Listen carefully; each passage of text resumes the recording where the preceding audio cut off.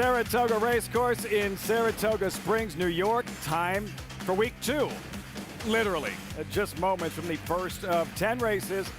Don't want to miss the opener because we don't see these races very often. Horses racing and hurdling, that's how we'll start day number 5. Never know what you'll see on Saratoga Live. This is Saratoga Live. Love that shot. As always, brought to you in part by America's Best Racing. For the love of the race, visit americasbestracing.net today.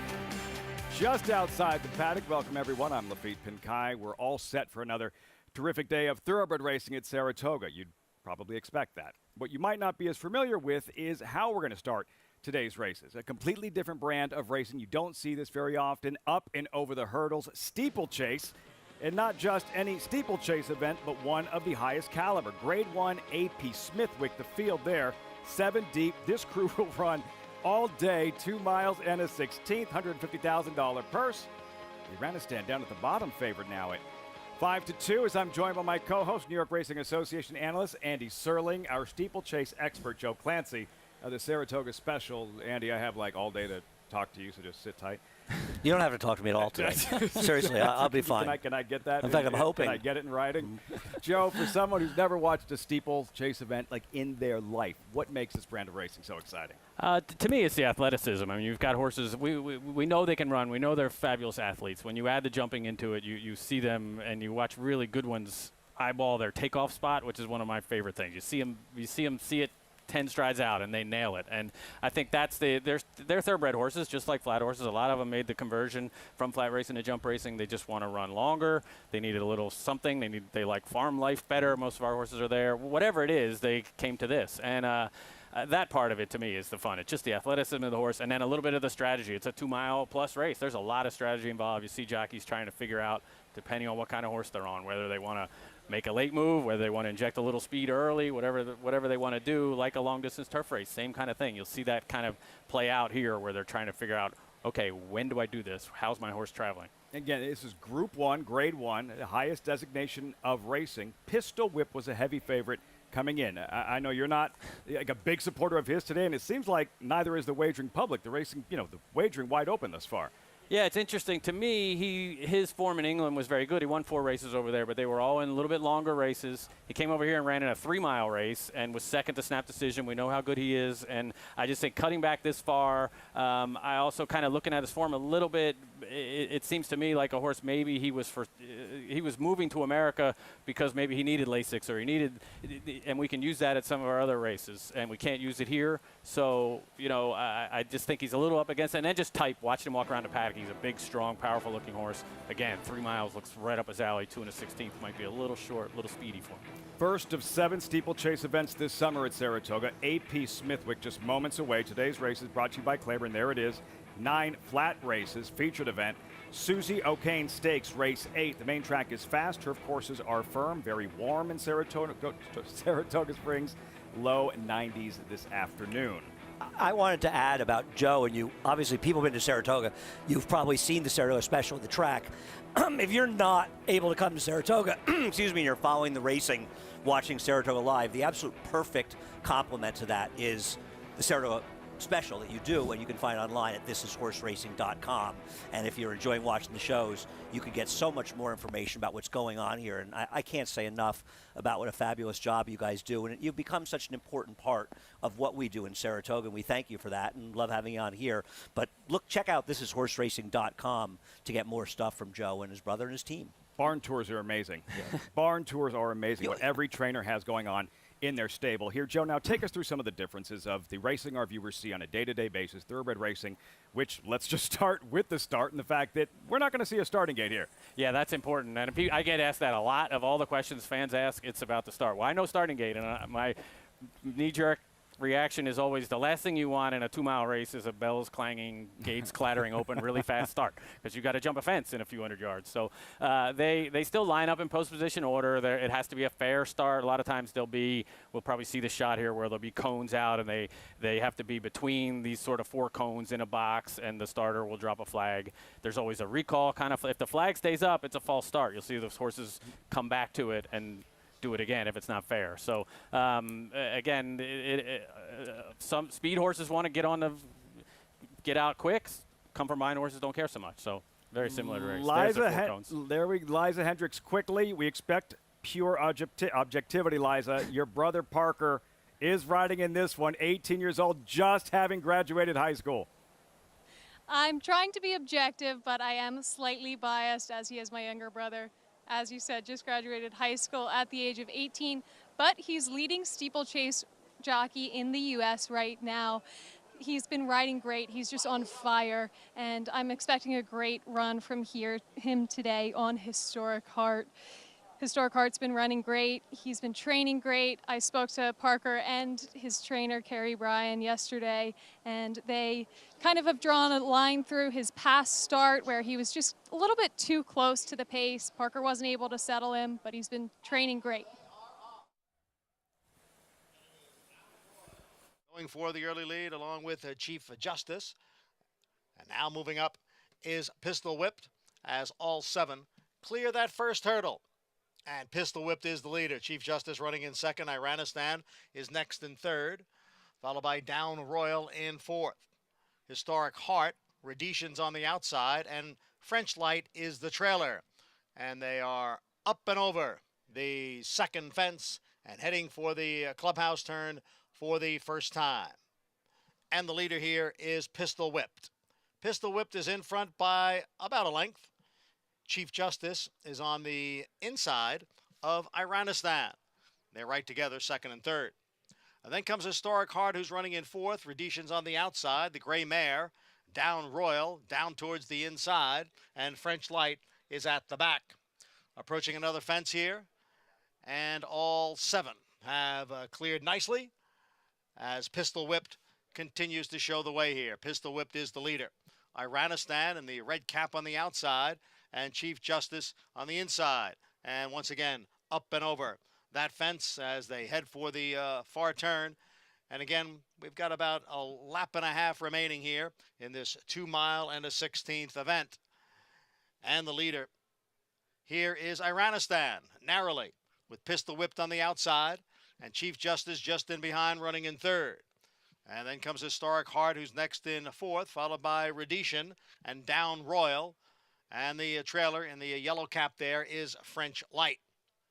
And now they're coming through the stretch here, and 3 of them are vying for the lead. It is Iranistan, Pistol Whipped, and Chief Justice. And all of them are over there. Pistol Whipped had a little bit of trouble with that fence and has dropped back to last here. Pistol Whipped is now the trailer. Iranistan continues to lead, and now we have 1 lap remaining. It is Iranistan as Rhodesian moves up on the outside into second. And then it's Chief Justice next in third, and up and over. Pistol Whipped has dropped way behind the field as they move into the clubhouse turn the final time. It is Iranistan who has the lead here. Rhodesian and Chief Justice, they are second and third. Now French Light makes a move up on the outside into fourth. And he's followed next by Historic Heart and Down Royal. 2 fences remaining as they move up the backstretch here. It is Rhodesian along with Iranistan and Chief Justice. Those 6 have cleared successfully as they head now for that final hurdle. Rhodesian, Iranistan, French Light on the outside, Chief Justice towards the inside. And then comes Down Royal, and at the back is Historic Heart. They are going into the far turn, the final time in this AP Smithwick Memorial. And it is Chief Justice who has come away with the lead now. It's Chief Justice in front. Down Royal moves up on the outside of Iranistan. Rhodesian is back running in fourth, then French Light and Historic Heart. And now they come into the stretch, and it is Chief Justice who has the lead here. It's Chief Justice in front. Chief Justice the leader as they come through the stretch. Down Royal driving up on the inside now. He's moved to the inside of Chief Justice, who has drifted out here. Chief Justice and Down Royal, and it's going to be a tight finish after 2 miles and a 16th, and it is Down Royal, the mare, the Gray Mare, to win it here. The AP Smithwick Memorial, the Grade 1, and a terrific stretch duel. After 2 1/16 miles. It comes down to a head down Royal, the mare, in an absolute thriller of this Grade 1 AP Swithmick Memorial. Yeah, that's really cool. That's the horse I previewed. They came all the way up from Camden. Bernie and Kate Dalton, people will know, Bernie used to ride for Kieran McLaughlin, and he had to get down on his belly and ride like he was riding some of Kieran's flat horses here to get her home. 8-year-old New York bred mare that they bred, raised. She was born out here at McMahon's. A very cool thing. Digging in, so game. I think that was more cheering than I've heard in the set Sorry. in a long while. Yeah, I didn't pick her, but she's easy to root for. Chief Justice trying to hold on by about a neck. He looked Down home. Royal by a former Breeders' Cup Classic winner. Alphabet Soup looks just like Dad. Yeah. Down Royal, also the morning line favorite going in. As soon as we have an update on Pistol Whip, we'll pass that along. Favorite going in. As soon as we have an update on Pistol Whip, we'll pass that along. His day was over pretty soon from the start. Yeah, again, I just don't think the flat racing and the speed of the gallop is his thing, and he missed a couple fences and dropped back, and yeah, hopefully he's fine. You see horses pull up and jump racing again, it's because they got to jump fences. They can't just gallop in the way you can Right. on the flat. But it takes nothing away from this mare's effort. She's really cool. Bernie and Kate work really hard. Kate used to work for Jonathan Shepard. Bernie, again, was up here galloping for Kieran for years. They're in Camden, South Carolina, breaking trained babies. She ran here as a 2-year-old on the flat for Peter Wow. Pugh and them. Finished last, got beat 27 She's lengths. a New York bred. New York bred. She gets extra You money. know a lot of New York breds win jump races? No, not very many. That's awesome. It's a great story. And they sent their mare to Alphabet Soup. She was up at McMahon's. They were trying to figure out the stallion, and Bernie Dalton won the Turf Riders here on Italian Wedding for Jonathan Shepard, who's by Alphabet Soup, and that's why they sent the mare to Alphabet Soup, and there she is. And great training job by them. They took her off Lasix, 7 or 8 starts ago, and she's got 4 wins now, 5 wins. And Turned her career around. Yeah, turned her career around. They were thinking of retiring her. I wanted to ask for people at home, 5 of the 7 horses were European breds.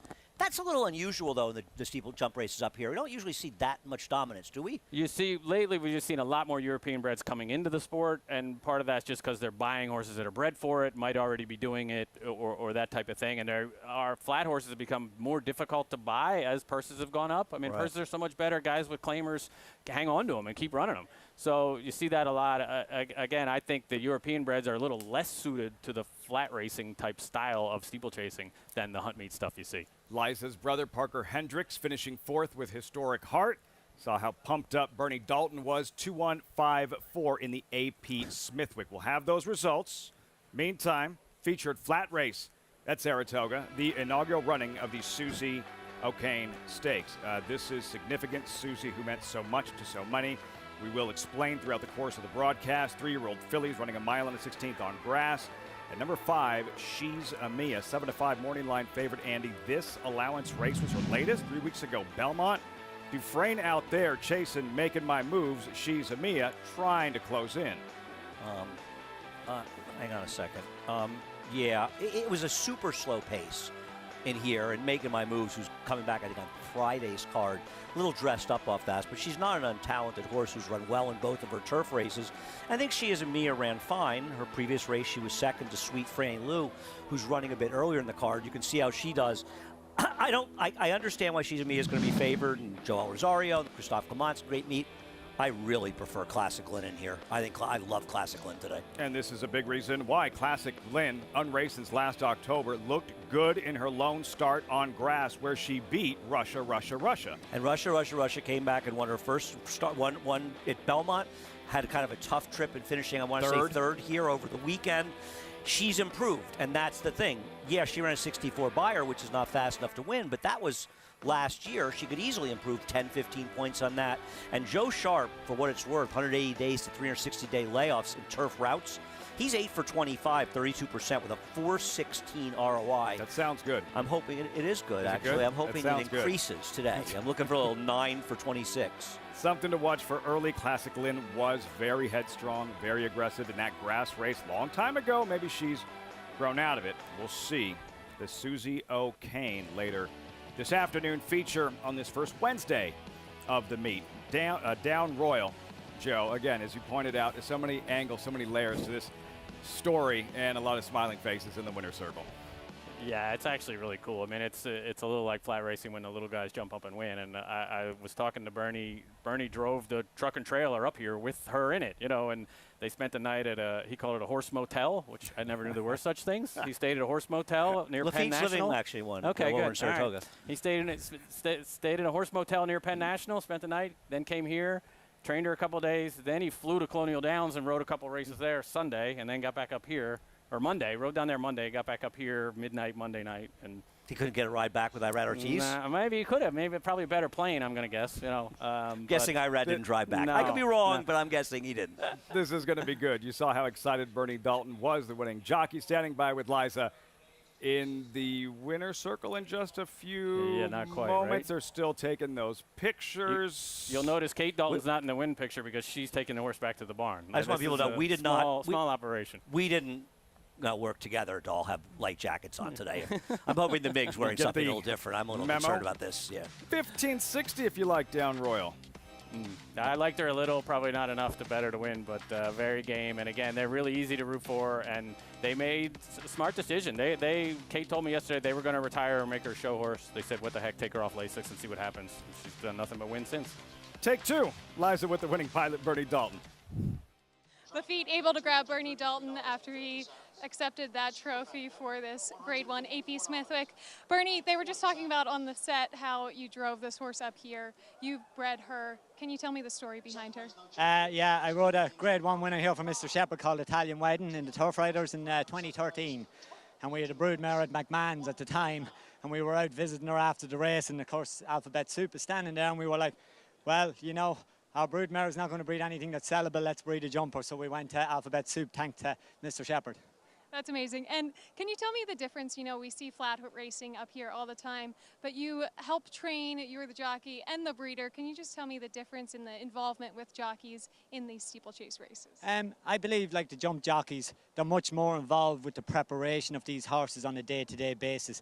Like, you get your flat jockey to come and work a horse in the mornings at the track, but as jump jockeys, we usually work in the barn. We ride the horses out every day. We muck them out.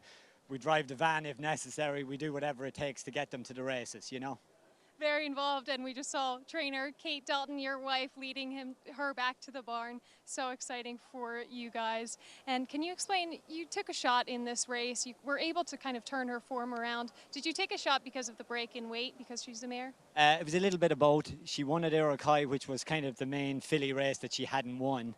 And we were gunning for that, and we got it this year, thank God. And she was just doing so well out of the race. It was wait 3 months for the next filly race at Colonial at the end of August. This was the only other option.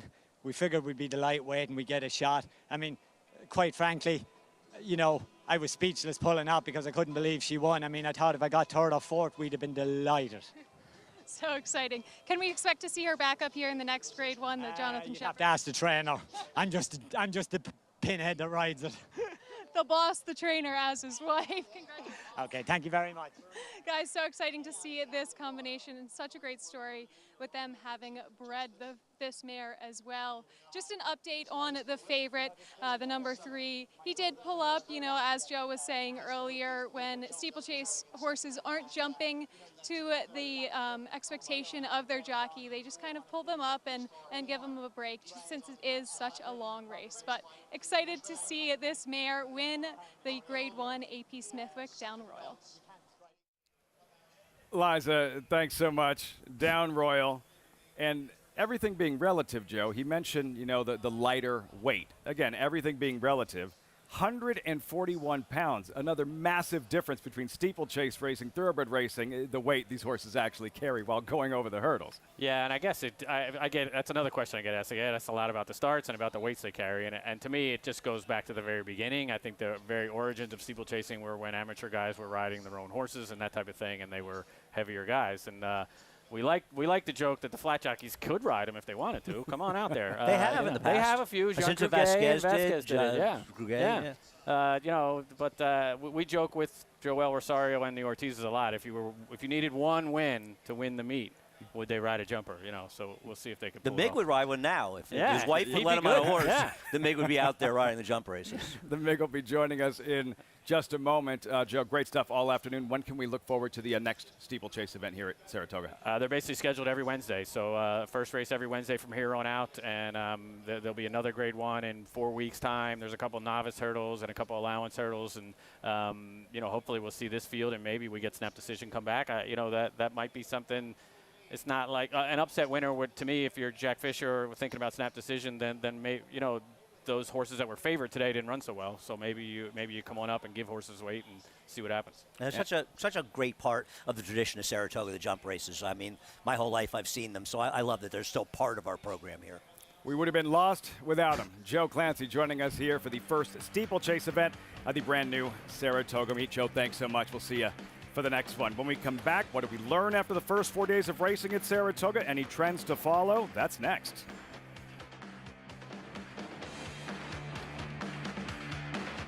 Maximum Security proves he's the real deal with a gate-to-wire win in the Florida Derby. Champion 3-year-old. Maximum Security has won the TVG.com Haskell Invitational. 11 triple-digit bias. Maximum Security, he smoked them in the Cigar Mile. Grade 1 winning 4-year-old. Maximum Security takes them all the way in the TVG Pacific Classic. Secure your mare's future. Maximum Security. Blood Horse Plus, available through bloodhorse.com, provides exclusive, timely, and unmatched content to subscribers, including Fox Sports, Blood Horse branded weekly programs, a detailed stakes winners section, behind-the-scenes videos from Blood Horse staff, on-demand access to deeper horse statistics, and a $5 monthly credit to equineline.com. Upgrade to Blood Horse Plus today.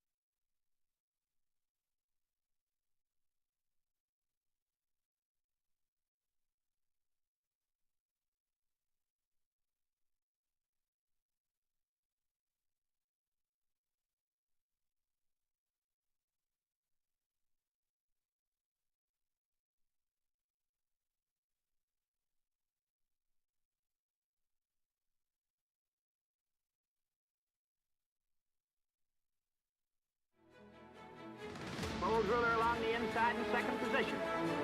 Here they come, spinning out of the turn. Secretariat now by 5 lengths. Few horses have stood in esteemed stall number 1 at Claiborne Farm, and all of them champions, legends of the sport. And down the stretch they come, unbridled takes command.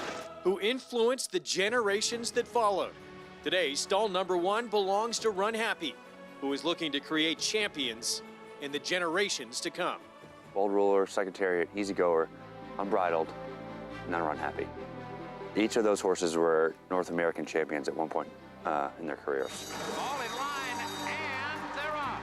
Secretariat by 7. Secretariat 8 lengths. Fente just hand-riding him under the wire. He takes this in cover by 2.5 lengths. You got to basically be a champion to live in that stall, and certainly Run Happy was. Run Happy's got him. Run Happy has won the sprint. Whoever's after Run Happy will have to make sure he was a champion as well. Hopefully Run Happy will be able to keep his name on the door and add to the list of great horses that live in that stall.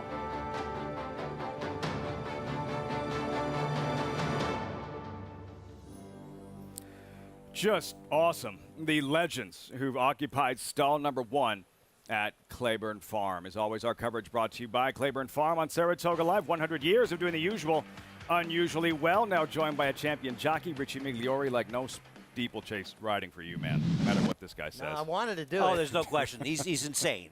He would have ridden every jump race if you could have. I schooled horses to jump. Yeah. Jonathan Shepard was going to let me ride one. As I recall, your wife ran out in the track when she saw you. Carmela ready to jump. intervened Right.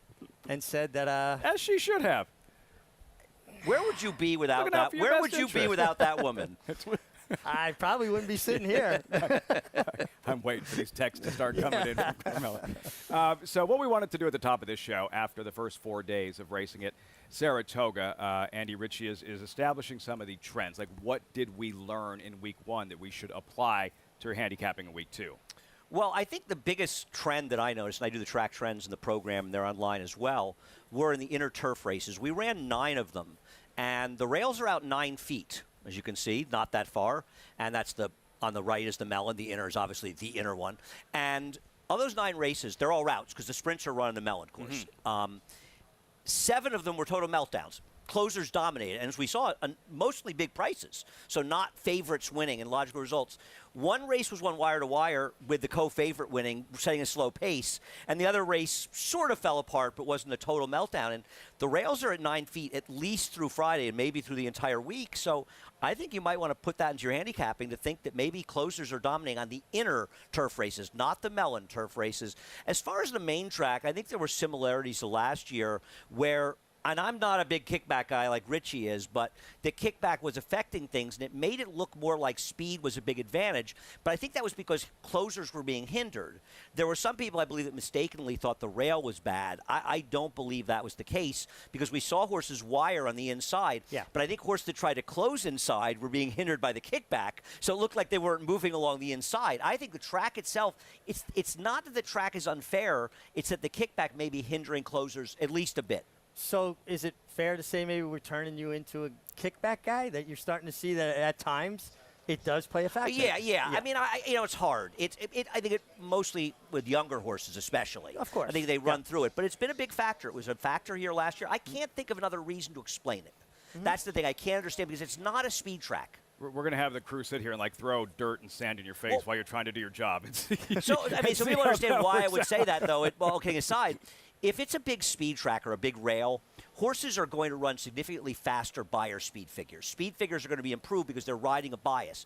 We didn't see that last year. We're not seeing it this year. We're not seeing horses that their figures, their performances are improving. We're seeing horses whose performances are taking a step back. But, Richie, there has been a common theme and some of the feedback from horsemen about this demanding, tiring main track here at Saratoga. Another theme has been how well Kentucky shippers have been doing specifically on this main track at Saratoga. Yeah, I mean, we've run 22 dirt races so far, and 5 of them, I got notes here someplace. Yeah, 5 of them, of the 22, were won by horses shipping in from Kentucky, and they did win 3 stakes, including All the Schuylerville, the Wilton, as well as the Sanford, Andy.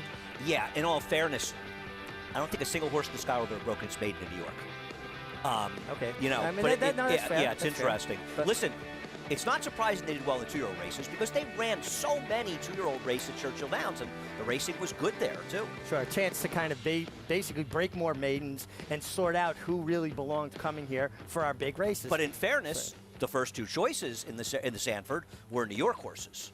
Yes. So it wasn't like the Kentucky horses were expected to do well. We've also had some big long shots hit the board on the dirt out of Kentucky. I went in the notes, the charts I was going through. I saw 128 to 1 shot finished second, a 14 to 1 shot finished third. So horses were outrunning their odds that were coming off of races there in the dirt.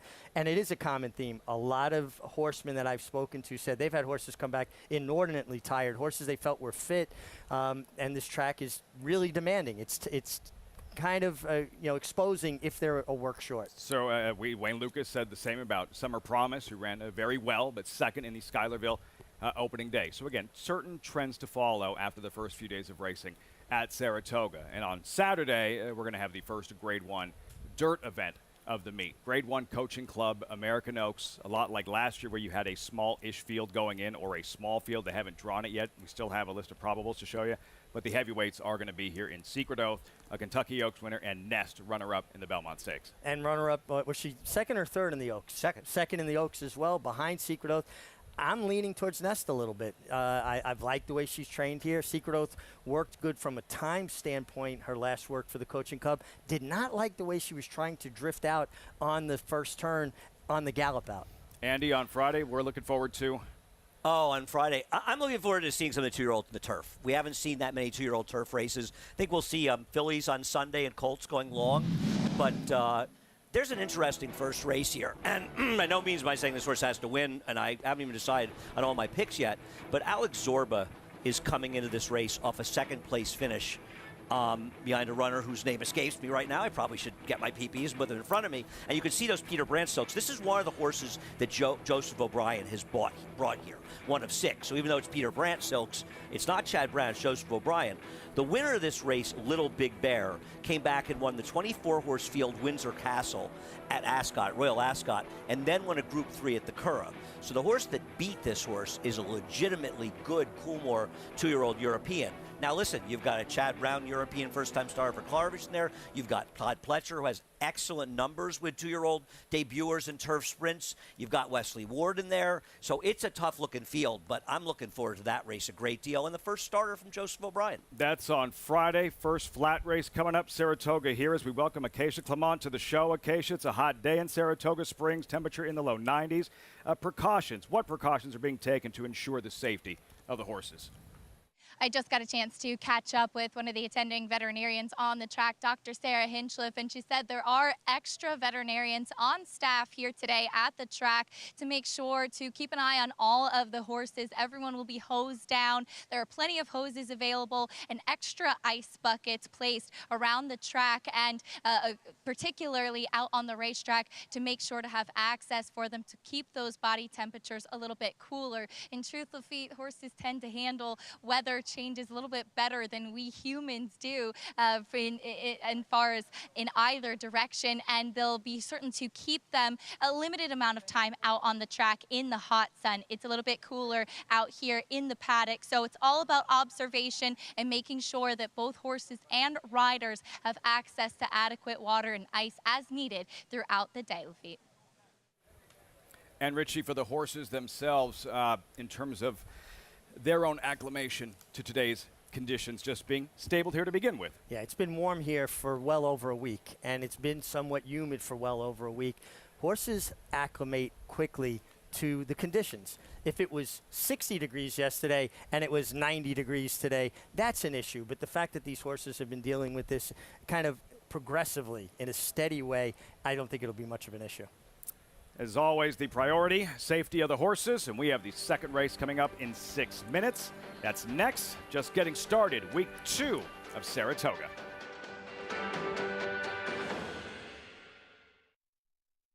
Every breeder hopes to leave a lasting genetic legacy. It's one of the few true paths to immortality. The importance, permanence, and legacy of Alapa is best understood by the influence of Prince Palatine. To put Prince Palatine's significance and that of the farm into a proper perspective, every stallion at Alapa traces their parentage back to Prince Palatine. Hill and Dale at Alapa, where the obscure becomes obvious. Who you betting on? How about an app created specifically for horse racing? Nairo Bets. We specialize in thundering hooves, fist pumping, and boosting your bankroll with robust weekly promotions. And offer betting tips from actual horse racing experts. Bet all day and night, nationwide. Get the action and thrill of horse racing with Nairo Bets. It's difficult to get a sire that can upgrade your mares like this stallion can. This horse does produce runners, very talented runners, 3-year-old runners, Derby contending runners. This horse is priced where anybody can afford to breed to him, and if you're trying to improve your mare, he's a horse that's shown he can do it. There is no younger AP Indy that moves his mares up like he does. America's original sport. And no one covers it better than America'sBestRacing.net. From the sport to the lifestyle, the best races, horses, and destination venues, cocktails, gambling, fashion, and more. America'sBestRacing.net is a sport for you. Live it, love it, bet it.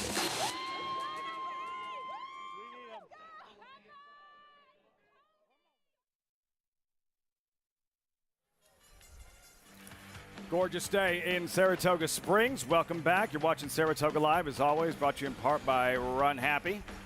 Champion sprinter, always race medication-free, now standing at Claiborne Farm. They're playing their song, post-parade for the second. Big Scratch Evoking is out. You Can't Handle This, pictured with Jose Gomez. Broke her maiden for 20, going a mile. This is tougher, and she's going to have to improve to be competitive here. Holiday Jazz, number 3, struggled in 3 starts at Belmont after graduating at Aqueduct. Yeah, I mean, the horse is against the track 2 back, and I would like her off that effort, but she was so bad last time. While I did pick her second, she's got to get back on tracks. Her last race was a bad one. That's backed by Gold.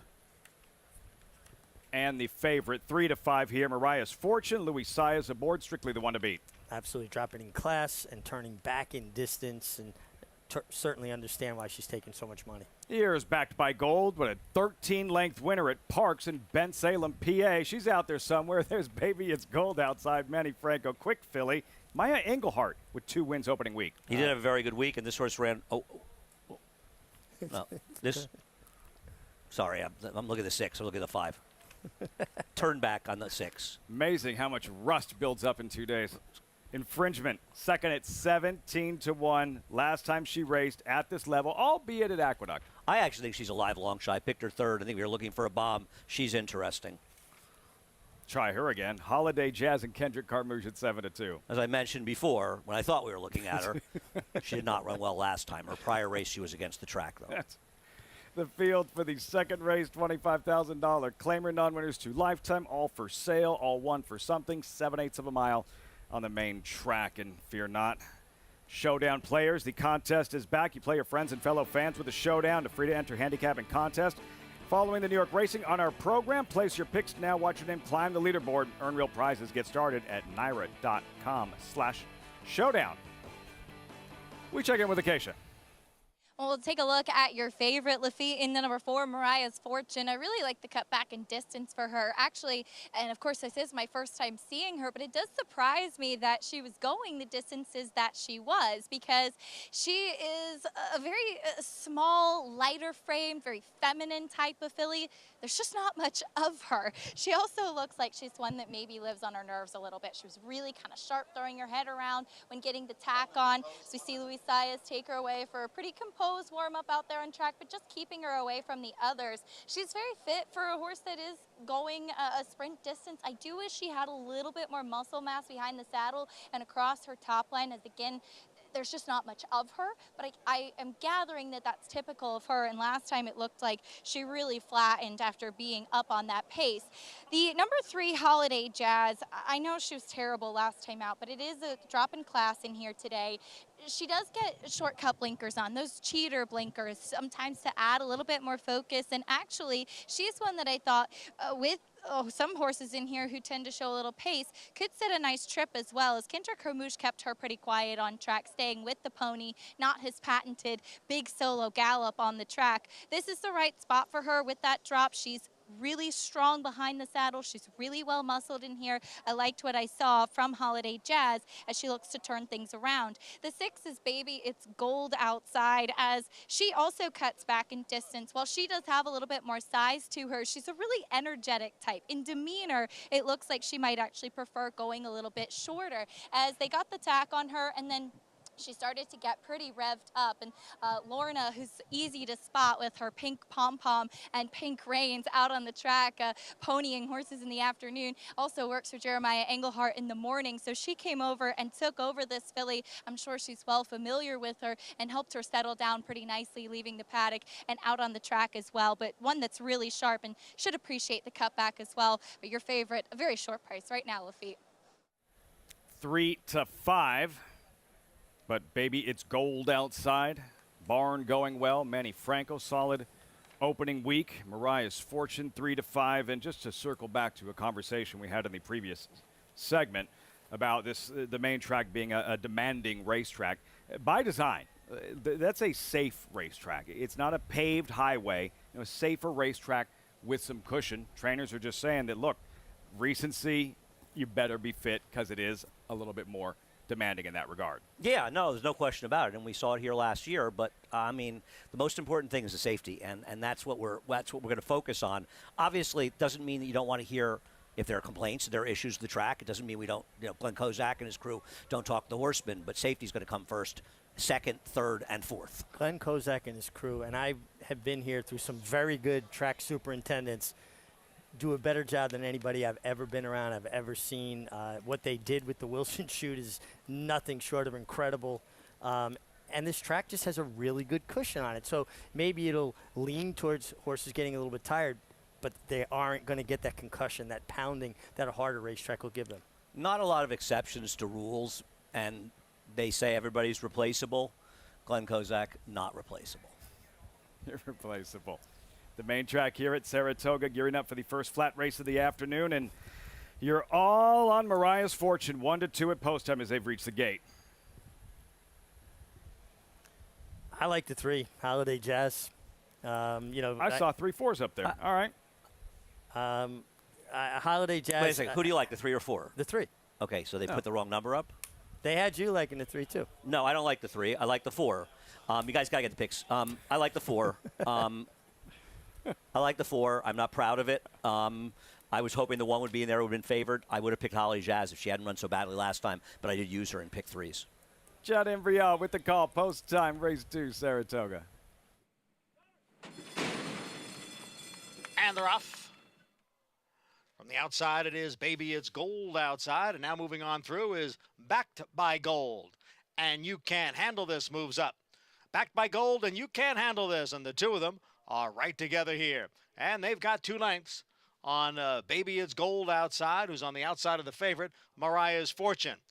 2.5 lengths to Holiday Jazz, who races in 5th.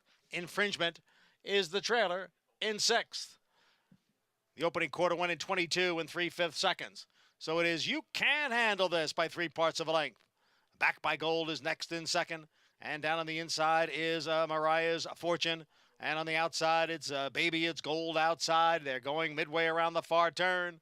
And up front, it is Backed by Gold taking the lead from You Can't Handle This. Mariah's Fortune is now a close-up 3rd through a half in 46 2/5 seconds. Then Baby It's Gold outside, followed by Holiday Jazz. Farther back, it is Infringement. They come off the turn and enter the stretch. And it is Backed by Gold and Mariah's Fortune on the outside. Mariah's Fortune, Backed by Gold, continues to battle on.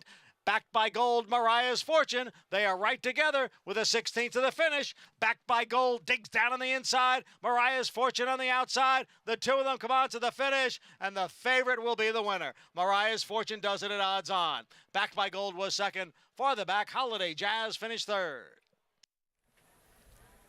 She had to work as an odds-on favorite here. Digging deep, Mariah's Fortune in the 2nd at Saratoga. For $25,000 filly and mares claimers, non-winners of 2 in a life, they put on quite a show here. Mariah's Fortune battling every step of the way, Backed by Gold. She wouldn't back down. She kept fighting her through the wire. And they put some separation from them back to the 3rd horse. It was pretty good ways, Andy. Yeah, I mean, almost a bit of a battle of attrition down the stretch. And Greg DePrima, Backed by Gold, who really ran that big race last time at Parks, backed it up. That improvement was backed up. And big favor with Mariah's Fortune. She got it done. I imagine she was claimed out of this race. I imagine Brad Cox is okay with that. And I think that's Brad's 3rd winner of the meet. Does that sound Sounds right. Won the state 4th win. So he'll be tied. 3-way tie up front. The Sanford. It's a little early to be too most worried strike about those. On Sunday. On Saturday, Brad Cox. Victory here, Mariah's Fortune. 4 for 8. I mean, he's run 8 horses, got 4 wins. So he's placing his horses aggressively where he feels like they need to win. And I agree with you. Mariah's Fortune, for overwhelming favorite, had to work very hard to get it done. And for Brad Cox, who has Matarea, one of the best 3-year-old fillies, middle distance fillies in the country, test bound. last year, the Eclipse Award-winning trainer. What to meet with Essential Quality, taking down the Jim Dandy and the Travers with that guy in the saddle, Louis Saez. Yeah, and he's got usually use Florent Giroux quite a bit in the Midwest. He's got a lot of riders to choose from at this meet, doesn't he, Andy? Yeah, I mean, listen, this meeting is a smorgasbord of great riders.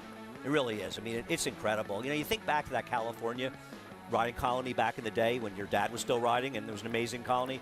This colony is incredible. Similar in terms of depth. Unreal.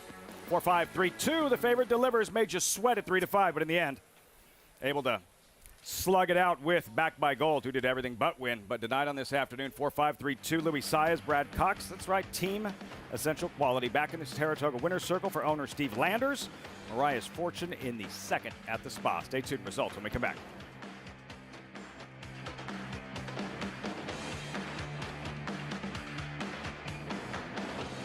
Introducing a stallion, as top class as they come. In 22 career starts, he won or placed in 12 graded stakes, competing in 15 grade ones, earning over $1.7 million.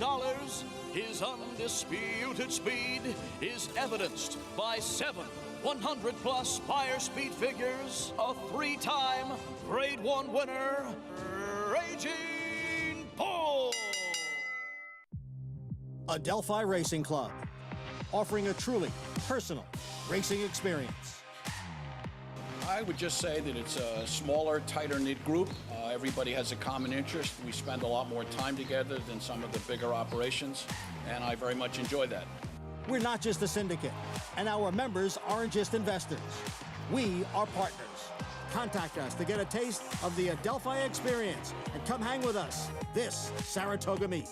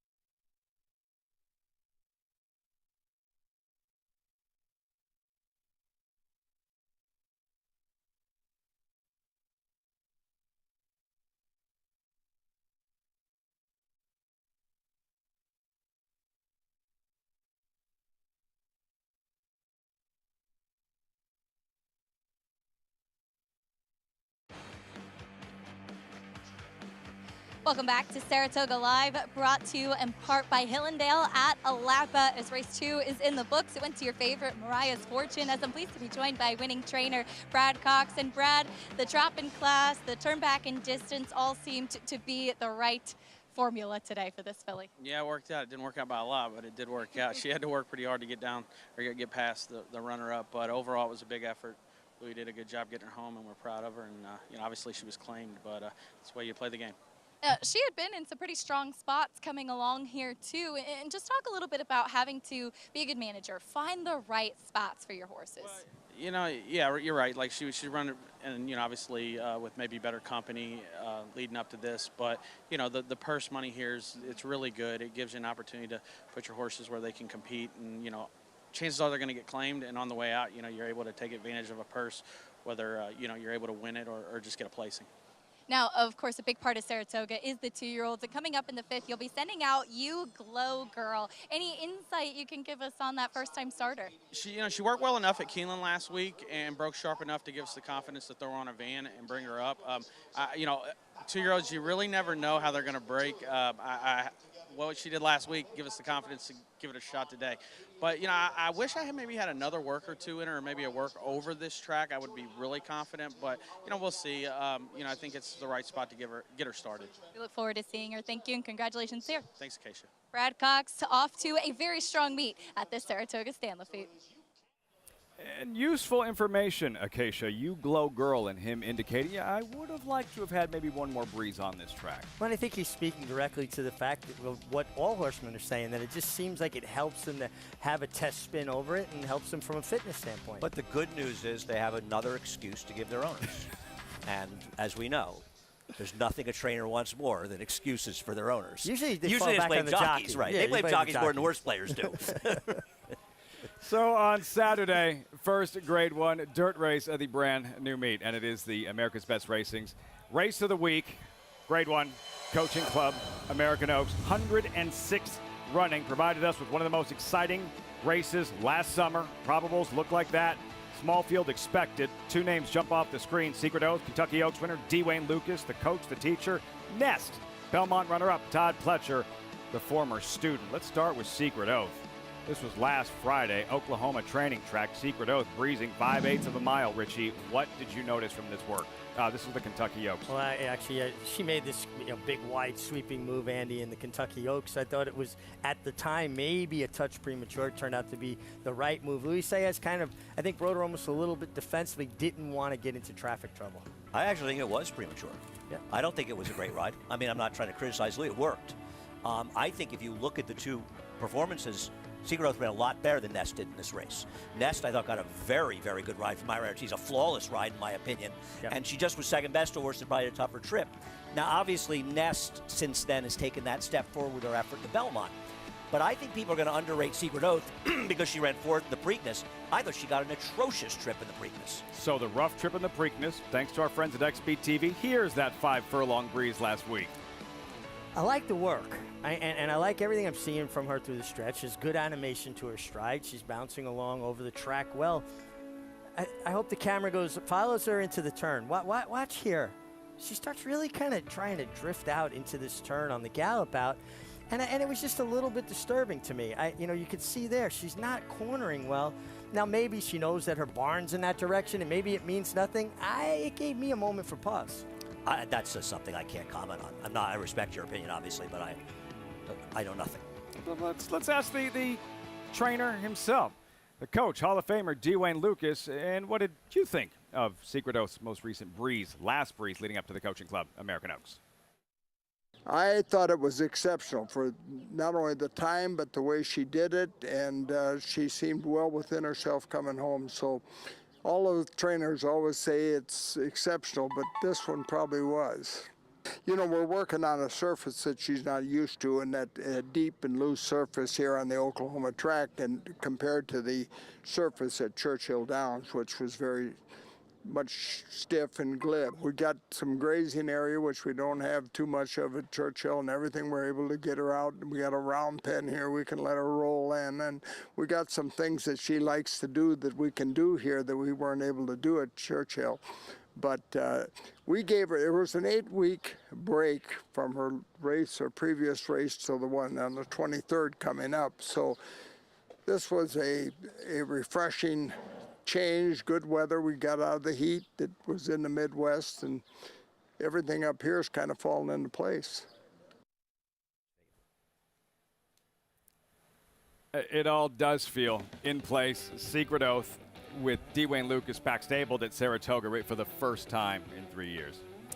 Yeah, and it's always nice to see Wayne with a good horse, and right there, Secret Oath saying, "You like apples? How do you like them? How apples? do you like them? Apples? When he had Will take charge, it sort of came out of nowhere that Wayne just always comes back with horses. Well, now he's back with a horse who right now has to be the favorite for the 3-year-old filly. There's a lot of big racing left to come. Sure. That's what this race is all about, and the Alabama moving forward. The chase for a 3-year-old filly championship, circling back to Nest, who was chasing the boys, finishing second in the Belmont Stakes, and right back to the start of the Belmont, Andy, where things did not go as planned, not the way they drew it up on the chalkboard. Well, I don't know. Maybe it was good for Todd. Didn't he win this race with a filly because she did stumble at the start before? The rags to riches maybe playbook. So I still, though, I don't think it's good to stumble. She wasn't going to win this race anyway. I actually thought Jose Ortiz gave her a fabulous ride after that. You know, she stumbled, but he never really lost that much stride. Sometimes they stumble and they fall back. He got her right into the race, Richie. Well, this wasn't as dramatic a stumble as Rags to Riches, Todd's filly that won the Belmont Stakes. And then she did get a good trip. She had to pause just a touch as Mo Donegal got first run on her, but was going to be second best regardless. A very game effort. I thought she ran extremely well. Yeah, no, I don't think there's any way you can say she did.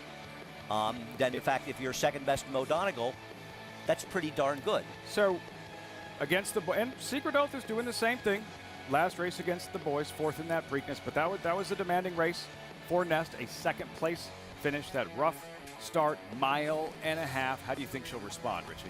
Well, that's a big question. I have to come in running the mile and a half, turning back to the mile and an eighth. Is she going to regress off of a hard mile and a half race? But she's had plenty of time to recover. Todd's not running here if he's concerned. You know, Alabama's a big prize as well, and could she need a race? We'll see. The one thing I'll say is, did the mile and a half really work in her favor? Is she a horse that got better with that more distance? So maybe the Alabama will be better for her in a mile and a quarter, because she's going to have to either hope that Secret Oath takes a step back or she's taken a big step forward, which is certainly possible, in my opinion, to beat her, because I thought Secret Oath ran so much better when they met in the Oaks. But that doesn't mean that gap can't close. And a heads up, it'll be early on Saturday. Race 5 post time, 3:16 Eastern. Chase for a 3-year-old filly championship is on. Heavy hitters, Secret Oath, Nest, head-to-head, Coaching Club, American Oaks this Saturday on Fox Sports 1. Horses for the third race will be in that paddock momentarily. We'll have a Acacia's paddock report, much more. As Day 5 coverage continues from the spot. They're in the paddock.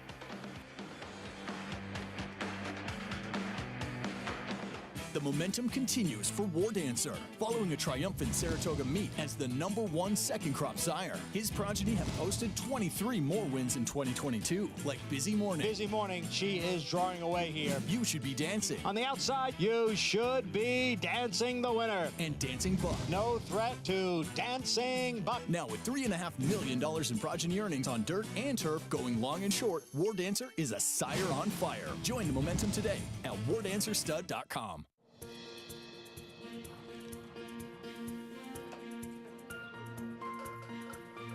We take pride in what we do. I'm an assistant trainer. Carpenter. I'm a peace officer. I'm a jockey. I'm a gardener. I'm a groom. I love what I do. We are New York Racing. New York Racing helps support my small business. It's extremely important to the New York economy. This is like a big family. We are New York Horse Racing. Harris Farms, proudly standing Smiling Tiger, a triple Grade 1 winner, defeating Breeders' Cup champions Dancing in Silks and Amazombie, a leading California sire with over $9.7 million in progeny earnings, with 94 winners in 2021 and graded stakes superstars like Spice Perfection. Spice Perfection wins the Grade 1 La Brea. And Tiger Dad. Smiling Tiger, a leading California sire, standing at Harris Farms. It pays to be Cal bred. Racetrack Television Network brings you every race, from every track, on every screen, every day. With monthly packages starting as low as $5, RTN gives you great value and access to more live HD streaming and race replays than anyone. Visit RTN.tv today to sign up and watch on almost any device, including Roku and Amazon Fire. RTN has packages that start at $5 per month.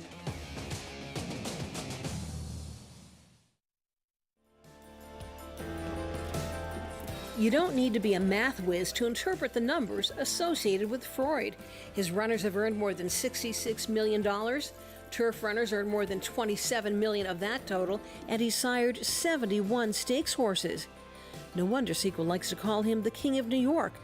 The King earned more than $3,700,000 in stallion awards for the syndicate that owns him, and breeders have been rewarded with more than $8.5 million in award money between 2005 and 2021, paid by the New York State Thoroughbred Breeding and Development Fund.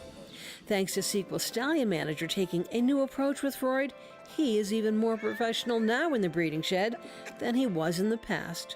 We also did change the method of breeding with him. Instead of the chain, we actually breed him with a bit. I do think he is sensitive in his mouth a bit more than the youngsters, and that actually made a big difference as well in the shed.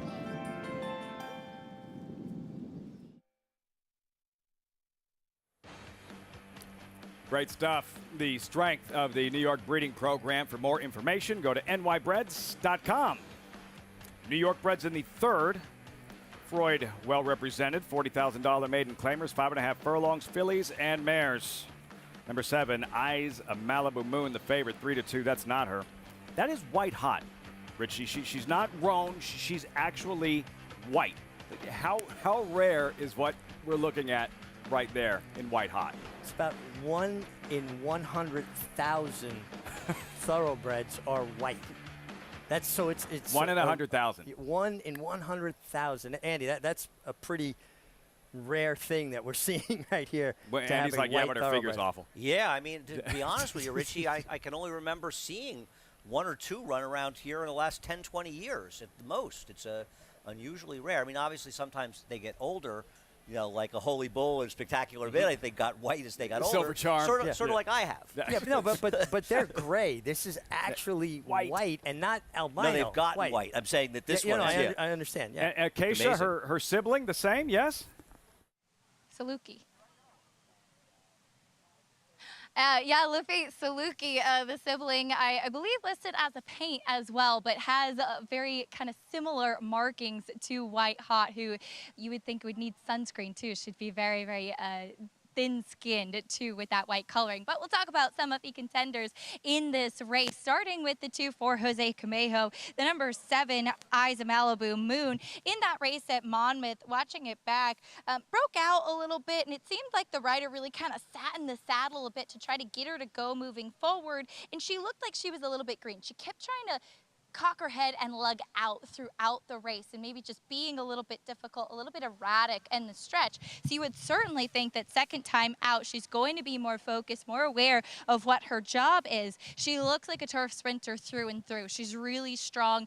She's really, really well muscled, has a little bit of good size to her as well. And Arad Ortiz picks up the mount as he won a race over at Belmont for Jose Camejo. I know a great friend of his as well as Jose Camejo, a former rider himself. The barn will also send out the 5 Aunt Virginia, filly by Majestic City, who does drop in class. And she, I thought, at a big price, actually ran really well on debut behind the favorite that day. Broke sharply, kind of going outside while the winner came up the rail and showing some tenacity as a first-time starter at 40-1. It's just a trainer change, the same owner sending her out here. She's not a very big filly, but she's very athletic too. She's well put together like a turf sprinter should be. And now that they've got the tack on, she seems like she's gotten a lot sharper. She was very laid back when she first came here into the paddock, but she's one that I thought should be forwardly placed, and it also should be able to improve off of that debut. The 6 Seems to Whisper is a filly by Freud, who's terrific with his progeny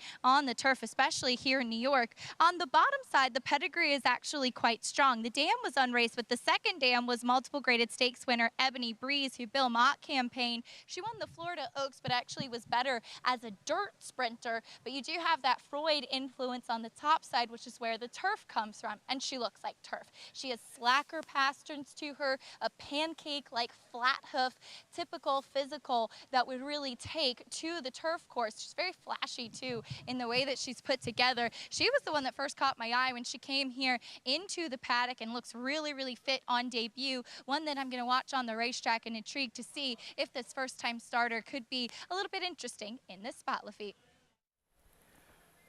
Keisha, thanks so much. Irad Ortiz marches into the paddock, 5 wins, opening week. Let's get back to Eyes of Malibu Moon, 8-5, who Ortiz will get a leg up on in just a moment. She is a granddaughter of Malibu Moon, 7-5 morning line favorite, now 8-5. This was her debut last month at Aqueduct, Andy, and kind of a bang-up third-place finish in this one.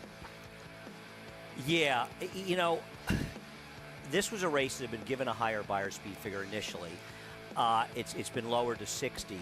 Horses coming back. I can see that number. That's significant. significant. I thought that she ran okay in here for Jose Camejo, who, if you're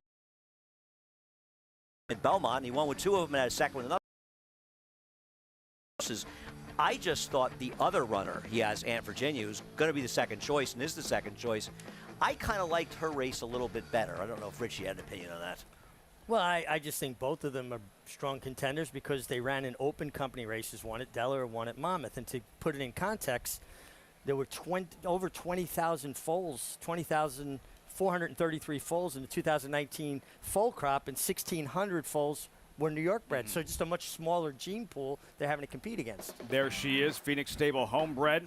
Revisit her debut, early June, Delaware, Andy, where Aunt Virginia almost pulls off a massive upset. Right, and you might want to argue she hung a little bit here. She looks like a winner, but remember something. And I'm going to say she had a bad trip. She did move 2-3 wide, and the winner came right up the fence, and the winner was a heavy, heavy favorite for Christophe Clement. Now, the winner came back and did not run particularly well at Colonial Downs yesterday, and the third finisher came back and didn't run well in a subsequent start. Still, she's a trainer change to Cameo, and she's the one that I wanted in here. Nobody else did a lot for me. I only used Chiara to back up a little bit, the one who's not surprisingly taking a lot of money here. Ricardo Santana looking on. A date with Aunt Virginia. Santana, who won five Grade 1 races last summer at Saratoga. And watching Aunt Virginia in that, she had that thing won. And she just kind of flicks her legs out there. She looked like a horse that got tired to me. She had so much more animation in her stride until the 16th pole, and it just looked like she just bottomed out. She should be a lot fitter off of that effort. And she lost to the favorite, who came up the fence and beat her. So, I mean, it's not just, and I agree with everything you're saying, but she also probably ran the better race of the 2 horses, and the other horse had experience, and she overcame her trainer. Just not getting 40-1 today. That's all, 5-2.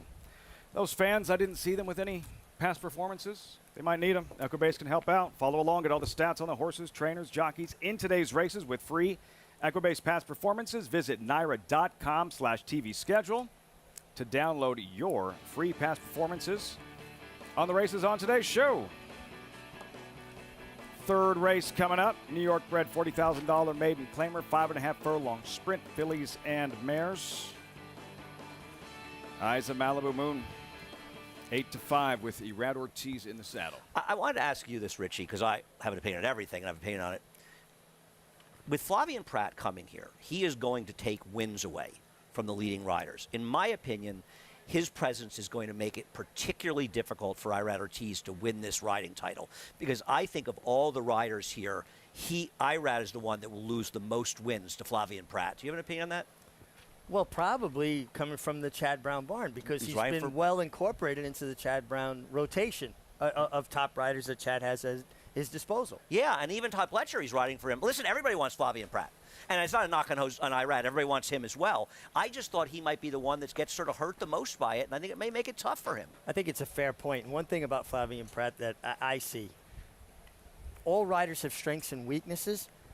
There's very few holes in his game. He does about everything well, whether it be ride a front runner, come from off the pace, turf, dirt, sprints long.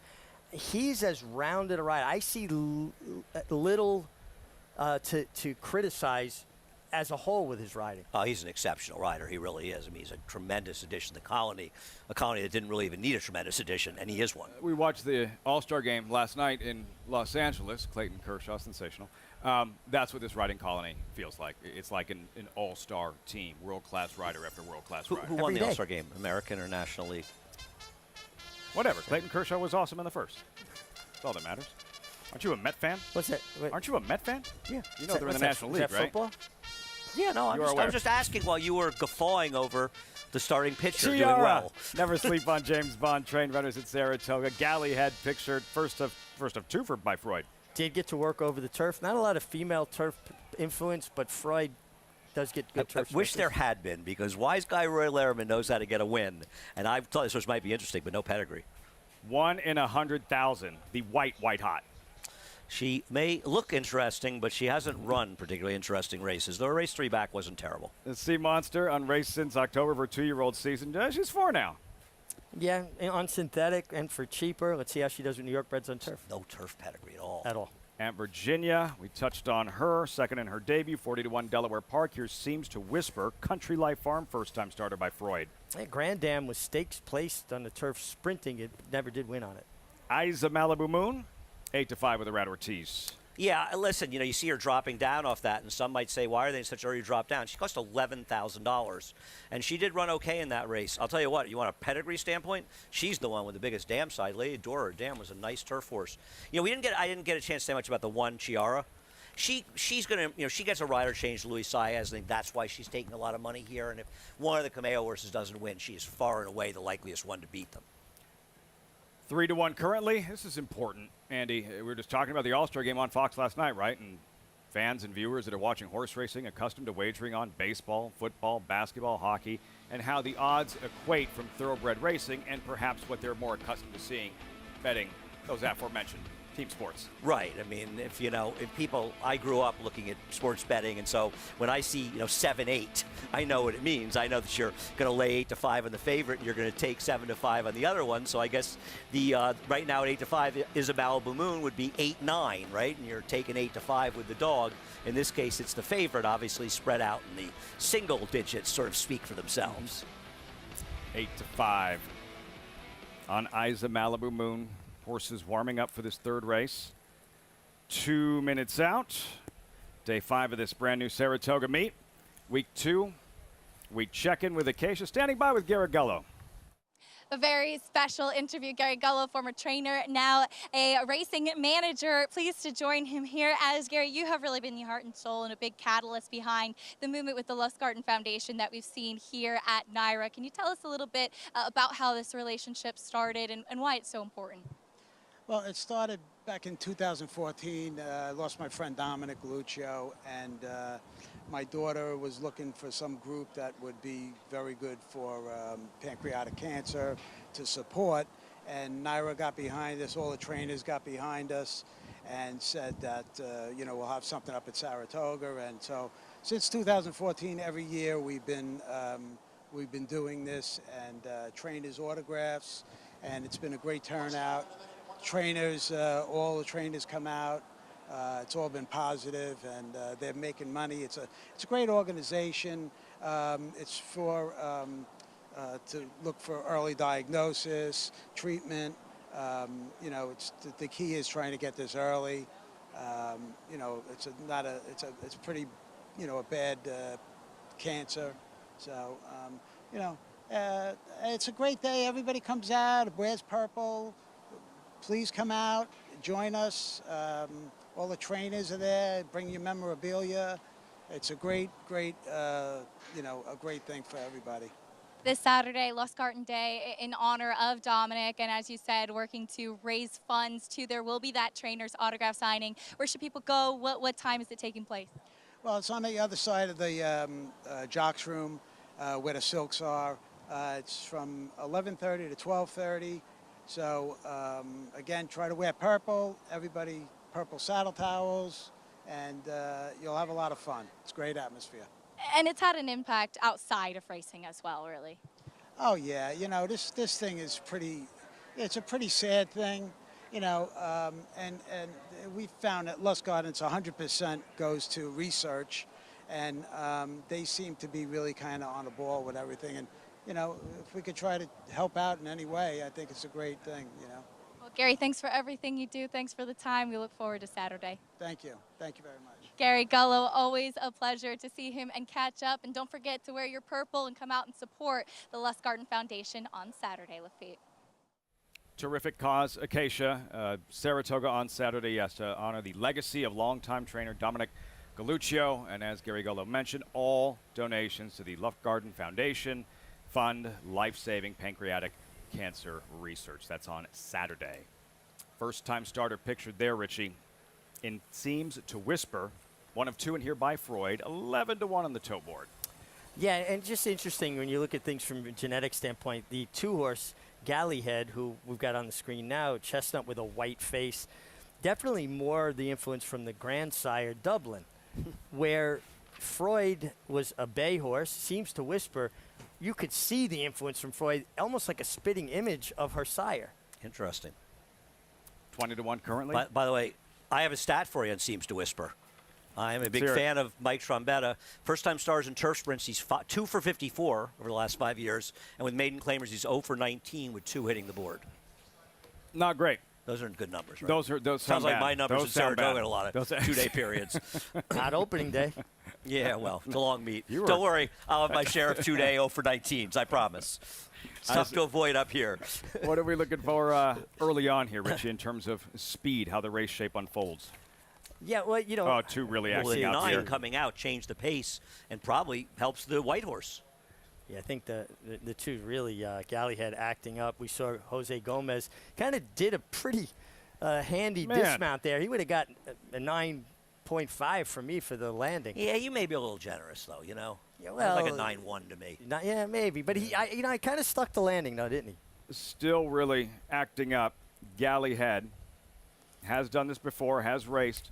You know, he seems awfully poised, Jose Gomez, regardless of what the situation might be, you know, getting tossed right before the race or seeing him out there slugging it out with Joel Rosario in a couple of stretch drives the last couple of weeks. Like, he seems very mature, like he's been here longer than he actually has been. You know, for an apprentice, he's not, you know, a lot of apprentices start here 16, 17 years old. He's a little bit older, and he's a guy that really enjoys what he's doing. When you talk to him, his enthusiasm is infectious. You walk away feeling happy. He's just a guy that's having fun. And he's a very good rider. And he's going to get his butt kicked in all likelihood up here. But that probably will help him going forward. It's so hard coming to Saratoga the first time as an apprentice, riding against this colony. But that doesn't, you know, if he ends this meet up with 5 wins, it's not because he's a bad rider. But you won in his first ride ever at Saratoga. Yeah, and you learn to ride with good riders. Right. It's hard to compete with them, but their habits rub off, their preparation, the way they do things, their discipline. He needs to be here for his future. I agree with that, and I agree with you. It's one of the things you and I agree on. I think this kid can flat out ride. I don't get the sense any of this is too big for him. And there's the mental aspect, the physical tools. He has them both. Let's see how this all unfolds with Eyes of Malibu Moon, the favorite at post time. Johnny I standing by with the call post time race 3 live, Saratoga.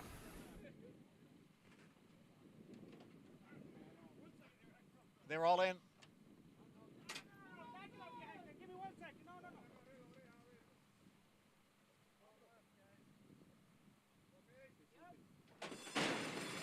And they're off.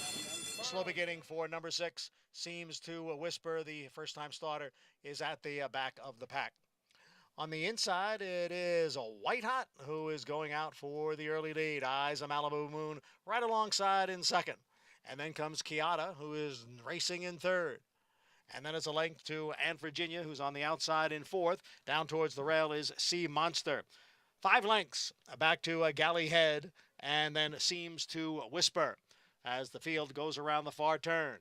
And it is White Hot on the inside, and Eyes of Malibu Moon, the favorite, right alongside Eyes of Malibu Moon and a White Hot. And then Aunt Virginia racing in third. Kiata's next in fourth as the field comes into the stretch. Eyes of Malibu Moon has come away with the lead. Kiata is looking for a way through. Aunt Virginia's on the outside. Eyes of Malibu Moon has the lead. Aunt Virginia running in second. They're coming down for the finish. It is Eyes of Malibu Moon trying to hold off the late surge of Aunt Virginia. Photo finish. It was too tight to call.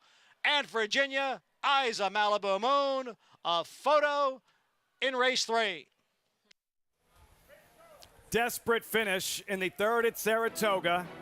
Eyes of Malibu Moon, Irad Ortiz desperately trying to hold on. Aunt Virginia on the outside may have picked her off in the shadow of the wire. And it really never looked like she was going to get there, and we don't know for sure that she did get there. And it just seemed like she had that late surge. Now, we don't know. We'll have to see, Richie, as they head towards the finish up there, what happened. What'd you think, Richie, when you first saw it? Now, the second time you're looking at it. I think the outside got her nose down on the wire, but it was noses apart. Yeah, it was very close. I see on the outside. I don't know if we have the slow-mo that we can show. The only guy who's not worried about this photo right now is Jose Camejo because he trains both horses. He's good. He's good either way. This guy came to Belmont, ran a handful of horses at big prices with 2 wins and a second. I actually introduced himself to me at Belmont Park. Seems like a terrific guy. It was nice talking to him. I really know nothing about him, but he's come here into the big leagues, and his horses have run. Was a good rider. I rode with him. A strong finisher, good rider, and obviously he's turned into a good trainer. And the 5 did get it done. By that much the perfect Bob.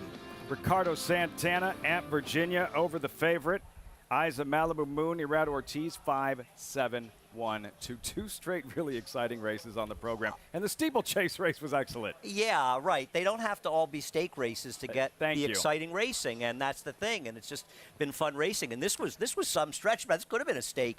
And there was a lot of excitement up here. And the two who acted up beforehand did finish fourth in here, by the way. Rich and I were talking about that stride by Aunt Virginia.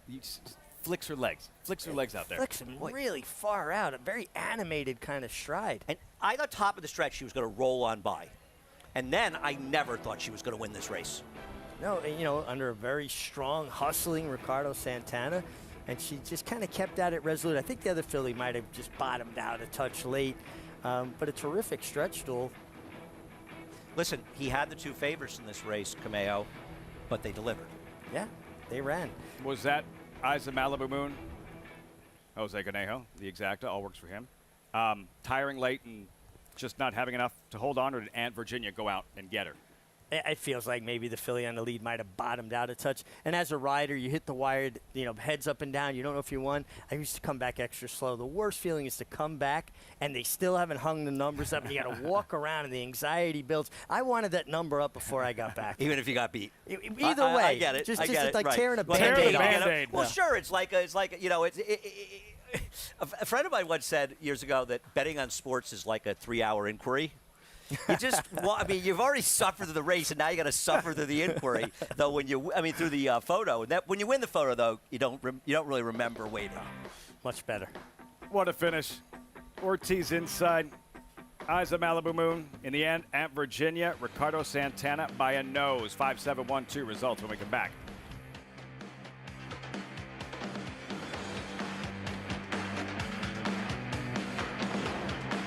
A Grade 1 winner on both dirt and turf, War of Will became a classic winner with this victory in the Preakness Stakes and added a Grade 1 with turf credentials in the Maker's Mark Mile. From ages 2 to 4, this versatile son of War Front proved his class at the highest levels. Now his first foals have arrived.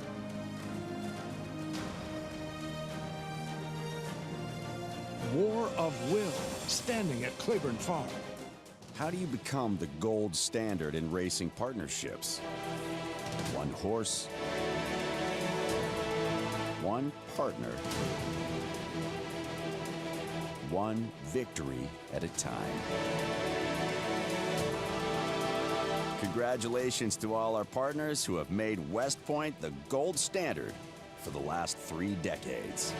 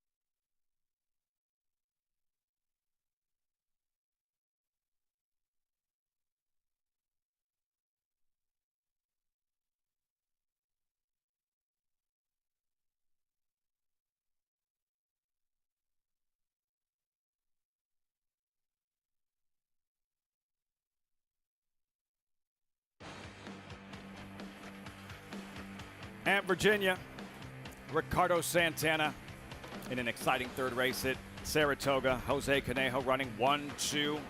Run Happy photo finish. Run Happy didn't need photo finishes when he was doing his thing. We need it today. Look at that. Aunt Virginia, Isa, Malibu Moon doing everything but winning. Yeah, I mean, they both ran winning efforts, and Jose Cameo was probably rooting for a dead heat. It would have counted as 2 wins for him here. Make a great point. The trifecta, Andy. Not bad. I mean, $42 for 2 hours in this try. They were kind of clearly the only 3 horses getting bet here. And Virginia, and for Jose Conejo, running 1-2, standing by with Acacia in the winner's circle. Not a dead heat, but Jose did tell me he thought this would be a match race. Jose, Virginia getting up just in time. And talk me through your emotions in that exciting stretch. Well, I thought in the last 16 pole, I thought the 7 got the race, but she got another gear, and then she's got it in the end. Now, these two are both New York breds, but tell me about the horses that you brought here to New York, both here and Belmont, because it seems everything you've sent out the last couple months has been live. Well, this is my first time in New York, and I'm thanking to Naira to, welcome me here. I get 8 stall, and we're trying to, to prove that we can, compete in this meet. And so we put the horses where they belong, and, we get the result. And for those not familiar, you were a rider, you have that experience, and being very successful as a trainer now, too. Tell me about the jump and what you've been doing as a trainer as you've really been doing so well. Well, it wasn't easy to do the transfer, but, I'm going to thank to my wife because she's the one that pushed me, to be here. And so we're doing it. And you're doing it well, as certainly in the right spot. Congratulations on the exciting win. Thank you. Jose Camejo, it looks like we're going to be hearing more from his barn coming soon, Lafitte. Has a second-time starter in the 5th race, 2-year-old filly, Whatchamacall, 5-1 in the morning line, going back to Ricardo Santana, trying for a second win on the Wednesday program at Saratoga. 4th race, moving right along. More New York breds on grass. Allowance optional claimers. Mile on the inner turf. Scratch number 7, Epona's Dream. Out of sight, home for Christmas, both 2-1. 22 minutes to post. When we come back, look ahead to tomorrow's featured event, the Rick Violet. Always a special day at Saratoga, and Dakota Gold is the one to beat. Odds on morning line favorite, 4-5. Another Dean Reeves-owned stakes runner. He's agreeing.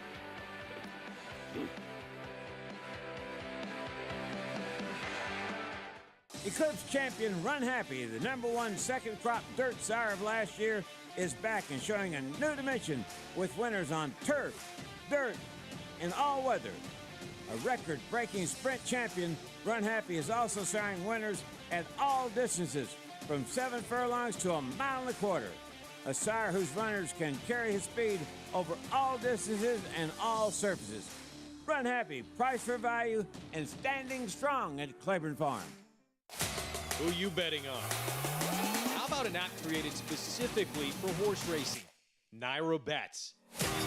We specialize in thundering hooves, fist pumping, and boosting your bankroll with robust weekly promotions. And offer betting tips from actual horse racing experts. Bet all day and night, nationwide. Get the action and thrill of horse racing with Naira Bets.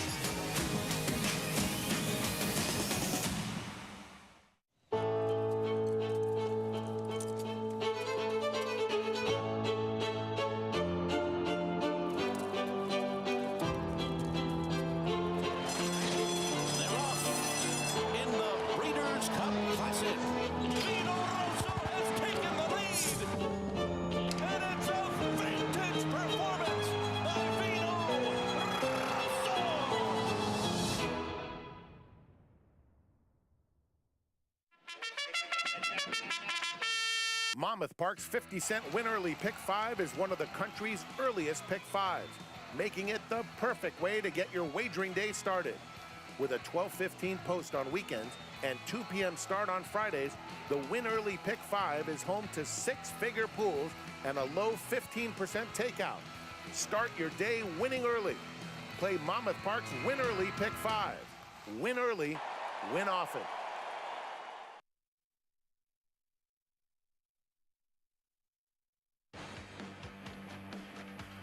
Welcome back to Saratoga Live. Downtown Saratoga, Forno Bistro. As always, our coverage brought to you in part by America's Best Racing. For the love of the race, visit americasbestracing.net today. Great spot. So many great spots downtown. Do you know what El Forno Bistro used to be? Yeah, the old firehouse. The old firehouse. Where our mutual friend Sean Connolly was a chef. Actually, Wow. I'm not a chef. I'm sorry, a dishwasher. I think that was one of the first that restaurants was he worked in. the beginning of his The old- culinary yeah, career. Yeah, I believe. Wow. I believe he. A Went on lot to of become kids I a went to great high chef. school. A lot of kids I went to high school worked there actually. Oh yeah. And you just used to And go it was and eat. right next to the community theater, which is now that building there was community theater, which was still open when I was when I moved here. You learn something new every year. We're learning about Graham Motion, who was a dishwasher before becoming a trainer in your neighborhood where you live now. Millbrook, Incredible. at the Millbrook Diner. He really should have stayed in dishwashing.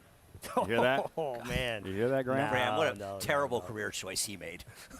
Kentucky Derby winning trainer, top-class trainer Graham Motion. Tomorrow, the Rick Violet Stakes. Andy, there's a look at the field, but first and foremost, Rick Violet, for our viewers, what should they know about Rick Violet, the trainer, and everything he did for Thoroughbred Aftercare? Well, I know Richie can back this up. Rick's entire life was caring about horses and horse racing. And he dedicated his life to it. And, Rick and I met arguing with each other here about what we had an argument here, but Rick was somebody who liked to argue much like I do, but he was as great a friend to horse racing and horses as you could possibly imagine, and he's missed every day. Really was an advocate for all the backstretch workers, for thoroughbreds, for aftercare. Did so much, on the political front for racing too, and advocating for the horsemen here. And it was a fantastic horse trainer. I started riding from many years ago when he was training for Alfred Vanderbilt, and basically had all of Mr. Vanderbilt's horses in New York. So, just tremendous guy who is missed every day. And you wonder because, and you look at some of the highlights, some of the stats, biggest races won. The Whitney certainly comes to mind with Diversify. When did he have time to do all of that? When you consider training thoroughbreds is an around-the-clock, 7-day-a-week job, like no holidays, no weekends, like that's just training thoroughbreds and yet able to accomplish everything else. He was tireless. I mean, he had horses in Florida. He flew into New York.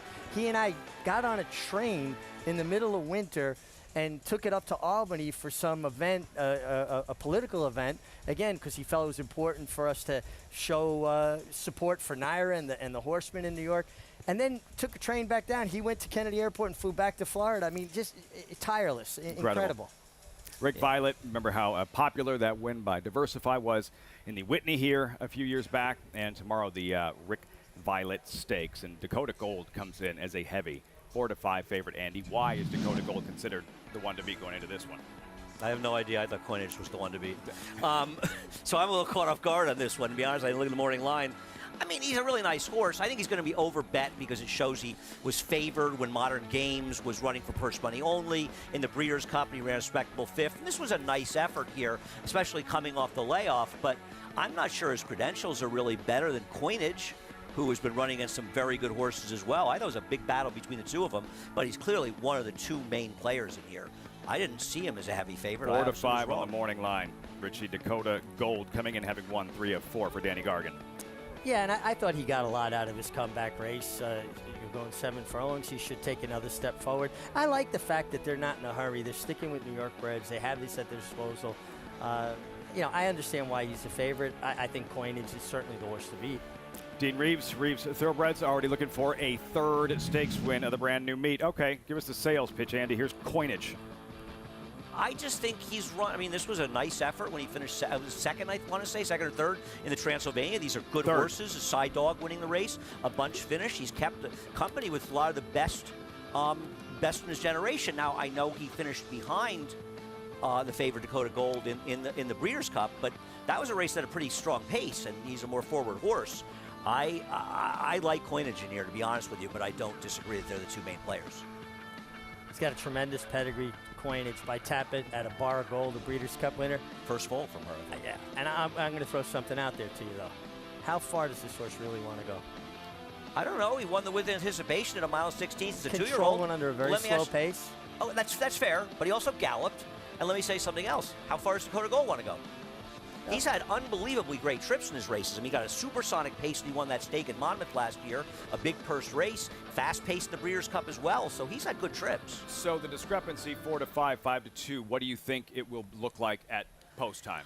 David Aragona, is the morning line maker, is the single best morning line maker in the country, and it's not even a horse race. And I would be like the 37th best morning line maker if there were 38 tracks. So if David thinks that's the odds, he's probably right. But I'm glad because I like coinage. Coinage 5-2 second choice. Dakota Gold 4-5 morning line favorite. Again, terrific start to the meet for owner Dean Reeves. That is tomorrow's Rick Violet. Stakes race every day at Saratoga, and he marched towards the highlight on Saturday. Grade 1 Coaching Club, American Oaks 3-year-old fillies taking center stage on Fox Sports 1. Horses in the paddock for the 4th post time in 12 minutes. Stay tuned.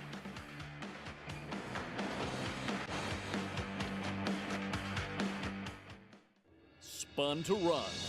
In the Breeders' Cup Dirt Mile, he defeated a loaded field that included multiple Grade 1 winners Omaha Beach and Improbable. His brilliant speed figures were among the fastest of any 3-year-old at a mile or more. And he hails from the legendary Danzig sire line. Multiple graded stakes winner, millionaire, Breeders' Cup champion, Spun to Run, standing at Gainesway.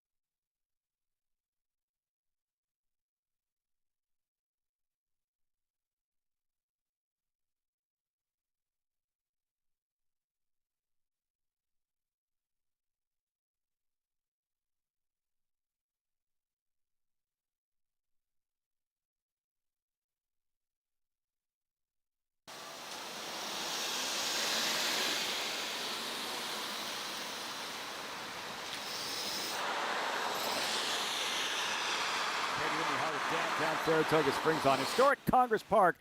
Now an inn, elegant mixture of small hotel and living history with the intimate feel of a bed and breakfast. For over 100 years, some of Saratoga's grandest parties were staged here, hosting U.S. presidents, European royalty, dignitaries, and Hollywood celebrities. And it had really fallen into disrepair, I want to say, in probably the 70s. And I believe the man who bought it was a guy named Gene Turchi. And I think Gene's the one that refurbished it and got it back to its beauty. It's an incredible. I mean, almost everybody's seen it because it's so close to the park and by the Holiday Inn. You should come out circular. But now it's a bed and breakfast. I know people have stayed there, and it's great. I've stayed there. The history, bachelor mansion, a little, and horses in the paddock for the 4th. Sneak We in. check in with Acacia for this paddock report. Acacia. And we'll just go as easy as 1, 2, 3 here for this paddock report. Lafitte starting to the inside with Out of Sight for Dave Donk, who does cut back from a mile in an 8th try last time out. And I was actually optimistic about her getting the 9 furlongs because she is a very long frame type of filly. She has a lot of stretch to her frame. She finished 3rd that day. She wasn't really out the fastest from the rail position and kind of galloped up as there was a runoff in that race, which is also in here. A bit of Irish Sass, who was far ahead setting the pace in that race. So she kind of was running in place throughout the race. I thought Marvelous Ma just had the better momentum closing. I'm more optimistic about her getting back in here too. I think that she is one who can show some speed. She can stalk from the inside as needed. She's very, very strong. And I talked to Dave Donk the other day about that hood that he does employ. This one, a hood under her bridle with the short cut blinkers attached. So she will run with that equipment on, again, just to keep her settled. And she's sharp in here, but she's not doing too much, which especially you'd want on a warm day. The 2, Sweet Franny Lou, she does go out last from the paddock as she does better staying away from the rest of her competition. She did that last time as well when, unfortunately, she was totally checked out of the race on the backstretch and just never really seemed to recover from that. She's one who has also shown diversity as far as her running style does go. She's touting herself nicely here. She's one that I much prefer going the mile versus the mile and an eighth that she tried last time too. She's a little bit more compactly built. She's a little bit more built downhill. I think that the mile actually suits her perfectly and more of a strong and stout type of filly. The 3, Pure Bodie, she will go out first from the paddock, take a right-hand turn and not participate in post parade as is typically the case for her. She is one who used to get so revved up prior to her races, and while she is still sharp, she mentally has improved so much. Jimmy Ryerson has done a terrific job with her as she is escorted by the pony in the paddock, and actually by her standards, she is very relaxed today. I've really enjoyed following the progression of Pure Bodie, who is, of course, a half-sister to turf sprint star Pure Sensation. She's better going a touch longer, as she actually does have a little bit more substance, and he was pretty big as well. But I think, once again, mentally, her progression has really shown a lot, and we'll see if she could build off of that second place finish last time out. Lafitte? Riders up, Acacia. Jose Lascano with Pure Bodie at 4-1. Andy, what'd you come up with here? I thought the race was between the 2 and 6 primarily, Sweet Franny Lou and Instinctive. Instinctive had trouble in the same race, different kind of trouble. Sweet Franny Lou was completely eliminated there. I thought they were the logical horses. To be honest, I don't understand the huge appeal of the 1 out of sight. Now, this is Sweet Franny Lou winning 2 races back when she beat She's a Mia, who's going to be the favorite in the race later on today's card. She rated in here. Now, she's a horse that's been forward, and she's been aggressive before, but she rated comfortably. It's funny because I bet her this day, and both Tom Morley and I were not thrilled that she was rating. Maggie was in a plane because we were texting as well, but give credit to Jose Gomez. He got her to relax, and she won, and she was very good. Last time out, Rich and I were talking about off camera, I mean, she just got completely eliminated. Wiped out. Yeah, I mean, wiped out. So whether she win, lose, or draw, she'd had 0 chance. No, you just put a line through the last race because she was eliminated down the backstretch. The ride that Jose Gomez gave her 2 back when she rated so kindly, she was always traveling well into his hands. And, you know, the poise you talked about Jose Gomez showing earlier was in full display that day. He did not ride her like an apprentice. No, he's a terrific rider. So we'll see what the strategy will be today with Sweet Franny Lou. Sorry. Instinctive had trouble in that race as well, though. I mean, she clipped heels into the turn, and she kind of got taken out of the race. And while she didn't have the trouble that Sweet Franny Lou later, I think it really took her out of the race. And I think her prior 2 races are good enough to make her a winner here. Post parade coming up. What better time, if you haven't yet, to join us at Naira Bets? Use that promo code TOGA200. Earn up to a $200 deposit match after your first deposit. Bet any track, anywhere, anytime. Join now at NairaBets.com to earn your $200 deposit match. Handle figures, Andy, rather impressive after 4 days. Good God. Incredible opening weekend here, and it's a tribute to the incredible fans that we have, and we thank them for allowing us to make a living doing what we love. $106 million in handle, up 18% from last year. Attendance was up 10%. The town was packed. Saratoga, in a lot of ways, no matter how long it's been to me, has been the August place to be. It's starting to not matter. July place to be. Pure Bodie pictured Jose Lascano. We'll have her in the mix early. Yeah, I guess there's a lot of speed in here. We'll see how forward she is. Number 1, Out of Sight. First ride of the day for Jose Ortiz. Won 4 races on Sunday. How much speed a bit of Irish sass shows today after running off last time is the question for her, but speed has not been an advantage on this inner turf course. Number 4, Home for Christmas, a determined winner last month at Belmont. Yeah, got to set a very controlled pace going to mile and 8 there and finish it. She's a little bit one pace. Will probably find herself in a stalking spot today. Big opening week, Joel Rosario. 3 stakes victories, 3 wins on Sunday. A bit of Irish sass with a French jockey in the saddle. Why not? I'm surprised that Rick Schosmer's running her back on the grass. Maybe he feels she ran off last time, and if he can get her to settle a little more, she'll have a better chance. We'll see. 7-1. Here's Instinctive, Ponyless, a 6-year-old mare, 25 starts, New York bred, Saratoga debut. Yeah, and 6-time winner, has won against Open Company, another one that had trouble last time at Belmont, coming out of the same race as Sweet Franny Lou. I think she makes a lot of sense in here. I'll put it this way. I think if she's able to run back to her effort on May 22nd, I believe she will win this race. I think that race is better than any race anybody in here has ever run before. And Sweet Franny Lou, there are races you can draw lines through and races you can draw lines through. You can dismiss her last. Yeah, just blot it out. Yeah, that's not one of those, we'll throw out the last, which Just I hate. because. I hate that when people do that. I think you can never do that. An example would be that 3-horse in the second race today. She ran badly last time. She was third today, but she did not run well. I don't just dismiss efforts, but I can dismiss hers. Well, no, the other filly ran poorly, Holiday Jazz, with no excuse. This filly had legitimate excuse. She was basically taken out of the race. Literally taken out of the race. Talked about Maya Engelhart off to a good start at the meet. David Donk, his stable, in a groove. Couple of wins opening week. He has Out of Sight, standing by with Acacia. I lured him for a pre-race interview with the promise of the big fan in the winner's circle. But Dave, always appreciate you taking the time. Off to such a good start here at the Saratoga meet. Tell me a little bit about choosing which horses to run up here in the summer. Listen, I don't know if it's so much for me choosing. It's when their conditions come up. Listen, Sunday was a good day, but I think the other day I ran 3 and I might have beat a total of 1 horse. So it's not always like that, but it's fun. It's nice to win a couple right away, and like for all of us, it kind of takes the pressure off the rest of the meet. Out of Sight, you're sending out here from the inside post. Tell me a little bit about what you think with her cutting back the furlong to the flat mile in here, which she's shown she's been proficient at before at Belmont. Yeah, it's a 2-turn race, so still a route race. There's a little more speed in here than sometimes you get. It's going to be a rider's race, so it's up to Jose. She has run on the lead before, but there is pace, so I think she probably needs to rate a little bit. But we'll see what happens after the break. We're in the 1 hole. She looks a little jacked up in the post braid here, so she'll probably be on it a little bit. I just hope she settles a little bit wherever Jose wants to be. And tell me a little bit about that, because we have seen that from her throughout her career, that she can get a little bit revved up prior to her races. Tell me about managing a filly that can be so high energy. Well, she's very well behaved in the paddock. She does run in your earmuffs. So, but she's settled with a little maturity. And listen, she's really progressed this summer to win a couple. She ran well last time. She just got beat by a really good filly at Chad's, I think. So it's a good spot. Does she win? I don't know, but she'll run well.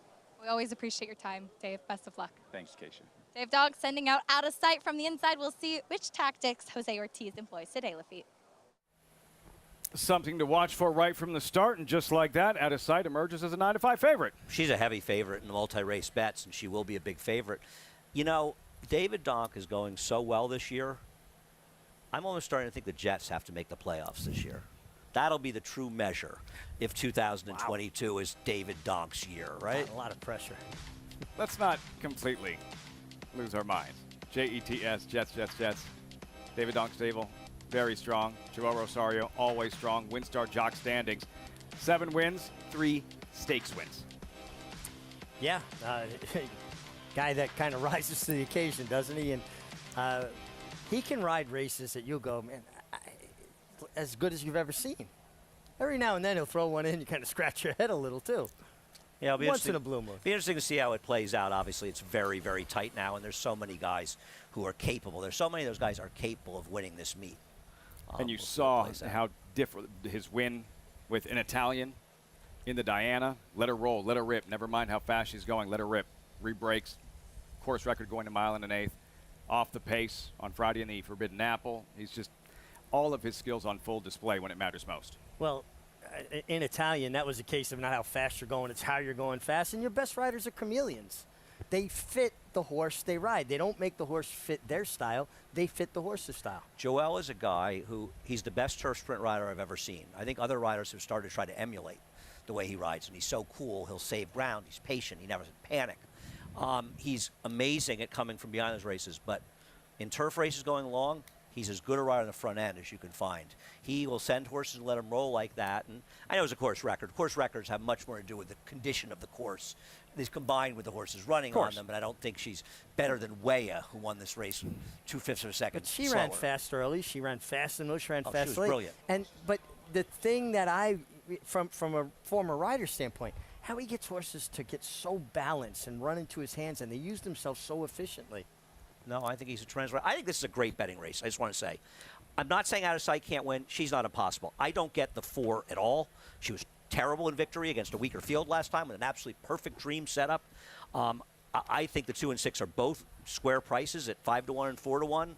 I just thought this was a really good betting race. I think the race is being bet a little bit inaccurately, in my opinion. I don't know why. The 4 is strictly a Rosario Clement thing, I think, off a win. She runs the race she ran last time. She has no chance in here. Now, maybe she'll improve, but she can't win if she runs that race. Clement with a couple of those stakes wins, and you're going to see that. And the more they win together, the more their horses are going to be overbet. And Sweet Franny Lou, opportunity elsewhere, 5-1. Yep. I mean, look at her race 2 back. That puts her right in the frame. I agree. I think I was sort of coin flipping with the 2 and 6. The 6 ends up a short price 7-2. I probably should have gone 2-6, but you and Acacia both of the 2. I'll take the 6. She's 3-1 now. I'm alive with both of them to close out a pick 3. I think they are both very dangerous in here. I'm not saying they have to win or run 1-2, but I think both of them are fair prices, even at 3-1 on the 6, and definitely at 5-1 on the 2. Good luck in your pick 3. Here's Johnny I. And they're off.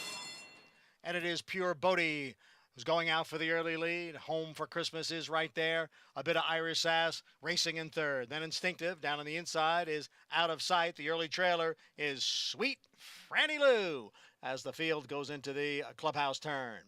Pure Bodie is the leader. Home for Christmas, tracking in second. A bit of Irish Sass on the outside in third. And then it's a break of 2 to Out of Sight along with Instinctive. And Sweet Franny Lou is the trailer. And the opening quarter mile went in 24 seconds. And now they're racing up the backstretch. Pure Bodie has the lead here. Pure Bodie by a length. A bit of Irish Sass moving up on the outside of Home for Christmas. Those two right together, second and third. And then it's the trio of Instinctive, Out of Sight, and Sweet Franny Lou, who has gained some ground on the outside. They're all chasing Pure Bodie, who ran the half in 47 3/5 seconds. It is Pure Bodie, the leader here, 3 parts of a length. A bit of Irish Sass is next in second. And then it is Sweet Franny Lou moving up on the outside, taking third. Home for Christmas down on the inside in fourth. And now the field is coming for the top of the stretch. Still Pure Bodie with the lead. Sweet Franny Lou ranging up on the far outside. Down at the rail is Home for Christmas, then a bit of Irish Sass. It is Pure Bodie who has opened up here. Pure Bodie by 4 lengths now. It's Pure Bodie.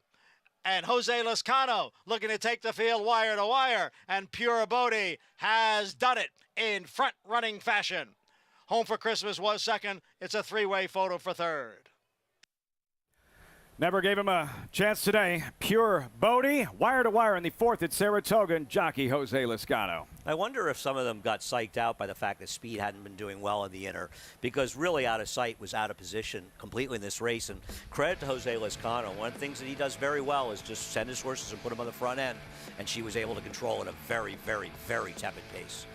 Got very comfortable on the lead. Shows you Speed's always dangerous. A race that I thought could be a little bit crowded on the front end was not. And the horse that got to control it, Pure Bodie, wire to wire. Nice effort from the 4. She finished okay, Home for Christmas. What did you notice at the start that led to the how the race was won essentially with Pure Bodie? Well, Out of Sight didn't show any speed whatsoever. A bit of Irish Sass. It looked like they were intent on trying to raid her. I'm sure that was part of the instructions. And the 2 kind of took herself out of the race, and Gomez made that sort of wild middle move in the race. Very, very tough to win turf races with that kind of move. The 2 broke okay. She just didn't have any speed, and it really felt like Jose Ortiz had no interest in being forward. I wonder if he and Dave Donk were sort of worried about the way the racetrack had been playing, because that's not her style, and she got shuffled out as a result of it. Sweet Franny Lou had absolutely no speed. I don't think Jose Gomez wanted to be that far back. She just didn't show any speed. Once she got flushed out in the clear, she kind of made a long, extended middle move here, and she didn't corner particularly well, flattened out. She's one I'd look back for with a little different trip. Sweet Franny Lou. Yeah. Yeah, no, I agree. She had a no-shot trip in this race. It's just not what you want in a turf race. You know, and I think the 4 got second here because Joelle just stayed on the rail. He got, you know, she's not supposed to be as forward as she was, and they were just going so slowly, and Joelle decided to stay on the rail and hope I get lucky, and he got lucky and ran second. Could tell who was in control, rounding the far turn, Lascano. Still, the other riders starting to encourage their mounts to pick up their stride. Yeah, but you see, he didn't wait on everybody to get on top of him and then try to outkick them. He allowed his filly to start striding out, takes everybody else off the bridle. Built that cushion, and those Generazio colors. Pure Bodie, Jimmy Ryerson, Jose Lascano. 3, 4, 6, 1. Results, reaction when we come back.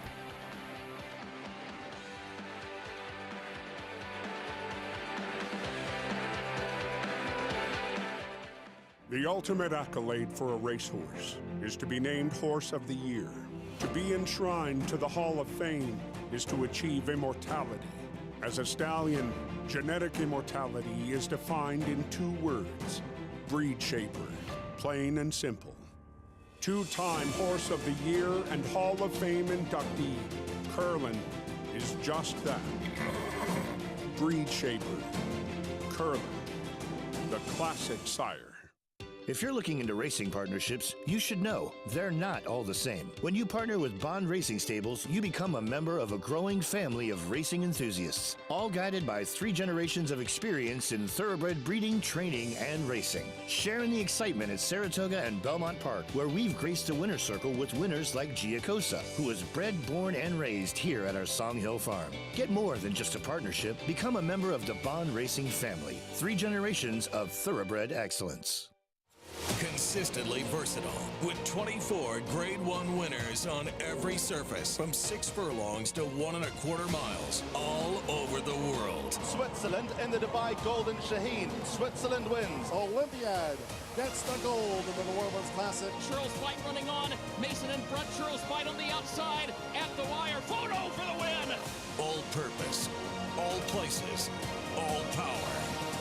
Speightstown.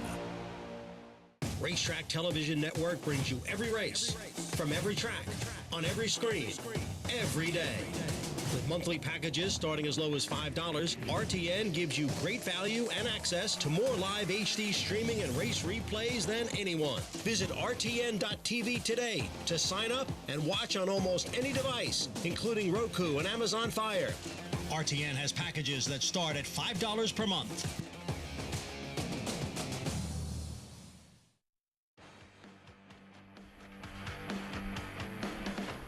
You're watching Saratoga Live. As always, brought to you in part by Claiborne Farm, 100 years. Doing the usual, unusually well. Just watched Pure Bodie give this field the slip. Marching into the winner's circle, Jose Lascano, Jimmy Ryerson. Pure Bodie, 3, 4, 6, 1.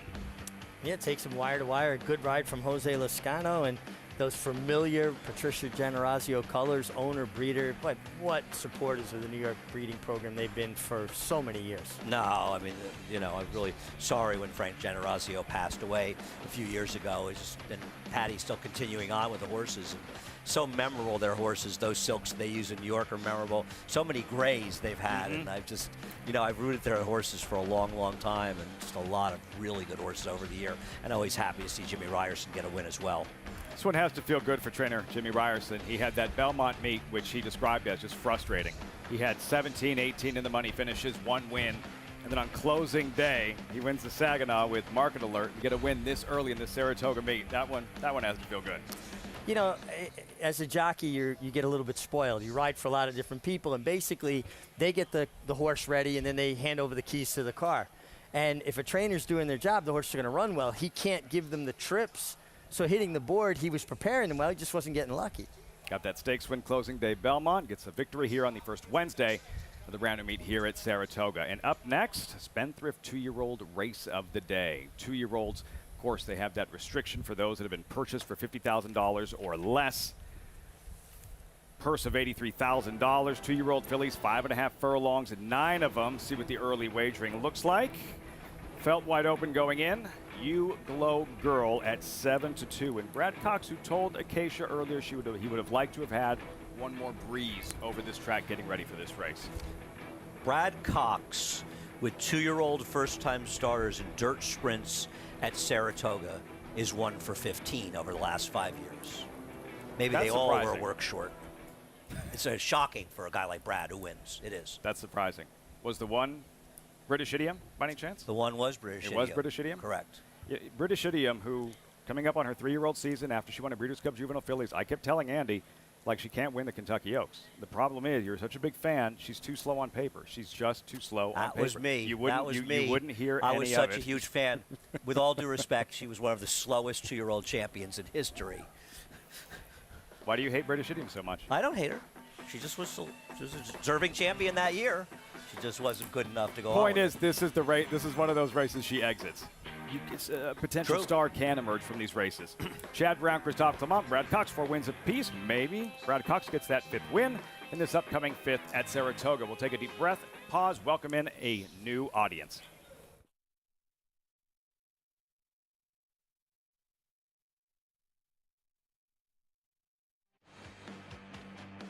Week 2 of the 154th season of racing at Saratoga. Gorgeous day, warm day in Saratoga Springs, New York.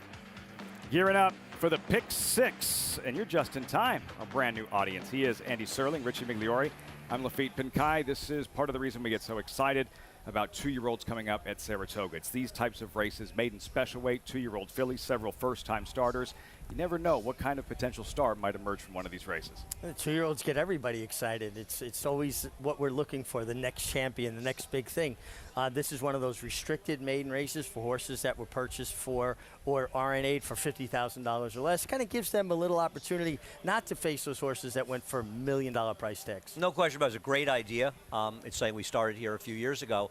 But it doesn't mean that they're just bad horses, because British Idiom won one of these races for Brad Cox a few years ago, and she went on to be 2-year-old champion, winning the Breeders' Cup Juvenile Fillies. So winning one of these races doesn't mean you're necessarily too slow to compete in the highest stage. What kind of talent lurks in this field? Post time, 20 minutes. Today's race is brought to you by Claiborne Farm. Time for the Pick 6. 2-year-old fillies are next. Late Pick 5 gets started in the 6th. And the Susie O'Kane Stakes, race number 9, the featured event. That is the feature. Take a look at the field.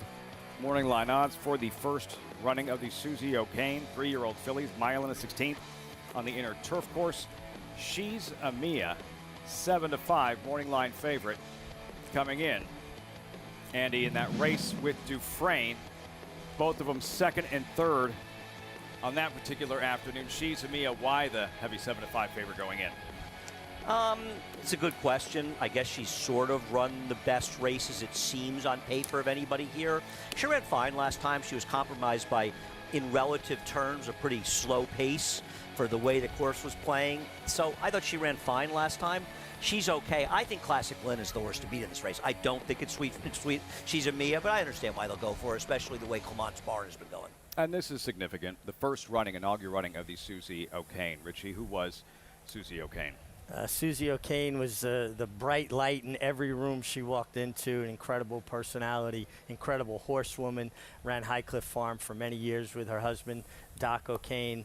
Long, hard battle with cancer. We lost Susie, but I stopped this morning over at a memorial breakfast for her and visited with Doc for a little while. Dear friends, and somebody that meant a great deal to the New York Breeding Program and Thoroughbred Aftercare. Worked tirelessly with the Thoroughbred Retirement Foundation, trying to make sure all horses had a good outlet when their racing days were over. And what this must mean to her family, everyone close to her. She passed in January for a stakes race at Saratoga to be named in her honor. Yeah, no, that's really great to do and to remember her and all her contributions to racing in New York and racing in general.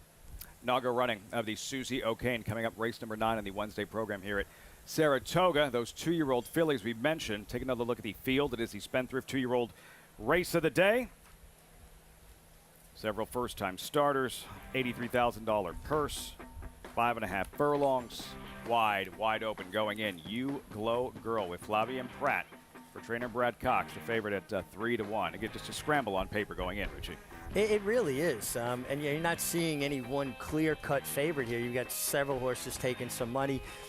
You know, you try to decipher which trainers speak or not, and that's no knock on Brad Cox, but he's saying he'd like to have another work. Maybe she's work short. On this racetrack, that could be significant if that's the reality.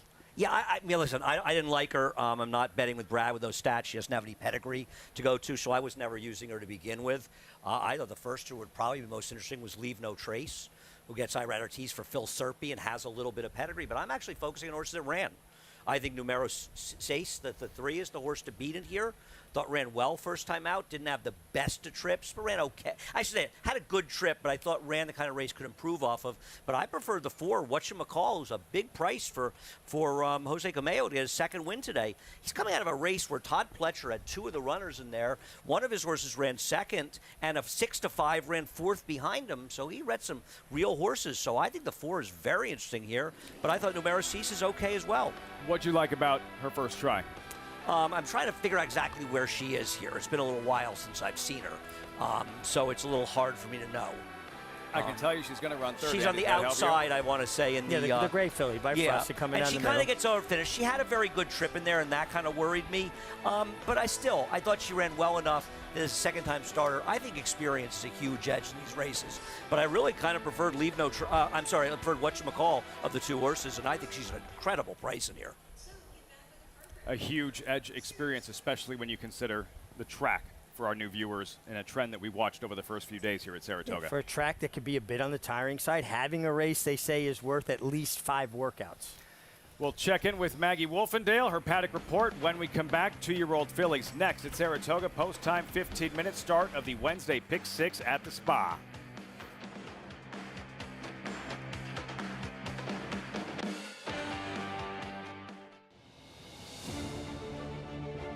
Who's the best? Who's top horse? Football gods, the most valuable trophy in American sports. The dream lives within all of us. When fueled by passion, patience, and perseverance, a spark of greatness.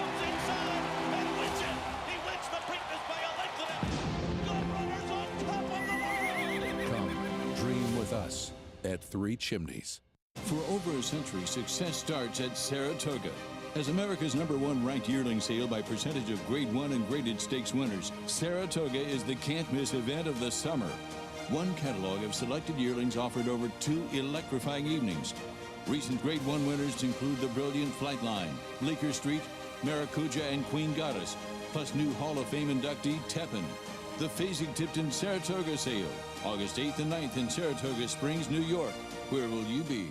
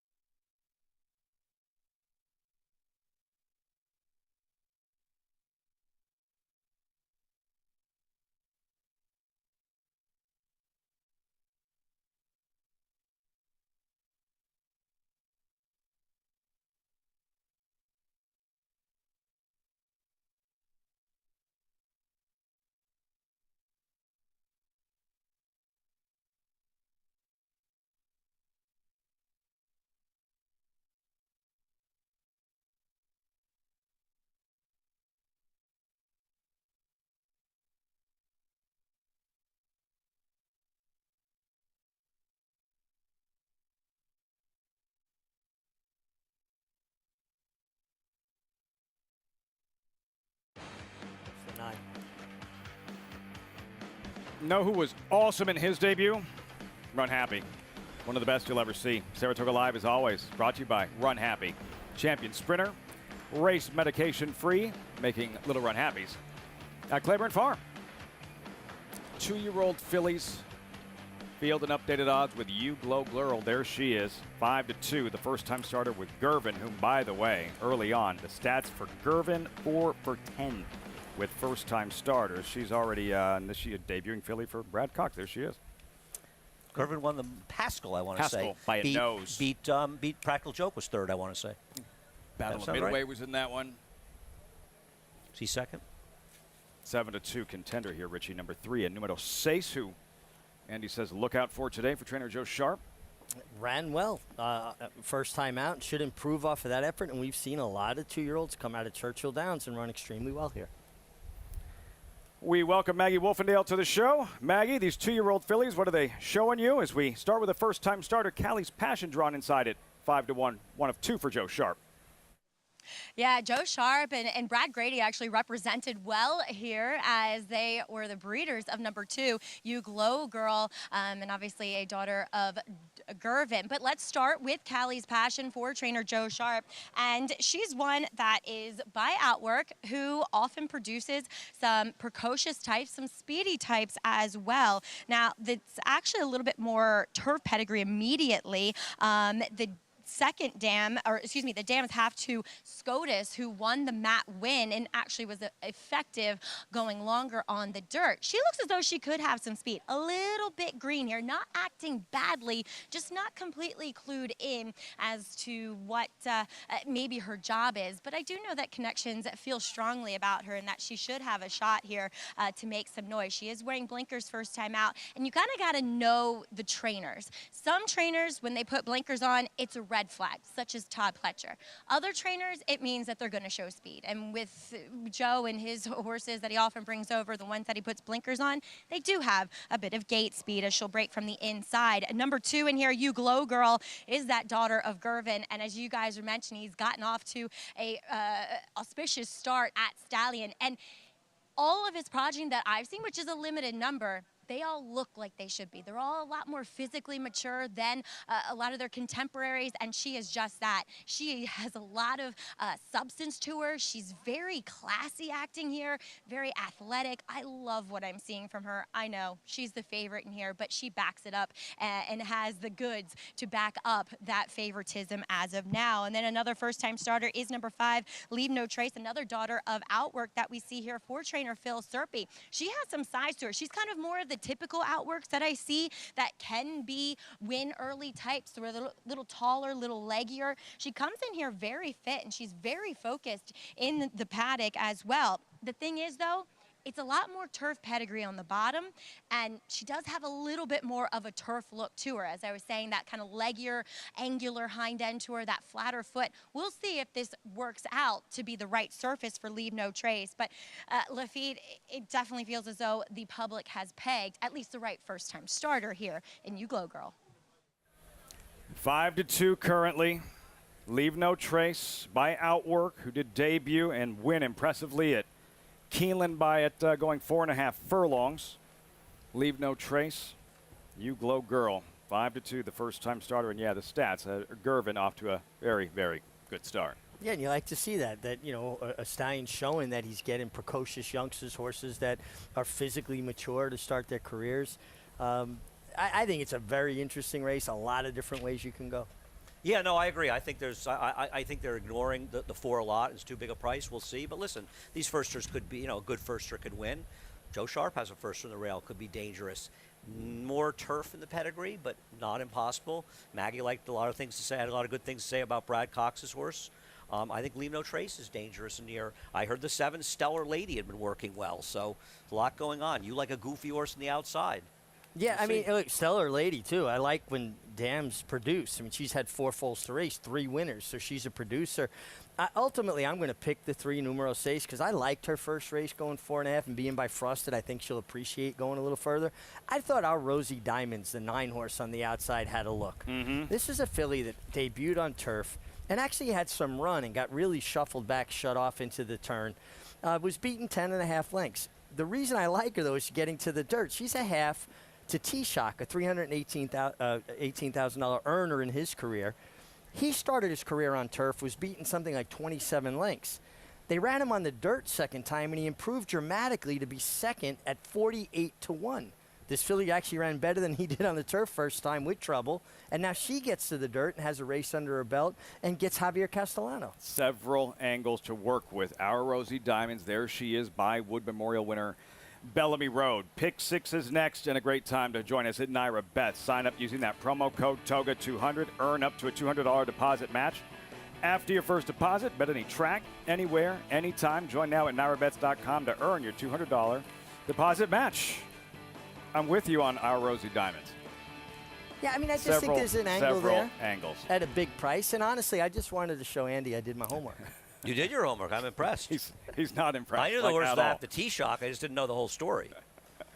Yeah, I dug a little deeper. I don't know what to say. I'm speechless. Really. Must have been really bored at home. You have to go back to Millbrook, did you? I was home in Millbrook. I got the mowing done. It was too hot. I turned the AC on, and I did my homework.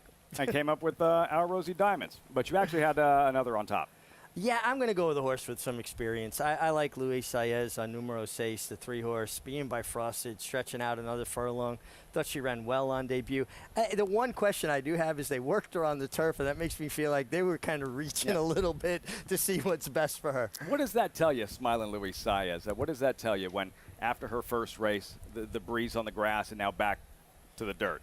Well, honestly, the breeze on the turf makes me worry a little bit because, it always makes you feel like the connections are testing to see what she may be best at, trying to find a little more there. To be fair, there's a lot of opportunities to run 2-year-olds in the turf and turf sprints. It's not like she's likely to win the spin-away. She's going into this race, so I don't think there's any – you have to realize something else, and you know this, but the train track here, the Oklahoma, has a turf course. It's not easy to work 2-year-olds that aren't stakes horses on the turf. So why not at least run them at some point so the horse shows them they can't handle the turf at all. You don't have to worry about that going forward. And if it does, it opens up that possibility because we run so much more turf racing. So I don't think it's a negative, Richie. I think it's just taking advantage of circumstance. Well, listen, anytime you're picking a horse, right? It's what he thinks of your homework. I'm sure you worry when you see certain little things on horses that you're wagering on, right? No. No. No, I don't. I mean, I do all the work and I put it together. I'm not big on the workout thing. I don't really look at them because I think workouts, you want to look at a workout report and hear how they worked. The times are meaningless, as you well know. Yeah, I mean, it's how they work. work. To me. Maybe you want to look at how often or the horse misworks and things like that. I want to see a consistency in the work tab. Tells me a horse is healthy. They didn't have interruptions in their training. But I also look at how trainers do with first-time stars. I look at patterns and things like that. And the truth is I'm always going to favor horses with experience. Because how many good horses have we seen? Good horses, Grade 1 horses, lose their first start to horses that end up in claiming races. How many 2-year-olds that I like that I gave you that got beat first time? How many 3-year-olds? They lost because they had a bad rider. How many 3-year-olds will run in the Jim Dandy, the local prep for Saratoga's marquee event every summer, the Run Happy Travers. The Jim Dandy 1 week from Saturday is on Fox. Early voting. Preakness winner will be there. Zandon for trainer Chad Brown. Epicenter bound for the Jim Dandy as well. Loaded edition for the Jim Dandy on Fox 1 week from Saturday. Post-parade for these 2-year-old fillies. Race number 5, pick 6 time, Callie's Passion. Those works, Kentucky recent do kind of jump off the pages. More of a turf-type pedigree, but she's taking a little money for Joe Sharp. Tyler Gaffleone rides. Currently 6-1, those blinkers. Maggie said usually translates to speed for Joe Sharp. You Glow Girl, 5-2 favorite, 3 minutes out. Strong connections by a stallion that's getting 40% winners with first-time starters. Looks very sharp on the racetrack. Numero 6, number 3 today. Has that one race, gives her an edge. 1 of 3 with experience, ran fine that day. Number 4, whatchamacall, the Frosted Fillies will break side by side. Jose Cameo, Ricardo Santana already teamed up for a win today. This horse has experience, should improve with the race under her belt. Conejo running 1-2 in that third race. Here's a Leave No Trace, the Wellspring Stable first-time starter. Yeah, I mean, the fact that Ira Ortiz is riding for Phil Serpy caught my eye. Not taking a ton of money and shows, I don't know what the workouts mean. We'll see. Shay My Name, she does have the experience. This will be her 4th career start. Her 4th career start will have to improve from the races that she's run so far. 26-1 outsider, Stellar Lady, debuting filly. Kenny McPeak knows how to spot talent without overpaying, doesn't he? Yeah, there are a couple foals in this dam that could run a little bit, one on turf and one on dirt. So we'll see. Not taking any money at all, though. Cold on the board, as is this first-time starter, Dark and Stormy, owned and trained by Rudy Rodriguez. Yeah, New York bred who shows up in this restricted open race. Rudy does good work with firsters. Our Rosie Diamonds, and Richie gave you a stack of reasons why she could outrun her odds at 18-1. I'll defer to Richie, and I threw this horse in with the 4 on Richie's excitement about it, a price, so why not? Javier Castellano, those 3 wins opening day. 2-year-old fillies winding up. Started the pick 6 in 2 minutes. Race number 5 here. Saratoga, another look at the favorite, 2-1, You Glow Girl. She looks like she's ready to get it on. She's a handful on the track. You can see they'll employ what we call an indirect rein. One hand is down on the horse's withers, using the other rein to kind of just shake the bit in their mouth, get them a touch off balance, and be able to gather them back up and slow them down. All I know is that Brad Cox told Maggie he was worried the horse to work short. So horse has no pedigree to speak of the dam side. This is the second foal. The first one couldn't run a step. It's more turfy. The horse is getting bet like there's a big story. Now, maybe there's a big story on this horse, and maybe Shields just going to be better than these horses. I'm trying to beat her, though. I'm going to go with the stats. Brad Cox's numbers up here with 2-year-old first-time starters and dirt sprints are lousy, and he's a great trainer. So when he's got bad numbers, I'm going to follow the numbers, especially at 2-1. If I get burned, so be it. 2-time Eclipse Award-winning trainer Brad Cox, winner of last year's Jim Dandy and Travers with Essential Quality, seeking a second win on the afternoon, would put him in front very, very early on in terms of the standings. It's a big, strong filly. Honestly, I wonder if she's not going to be better with a run, because 5.5 looks like it might be a bit sharp for her with the length of her. She just seems like a big, long, kind of strong filly. Maggie, what have you noticed from what you saw from these fillies in the paddock and now during the warm-up? That You Glow Girl is getting pretty edgy out there, which could be a good thing, considering maybe she's sharp, and when horses tend to take speed like this, I don't know what, I guess maybe Brad Cox told Acacia that the horse needed to work, because he didn't tell me that. So now I'm like, oh geez, I better jump off of her. But as I always go with your first instinct. And I'm not here. I'm going with the 3 in numero 6. I just thought her first race was such a good education. She broke well from the rail. Then she got shuffled back. Then she had to tip out and ran on a little, at the end. It was a good effort. It was a good learning experience. She took some adversity. She responded well to it. I wish, considering that this was her second start, that she looked just a touch more fit. But I do think we'll see her break alertly again. And just, how many times, even in the first 4 days of racing, did we see in these 2-year-old races the value that experience adds to these young horses? So I'm going with number 3, numero 6, but I still am very intrigued by You Glow Girl. Now, whatchamacall, again, Jose Cameo does great work. I don't know if this horse is really trained by Jose Cameo, sometimes, because obviously Jose H. Delgado, listed as the owner too, was a trainer down at Monmouth. Take it with a grain of salt. But I didn't love the way that she was lugging in the stretch. Could it have just been purely inexperience in that Monmouth race? Yes, and she could move forward from that.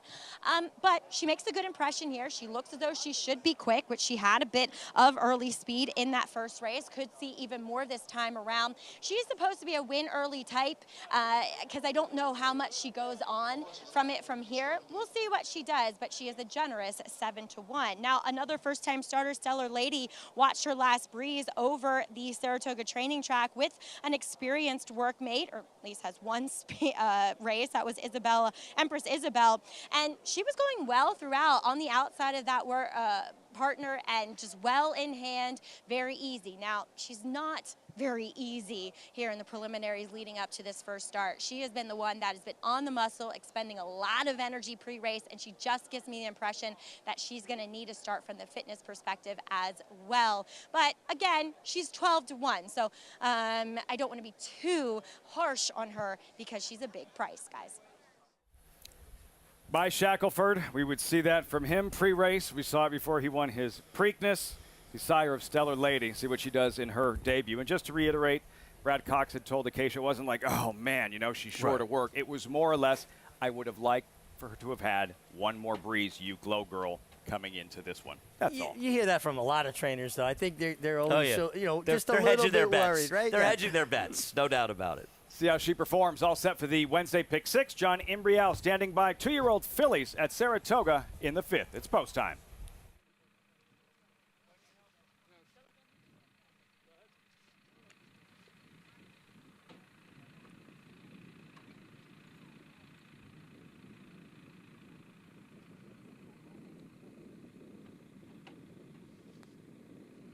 Waiting for Dark and Stormy and Our Rosy Diamonds.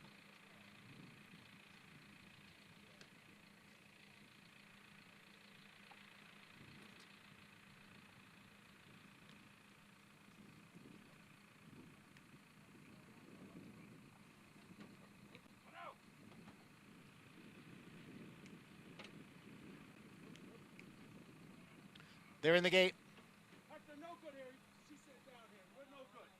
We're no good here. Jumping down, Hector. No good. On the ground. On the ground. Get on the ground. Oh, no. Jimmy, you can't reset him. Yeah, I'll just reset her one step. Yeah.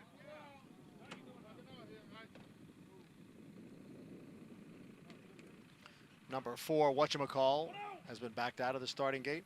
Now quickly moves back in.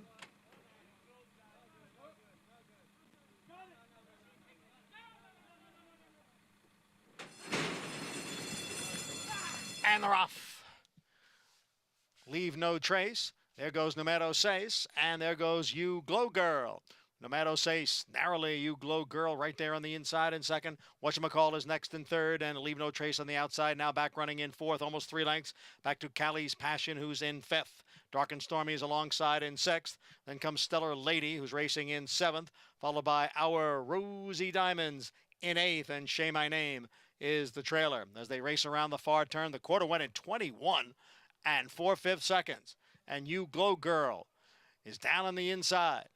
On the outside is whatchamacall. On the far outside is Leave No Trace. Numero 6 is now dropped back into 4th. Here comes Leave No Trace to take over the lead with a furlong to the finish. It is Leave No Trace in front and drawing away here in the stretch. Leave No Trace in front. Stellar Lady has come from out of it to be second, but no doubt about the winner. First-time starter, Leave No Trace, won by almost 3 lengths. And then Stellar Lady in second and a big break. Back to You Glow Girl in third. She didn't need a race, just fine in her debut. Wow, Leave No Trace for Wellspring Stable in the 5th at Saratoga, and a no doubt about it performance. There was never a point in this race where you didn't know she was a winner. She's sitting comfortably, rating off of 3 horses, you know, battling at a ridiculously fast pace, especially this quality, and she just took over the stretch. Nice lace run by the 7. This is one, though, I'd look back at the Cox horse. I even look at the 4, who got involved in the pace that was just too hot. Yeah, it was quick, especially for this level of horse. And you tapped me on the shoulder at 3.5 and said, how about the trip the 5's getting, and Leave No Trace. Absolutely swallowed this field. Big run on the outside. Phil Serpy had her ready. Kind of tipped his hand when he reached out for Irad Ortiz. And Leave No Trace. That's a message to everybody who goes out there hiking, camping Good in the movie, woods. by the way. Leave No Trace. Very good movie, Leave No Trace. It's based on a book called My Abandonment. It's a great book. And one of my favorite books I've read in the last 20 years. Will you Leave read No it to me? Trace is good. Yeah, right before I tuck you in. Everyone rushing to order it. 4-1. Great movie. Leave No Trace. Phil Serpy with Maggie standing by. Maggie. Livy, thank you. And Phil, boy, Leave No Trace. She left no trace on the racetrack. She was so professional for this debut. You know, this filly, it's amazing how horses will go through growth spurts, and right at the right time. I mean, she seems like she's a foot longer and a foot taller, and she really does things professionally. She's a really nice filly. I told Dr. Vukovic and from Wellspring Stable that he should come up here, but, you know, he stayed at home today, so. But anyway, we're happy for him. Well, often we see them with homebred horses, and this one was, qualified for the RNA for the 45,000 restricted races. And boy, I mean, Phil, I'll be honest, I thought she looked like a turf horse, but as you said, that could be in her future too. Well, you know, it could be. The door's always open. You know, turf, dirt, we don't care. As long as they're nice horses, bring them on. Congratulations, nice winner here. Thanks very much. Livy. Yeah, for a filly with more turf pedigree, the way she ran today and on the main track, Red Ortiz, that was impressive. Nice run, and she was very professional. She sat just off the pace, loomed up on the outside, drew away nicely, and nice movement, Phil. Even coming back, love the way she kind of got over the racetrack. I'll be surprised if You Glow Girl doesn't win her next start. I mean, she even held on for third. Maybe it's a commentary on the others in the race. But You Glow Girl ran well to finish third, given that pace. How about the runner-up, Stellar Lady? She picked Her up a lot of effort. the pieces as the pace was pretty hot. So, I mean, not a bad performance by her. But if I was going to take somebody out of here next time, I would take You Glow Girl over Stellar Lady. And the fourth place finisher, Dark and Stormy, she can run against the New York Breds next time, too. For Rudy. They're looking forward to it. Red Ortiz, first win in the afternoon. Lost a photo early on in the program. 5-7-2-8, leave no trace in the fifth race. And by the way, while we await the results, just a heads up, you can enter to win a trip to upstate New York with Savor Summer at Saratoga, presented by America's Best Racing. It's you and a guest who treated to an expenses-paid trip to Saratoga Springs. Wow. For a VIP day at the races and luxury dining in the city, valued at $2,800, Richie, you and your guest. You'll enjoy the hospitality at Saratoga, 2-night hotel stay, dinner, brunch, travel reimbursement, Old Smoke t-shirts, all that in one package. Can we enter? Absolutely. Summer Savor at Saratoga Sweepstakes. 10:20, leave no trace to kick off the pick six. Watching that effort there, and it's always hard to get a gauge of how good a first-time starter is. I know you'd like to wait for the speed figure, Richie, but is this a filly that is that stakes company moving forward? What do you think is next for her? The jury's out on that. The one thing that I took away from it, though, is that I like when first-time starters come from off the pace. Now, she worked out a great trip, but they've got to show a different level of professionalism as opposed to two-year-olds that show speed and go gate to wire. She actually did it in a fashion that makes you think that there's upside. I'll wait for the speed figures. No better than to. Well, it comes back at 52. I'm not going to, we'll see her in claiming race at Akron, the winner. But you comes put back at much 73, more emphasis maybe. on whether or not you're visually impressed. The eye test. That's what Andy goes by most. The eye test is a great handicapping angle by people who are flat broke and owe everybody. I don't know anybody. I look on at that note, you're not a wrap huge things horse up for player. us on Saratoga Live for Andy, Richie, Acacia, I'm Lafitte Pinkai. We'll see you next time. Greg Wolf at the top of the hour with the rest of the team and the remainder of the program on this Wednesday from the Spa.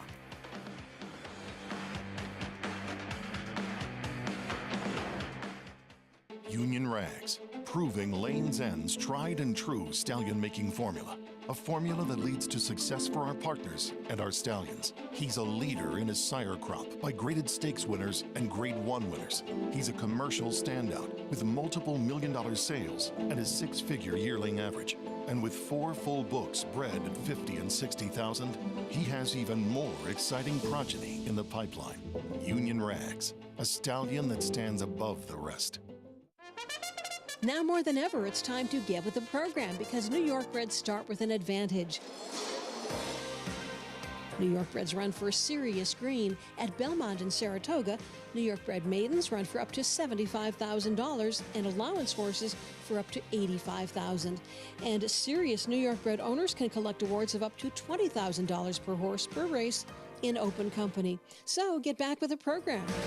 Seriously. DeMarchelier offers breeders a rare opportunity as the only son of Dubawi standing in Kentucky. Dubawi, one of the world's most celebrated stallions, is now a sire of sires. His top sons at stud are making a name for themselves across the globe. With a picture-perfect pedigree, this son of Dubawi brings one of the world's most potent bloodlines to America. DeMarchelier, standing at Claiborne Farm.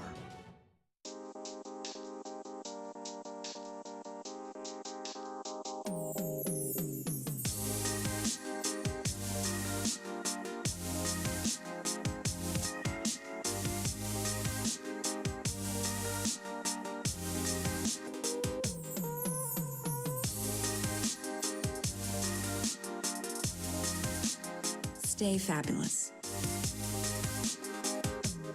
Resorts World.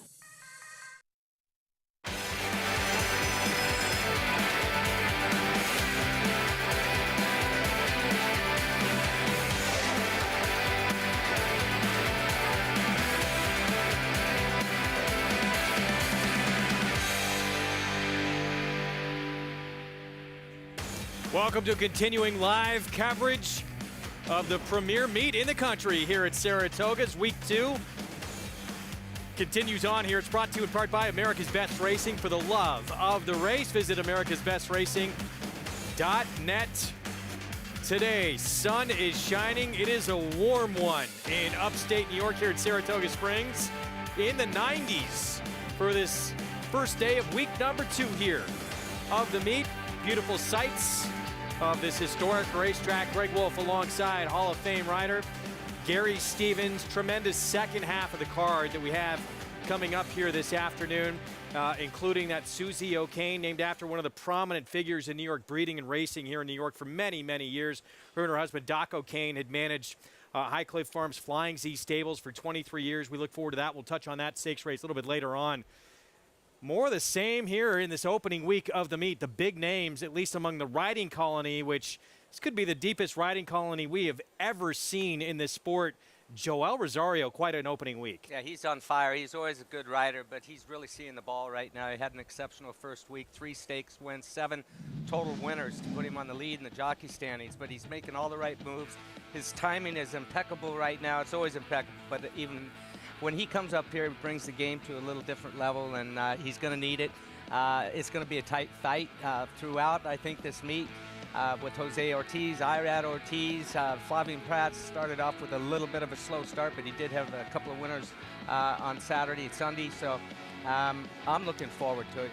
The jockey title and the trainer's title is always an interesting battle here. Have you, or maybe let's say it this way, when's the last time you've seen a jockey colony this stacked? It had to be when the first time that I started coming to California, or to New York from California in the early 80s, mid 80s, say 84, 85. This was a strong colony out here. It was strong on the West Coast as well. Lafitte, Chris McCarron, Eddie Delahousie. The list goes on and on out there, but the list was strong out here too. And there was sort of a rivalry, East Coast, West Coast rivalry. Georgie Velasquez, Jacinto Vasquez, Angel Cordero, Johnny came along, Jose Santos. I mean, it was deep, deep, deep. And there was a battle between when we came out here. When I would come out here from California, I wanted to do good. And the fans would heckle me a little bit. It took a long time before the New York fans made me one of their own. Well, they love you now. They're constantly coming by the set, want to take pictures, get your autograph. You certainly won them over. Hard not to with the incredible career that you had. Let's go to our feature later today. We're going to see Joel Rosario in that feature. He's going to be on the filly to beat.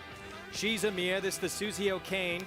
New this year, mile and a 16th on the inner turf. Again, named after someone who was so prominent in New York's breeding and racing scene for decades, who passed away earlier this year. Let's bring in the guys on the paddock set to talk more about our feature. Paul LaDuca and Jonathan Kitchen. Hi, guys. How's it going, guys? I mean, great to have the second week get underway. The first week out of the way, JK. And a nice little late pick 5 here. We start off with a nice little race, but we got a stakes race a little bit later on, race number 9. And I think a lot of tickets probably going to be singled that she's Amia, the 5 in there. And do you trust her? I mean, look, I'm going to use her, and I'll use her as an A-type. She's got the credentials that make her fit there. You get Joel Rosario, you get Christophe Clement. She's supposed to improve second off of a break. So the answer to your question, do I trust her? Yes. Do I trust her enough to single her? No. I like the 4 Classic Lynn. I'm going to use Classic Lynn as well. I know she seems a little slow on figures, but that's because she ran as a 2-year-old. The other horse we see in this race as well, the 2 Dufresne, another one who I thought was a little bit interesting, but I'm going to use more as a backup type. I don't think she's quite as good as the 4 and the 5. As you can see, Joe Sharp's got the 1 Solid off the claim and Classic Lynn, the 4. They really both look like they both have some early speed, so it'll be very, very interesting which one goes to the front end. Lisa's Vision, the 3, the most lightly raced horse, Greg, but I would think Amia's going to be the horse to beat. I do think the 3 Lisa's Vision. I can see also where JK's going. I think one of the Joe Sharp runners is going to fire here. All right, gentlemen, thank you. That's race 9 on the card, and yes, she's Amia. These connections, we know how hot they started a couple of years ago. Christophe Clement, Joel Rosario, the filly to beat. And that's Susie O'Kane that is part of the late pick 4 and the late pick 5, which begins in the next race coming up. Today's action presented by Claiborne Farm. Fast and firm on a warm afternoon here in Saratoga Springs.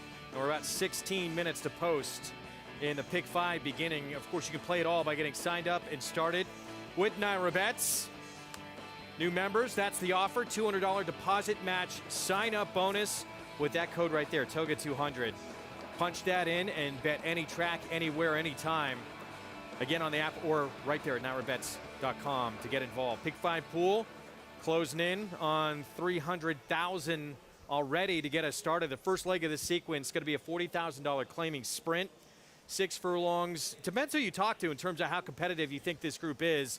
Happy Farm coming off a win against a really good field. It's actually going to drop in class off that win. Yeah, look, there's races throughout the rest of the day that are so competitive. I mean, I was trying to pick horses and going through it, and I hemmed and hawed last night, again this morning, going through the races. I had to land on one in each of the remaining races, and it wasn't easy to do. The races are very, very competitive today. And I think we're going to see some chalky stuff, but horses that aren't real big prices, not necessarily favorites, are going to win. You're going to get some 4, 5, and 6 to 1 shots, I think, today as well. Let's get back to race 5. Kicked off the pick 6. Before we move on here, Irad Ortiz Jr. in the win column to equal his brother, Jose Ortiz. They're each tied for second at the meet right now with 6 wins apiece. And this is a first-time starter. 2-year-old filly by Outwork for Phil Serpe with Irad aboard for Wellspring Stables. Yeah, she lead no trace, left no trace. She ran off the TV screen, came from well off the pace. There was a fast pace today. Andy Serling was talking about trends earlier on today. Horses really weren't closing last week, so I'm glad to see, on the main track anyway, I'm glad to see this filly come from off of the pace, but she looked pretty special here. We'll see what the figures come back on her. Yeah, and you know, it's always tough. I know in the previous show, Lafitte was asking Mig and Andy, how impressive was she in our Spendthrift 2-year-old race of the day? What can we expect going forward?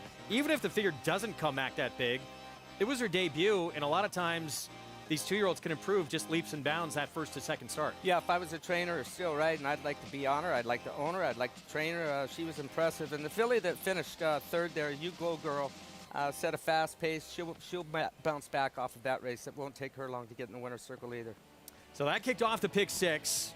Pick 5, as we mentioned, begins with this race right here, and the one we were talking about currently is the favorite. That's a 6 Happy Farm. 11-time winner over the course of his 8-year-old career, and proven he's still got plenty left in the tank. He beat a stout group last start. 3-2 zone came back and beat a really strong field here just a couple of days ago that many in that field will be heavy favorites here. Jose, 6 wins. His brother, Irad Ortiz Jr., just equaled him. You know, those two always in the hunt for the riding title when we come upstate to Saratoga, and they're having some early success. We'll be back.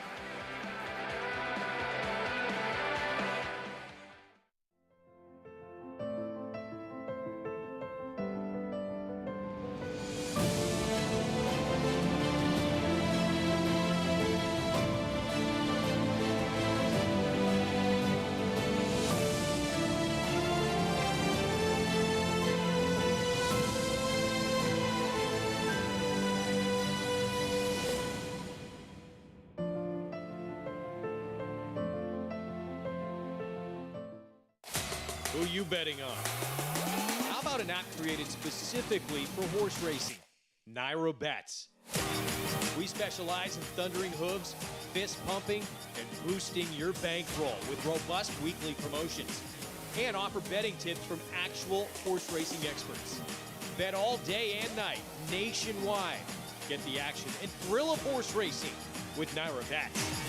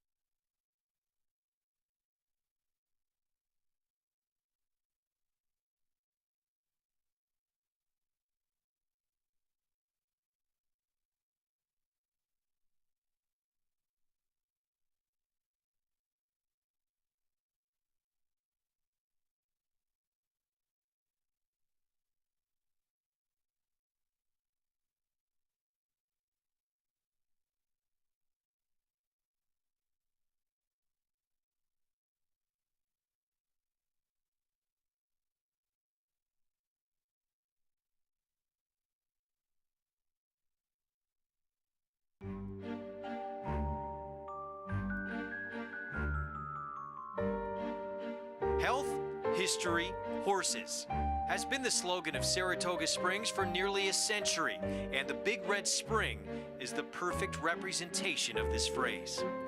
Long before the racetrack opened in 1863, Saratoga Springs was a popular resort destination. Its famous mineral springs were believed to treat a wide array of medical conditions. Introduced in 1975, the Big Red Spring was named after two of the sport's most legendary chestnuts, Man o' War and Secretariat. In addition to their immense talent, the two stallions also shared the same nickname, Big Red. For the last 46 years, people of all ages have sampled the Big Red Spring as a part of their racetrack experience. It is a tradition that establishes Saratoga as the most unique racing venue in the world. So much history here. Those mineral waters in Saratoga, they can give you superpowers. I'm told to handicappers as well. It can be a bit of a shock to the system if you've never tasted them going down for the first time or two. But trust me, very good for you. I've yet to test the powers. I'm going to bring you a cup. Okay, I'll drink it. Some are a little more mild than others. Some are a little pungent. Pick 5 begins here. That's Coppertown, one of several who has speed in this first leg of the late Pick 5. Let's go to Acacia Clement in the paddock for more.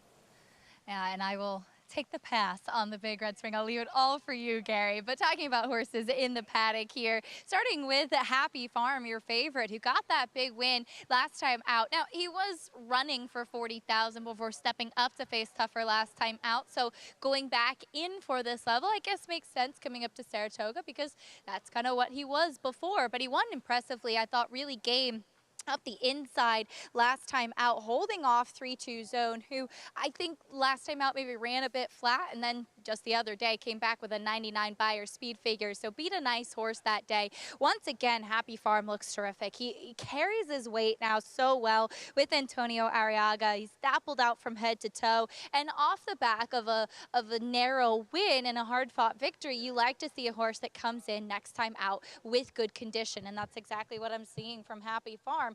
No knocks on your favorite. The number 2, Coppertown, is first off the claim for the Cantermossi barn. Irad Ortiz keeps the call, in fact, as this horse it's an interesting claim because he's an 8-year-old, but he has obviously a lot of back class as well. At one point, when with Todd Pletcher was running in graded stakes competition, he's such a big horse, and he's another one who he used to get so revved up prior to his races, and when I saw him last time out, he actually handled himself quite well, though was accompanied by the pony in the paddock.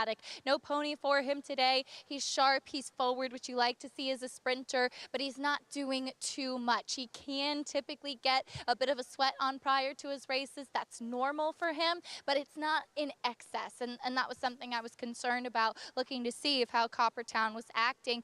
And the Cantermossi barn, such a good group of horsemen at the helm there that clearly have this guy doing very well, as his coat is absolutely glistening this afternoon. Dave Donk off the claim for the 1 Prince James, who cuts back in distance. I like that for him. He's a big burly son of Tisnow as well. He was very disappointing last time out. He was going longer though, and he was up close in the mix of 3 horses on the pace, and Kendrick Carmouche, who rode him that day, seemed to just protect him out of that. He has races on the go back that could potentially make him a player. For me though, I am intrigued more by the 6 and 2. We'll see what the paddock set has to say as we head over to JK and Paul. AC, I think Paulie and I agree with you. I think the 6 Happy Farm is the most likely winner. And look, I'm a speed figure player, and this horse kind of stands out from a speed figure standpoint, Paulie. Yeah, he kind of does. I mean, I know he's 8 years old, but wow, he's in his best form of his career. If you throw out the sloppy racetrack in between, he's run back-to-back numbers that win this race, and he sort of can put himself where he wants to tactically. So you do have the 5 in here, Aristocratic, that does have some speed, the 2 Coppertown. So the 6 could rate here and has no problem doing that. Aristocratic, the 5, is the type of horse I feel like if he gets loose, he's going to be dangerous. It's just sometimes he gets hooked and he doesn't really run his race. But he is a horse I also think will appreciate the cutback. Been going 6.5 the last couple of races, and now gets to come in here and just go 6 furlongs. Yeah, you know, the 5's such a tough read because the Falcon Bar does a great job. They're 27% off the train, but you're taking this horse from a really sharp trainer in Charlie Baker. Now, they've laid this horse up since April 30th. He's not run. He's been training since then. He's in for the 40. I do like that, you know, when you come up here to Saratoga, like Acacia said, most of the time you drop. They do not drop Aristocratic here. They keep him at the $40,000 level, so maybe that's a good sign. I think if you're playing the pick 5, I feel very comfortable getting away with just the 5 and the 6. Wolfie, you playing the pick 5? I'm probably going to get involved here. I'm with you. I really think Happy Farm is going to be tough in here. 8-5 right now, but you know, even if he does win, there's opportunities the rest of the way here. Let's go through this field. We start with Prince James. This one is cutting back in distance, as Acacia mentioned, and Randa gets 3-2 zone 2 back. Yeah, look, Rob Atras does a great job with claiming type horses. He does a great job with all horses. I don't like taking horses off the claim, off of Rob Atras. Here's the one who can likely pressure the 5, Coppertown. Yeah, it does have some speed. Never been over the oval here. Does win races, though, 33% of the time. Shadow Matter Luis Saez for Dallas Stewart. I think this horse's last few races are a little bit better than they look on paper. Wendell Fong, 7-1 for Chad Summers. He's got a couple races to go to that can compete in here, but he launches from way out of it. Aristocratic looks like the speed of the speed. He's never been off the board here in 3 starts. We all know how dangerous Joel Rosario can be in the saddle. He's even more dangerous when he finds himself on the lead. 9-5 favorite. Here's the 8-year-old son of Ghost Sapper, Happy Farm. Yeah, Aristocratic and Happy Farm have traded punches, so this will be the grudge match here. 9-5 with Flavian Pratt. So we're stumbled out of the gate last start. He was not far behind Coppertown, who's 5-1. He's 19-1. He's got a couple thirds, a couple seconds, a couple firsts, but the speed figures just don't match up to the top 2. All right, so back to horse is likely the speed of the speed. Here's Aristocratic, Gary, and he moves to a new barn for Rob Falcone. Yeah, and he's coming in fresh. If you look at this horse's form, he runs his best races after a layoff. He's been freshened since April when Robert Falcone claimed him. And Falcone, we've already talked about how good he is off of the claim. And I like that he's going at half a furlong shorter today than the last time that he faced Happy Farm. So that's my angle, that's my pick. But this is one of those races I was talking about at the top of the show. We're full of good races all day long. And it starts off for us with the 6th race here. I mean, I can make a case for basically every horse in this race. They're well matched.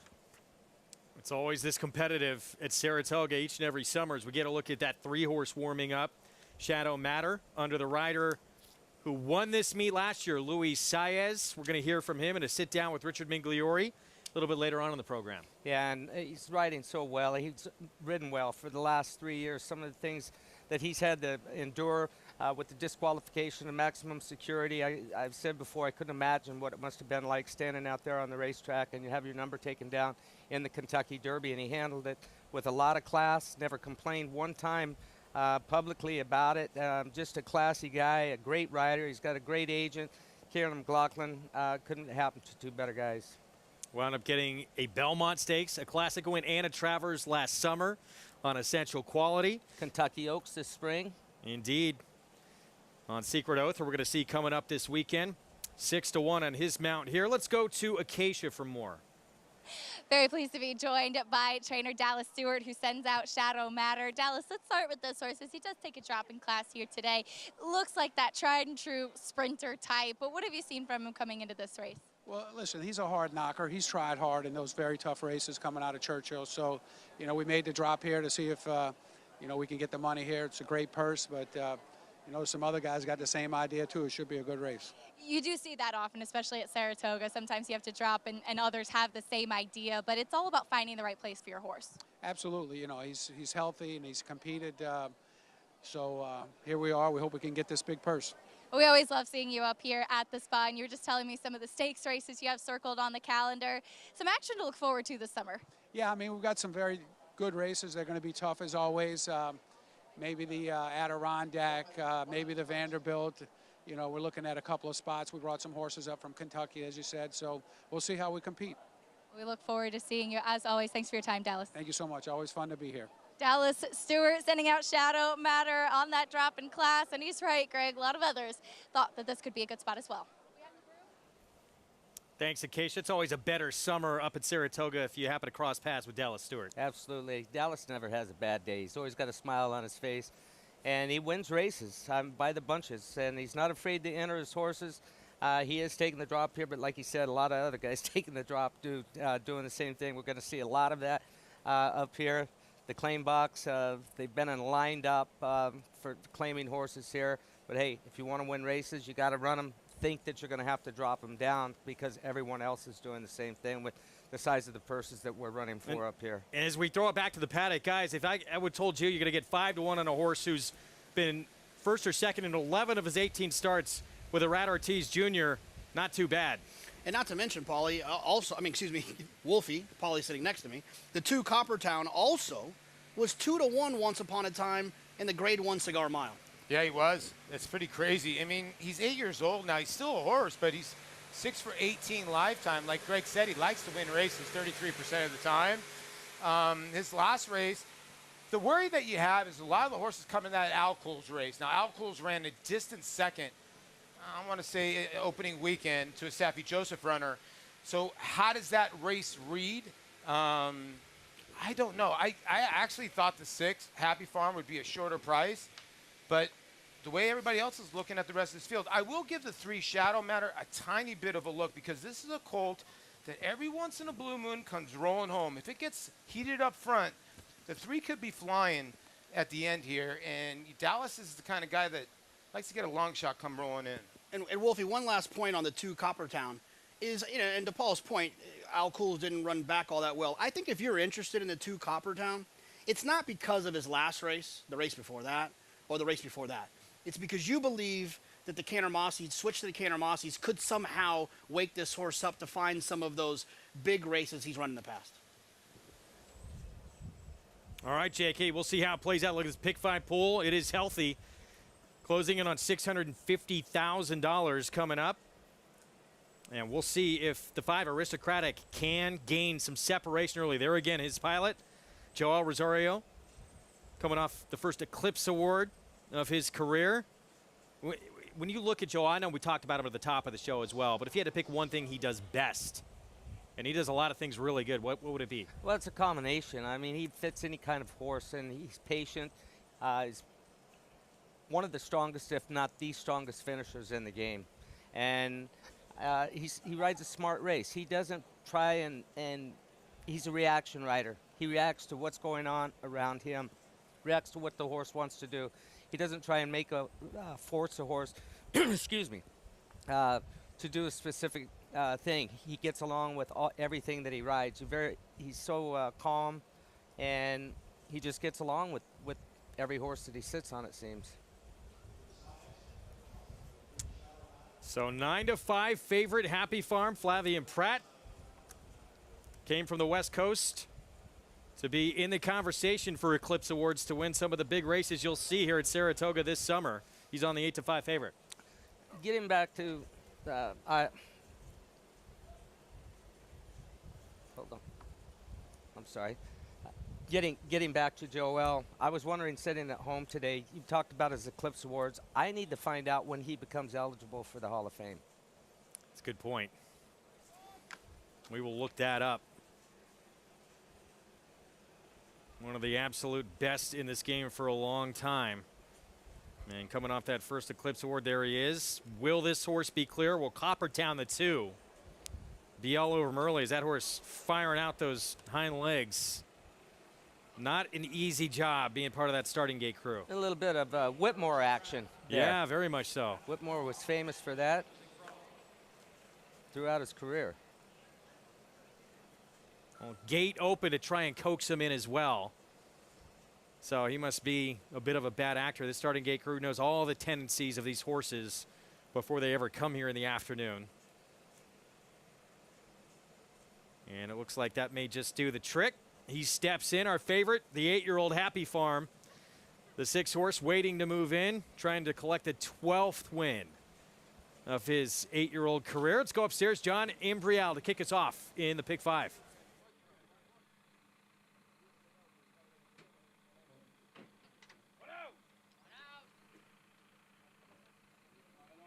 There in the gate.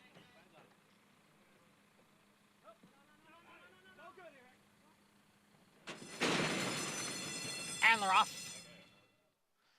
Happy Farm broke well. Moving up now is Coppertown, from the inside, along with Aristocratic. Aristocratic grabs the lead. And then it is Coppertown who's down at the rail.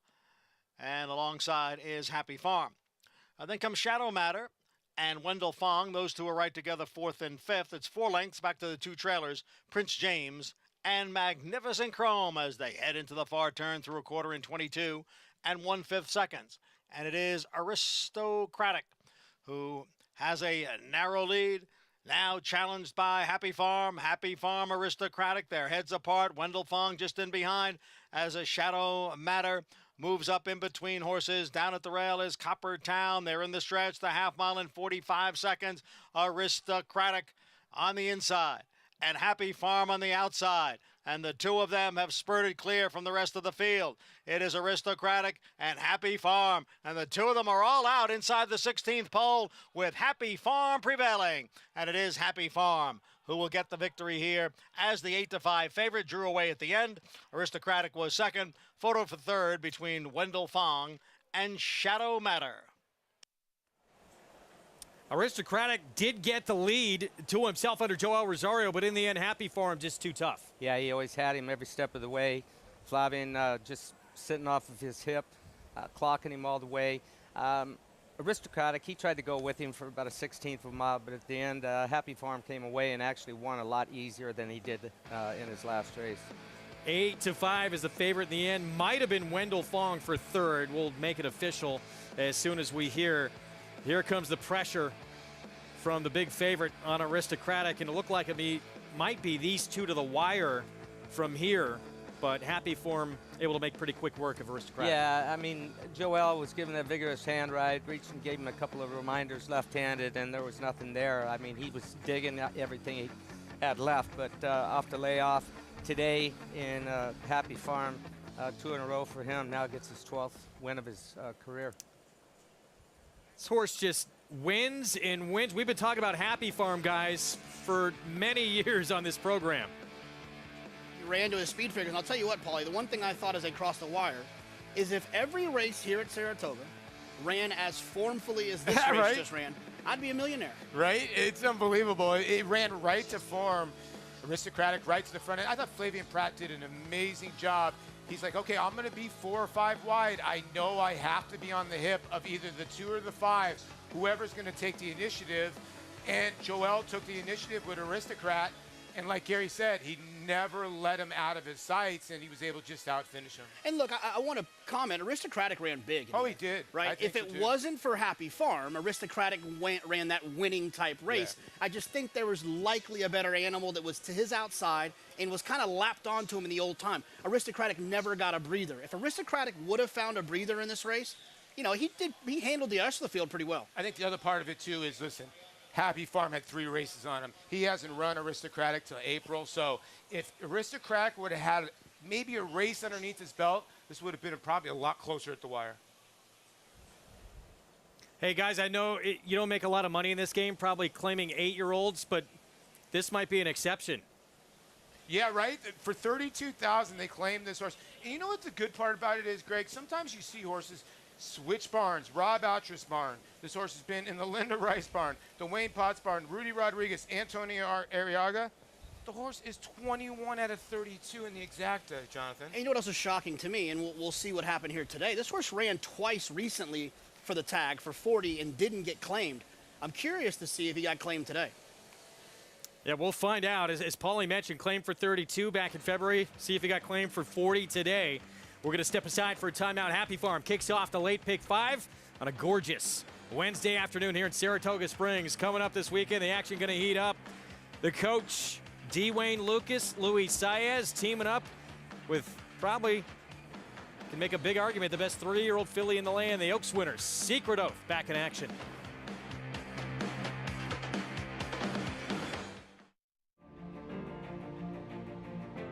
Idol perfectly timed. Idol gets up under Joel Rosario to win the big gap.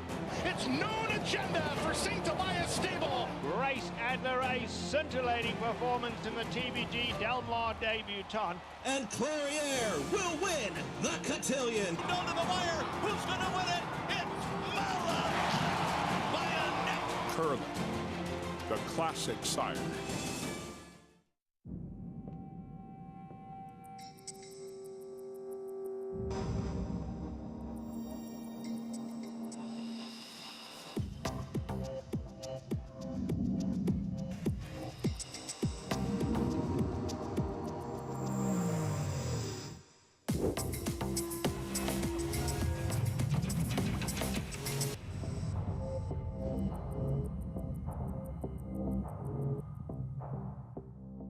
Eclipse champion Run Happy, the #1 second crop dirt sire of last year, is back and showing a new dimension with winners on turf, dirt, and all weather. A record-breaking sprint champion, Run Happy is also siring winners at all distances, from 7 furlongs to 1.25 miles. A sire whose runners can carry his speed over all distances and all surfaces. Run Happy, price for value, and standing strong at Claiborne Farm. Racetrack Television Network brings you every race, from every track, on every screen, every day.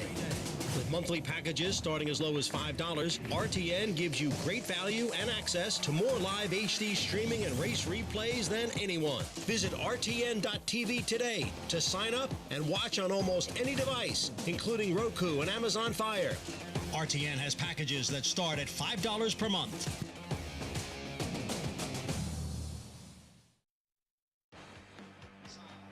Welcome back to Saratoga Live, brought to you as always by Naira Bets. You could get started at nairabets.com or download the app today as the class prevailed here in the 6th race. Happy Farm doing it again, as I'm pleased to be joined by his rider, Flavien Prat. Flavien, this horse was really game last time, came right back and did it again. Really seems like he's just one that's doing well. Yeah, he's a really cool horse, really straightforward, does pretty much whatever you want. So it's really fun to ride him. When you've ridden a horse before who got the win and showed a lot of tenacity in doing so, and you have a chance to ride him back, do you pick up kind of quirks, idiosyncrasies from those horses as you ride them race by race? Well, obviously you have confidence, the fact that he won the last time, and you had good feeling with him. So yeah, it's always good when it happened like this. Now, it could be warm in California, but certainly humid here. Tell me a little bit about, as I drop my iPad, about the adjustment to riding in New York, where it's a little bit more humid on a day-to-day basis. Yeah, it's a lot different. As I said, California can be 100 degrees, but it's dry, so it's not as humid as here, and definitely easier to handle the heat in California than here. Well, you're handling it well. Congratulations on another winner. Flavien Prat, and a gentleman as well, handing me my iPad. The winner, Happy Farm, Greg, claimed and will go to a new home today. Tremendous rider who this already was one of the great riding colonies we've seen in a long time. He makes it that much tougher and sort of formed really a really good bond with Chad Brown. Part of the reason he came out here is going to give him some big opportunities to win big races and get him into that Eclipse Award conversation. Yeah, well, I mean, his experience racing in Europe, and then with the things that he's finally tuned, being back here here in America full time. Started, 6-7 years ago, and the success he's had on the West Coast, but he's taken that success everywhere that he's went across the United States and abroad. So his style of riding fits a lot of Chad's horses, the European horses, to a T. He knows to get the cover, set with them, and make them finish, and that's what it's all about on the turf. Up next, we're going to be on the turf. 5.5 furlong turf sprint for maiden 3-year-old fillies. We'll have more on this group in a moment. We're going to look ahead again to the weekend coming up at the Coaching Club American Oaks. Hall of Famer Todd Pletcher, runner-up to D. Wayne Lucas, his mentor with Secret Oath in the Oaks, coming off a second against the boys in the Belmont, getting the rematch this weekend.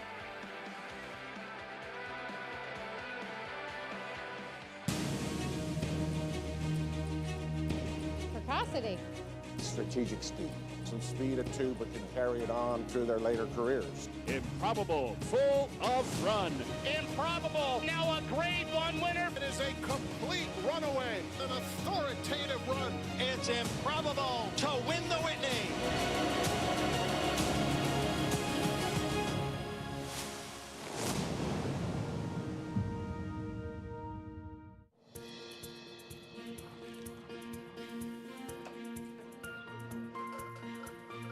We take pride in what we do.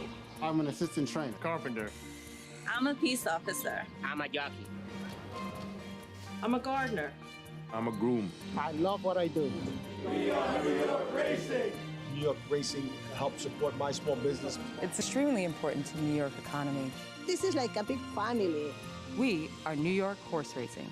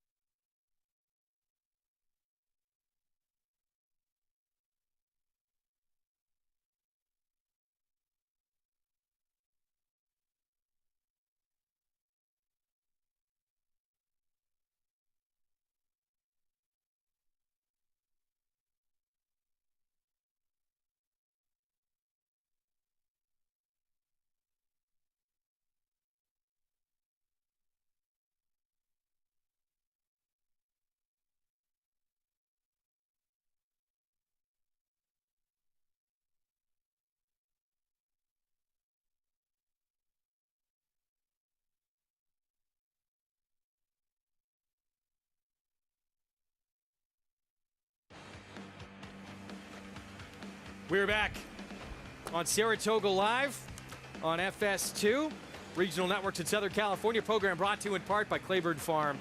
100 years of doing the usual, unusually well. Every week we go through this meet, it just seems like bigger and more important races. Had the Diana first grade one of the meet on opening weekend in that filly mare turf division. Now in the 3-year-old filly division, gonna have the Coaching Club American Oaks and a rematch of the top two finishers in that Kentucky Oaks with Secret Oath for the coach and Nest for Tad Fletcher.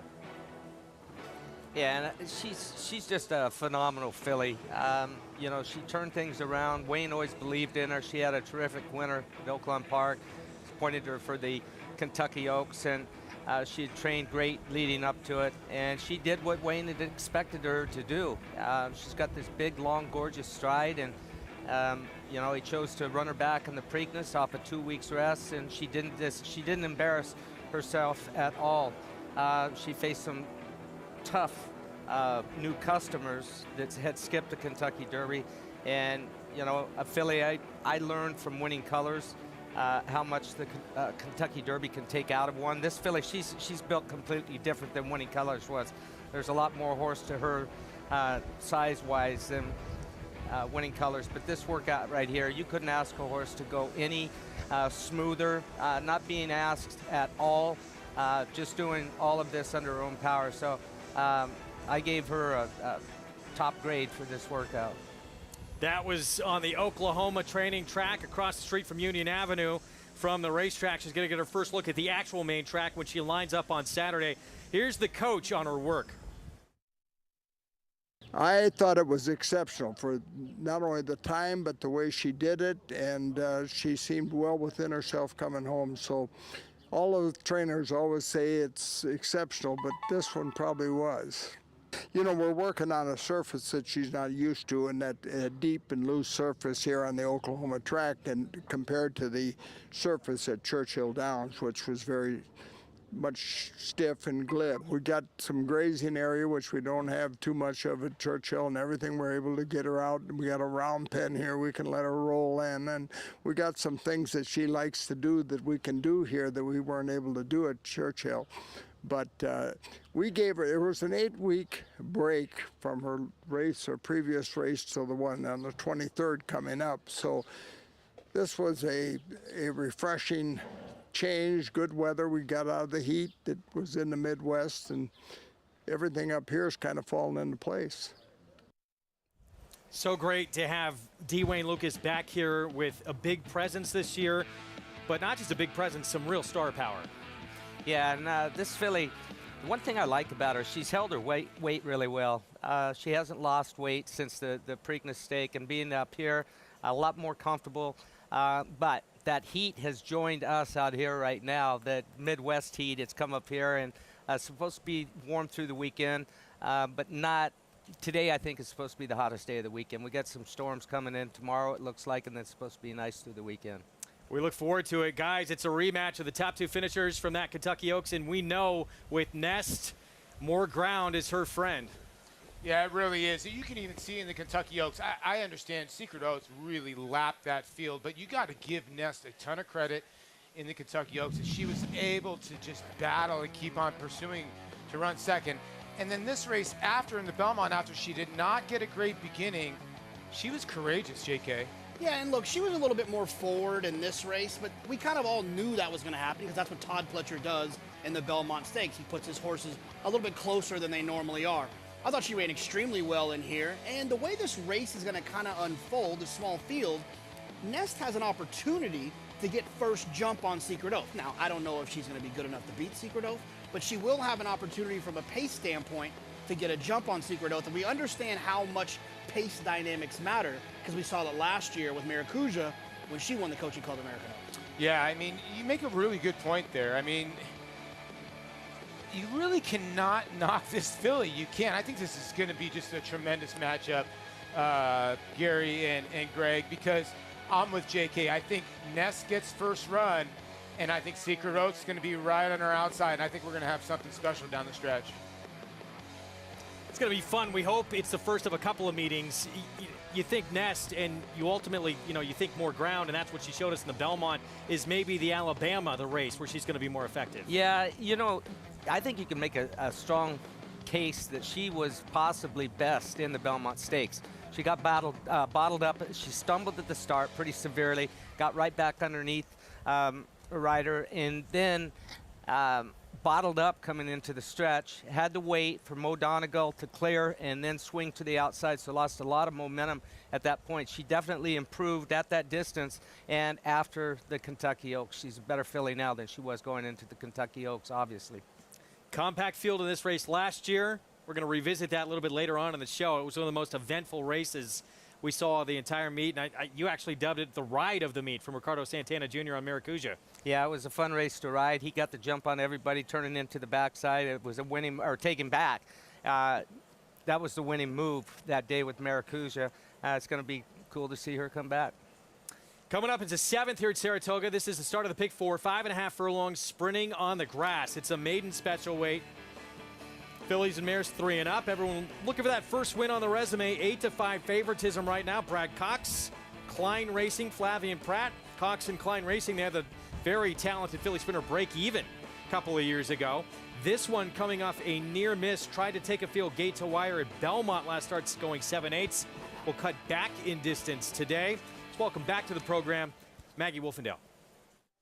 Greg, thank you. And hey there, she looks fine, but she almost looks like a horse that is built for the 7/8 at Belmont Park. She's a little bit longer in her frame. So let's take a look at some others. And a horse that it feels as though connections are banking on persistence and they might be rewarded is Claravich Stable and Chad Brown with regards to number 2, Crowding Out, because she is a horse that obviously is still a 4-year-old, but this is only her 4th start of her career. And last year, she was a bit small, unassuming. She didn't carry that much conditioning and flesh, and she has done very well from 3 to 4. She's very, very fit. She's always been a lean type, but she's filled out so much. And I just think that she has the right kind of tactical speed. She is trying this 5.5 on the turf, which I'm okay with. I know the only time she ran up here was on the dirt, and actually she ran incredibly well, but she is much more of a turf horse. Just everything about her says turf, and she comes back here ready. She's sharp, but she's not doing too much. I like what I'm seeing from Crowding Out, as we'll also check in with a horse that is taking a lot of early money. And could it be Joel Rosario money in a turf sprint? possibly with a libretto, but she's going to turn back, and it's a sharp turn back. Look, if this was a 7/8 or even 6 on the lawn at Belmont Park, I'd be a lot more convinced. I will say she is sharp in here, but there's nothing about this filly's physicality that suggests that she's a sprinter. She's longer in her frame. She doesn't possess those really strong hindquarters like all of these other turf sprinting fillies do, though I will say for herself, judging from what I've seen from her, she is a bit stronger back there than what I've seen from her in the past. I do like the fact that she's getting sharper. You want a horse to be on edge when they're turning back in distance, but I just don't see it with her physically, as they're going to try it with this daughter of Fastnet Rock. Let's take a look at a first-time starter. And she's not taking much money, but you often find that these horses coming from Fair Hill for trainers like Graham Motion won't, because there aren't really clockers there. There isn't many people kind of looking and watching these horses as there are at racetracks. So a lot of them will go unnoticed. And maybe she isn't taking money because she's just not as good as many of these. But she fits the billing.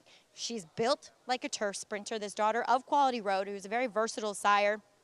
The dam was 4 for 14 on the turf. She has not produced a winner yet, but the dam also have to Quest, who was an accomplished horse on turf and dirt. And this is the right spot for her. She comes in here fit. She's very keen, which you like to see as well. She does have that gate drill up here at the spa, indicating that, well, it's either indicating one of two things, that they're going to try to get her to break quickly or that she's not that quick. But I would say it's more for her to be sharp leaving there. Just an interesting player at a big price as we head on over across the paddock to JK and Polly. Thanks, Maggie. Polly, we were talking about this. I like look, most of the money's going to obviously go through the 3 Hey There and the 2 Crowding Out. I prefer the 3 Hey There for a few reasons. This horse has run well going 5.5 at Churchill, but it's this race going 7 furlongs where found the front and just needed a little bit more to get the win. Doesn't need a little bit more this time today because they're going a little bit shorter. Yeah, going a little bit short. You can see Mrs. Green, who's a 6 horse today, is 3rd right now, and really had a good trip and didn't really do much at 5-1, where your runner was trying to battle the wire with Flavian Pratt and just going to get out finished here late, and the 3 sort of gave up ground late and stretch there. That was the 6, Mrs. Green. Now, that horse is actually taking money in the will pays. The 9 is Libretto. I'm kind of with Maggie. This cutback, I get it, it's Joelle, but is this filly going to come from way out of it? This feels like the kind of cutback, and I'm not trying to put this horse in the winner's circle by any means because I didn't really use. But I feel like this is the type of cutback you want when there's a ton of pace in here and it falls apart. It doesn't feel like there's a ton of pace in here. The other one we kind of mentioned, we should probably talk about the 2 Crowding Out.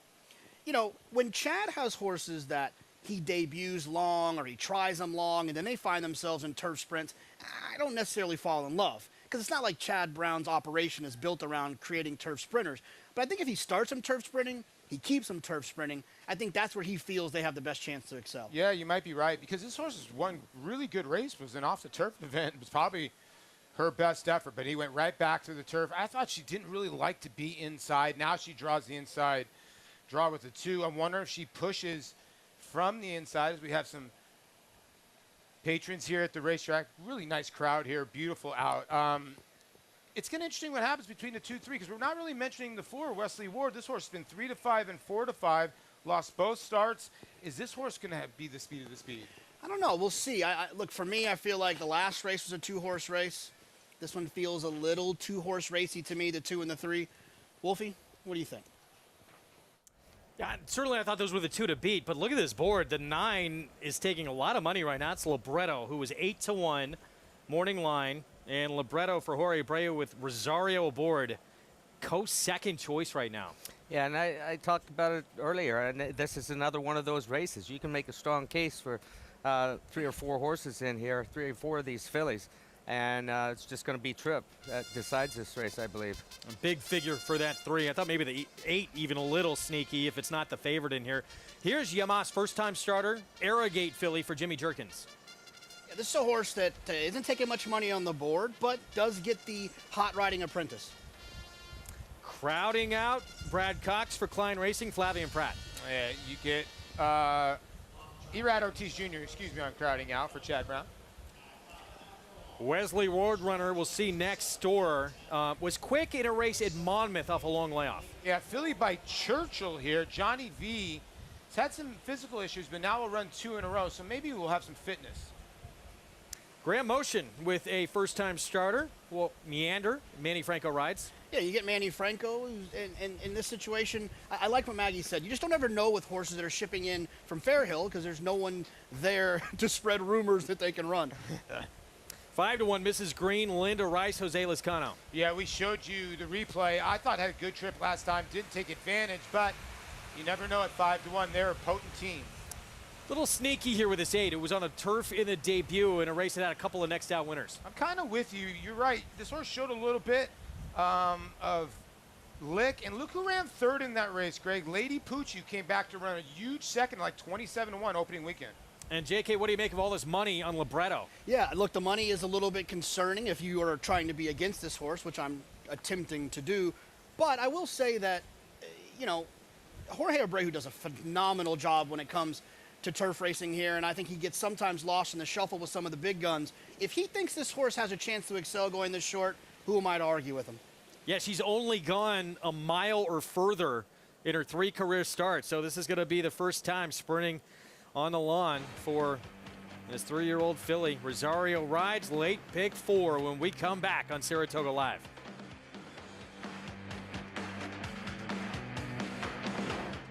A Grade 1 winner of nearly $2 million, Silver State hails from the sire line of legendary Claiborne stallion Danzig.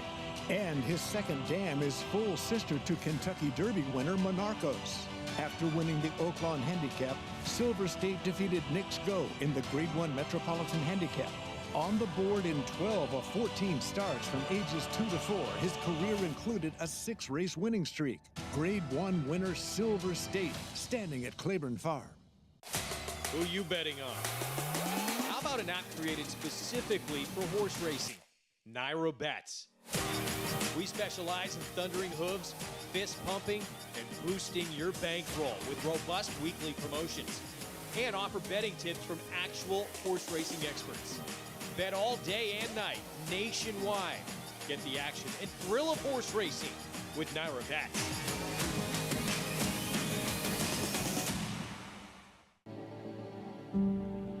Lady Aurelia down the center in the white and green colors is going away at the end. Rachel's Valentina Ratzener and takes the lead.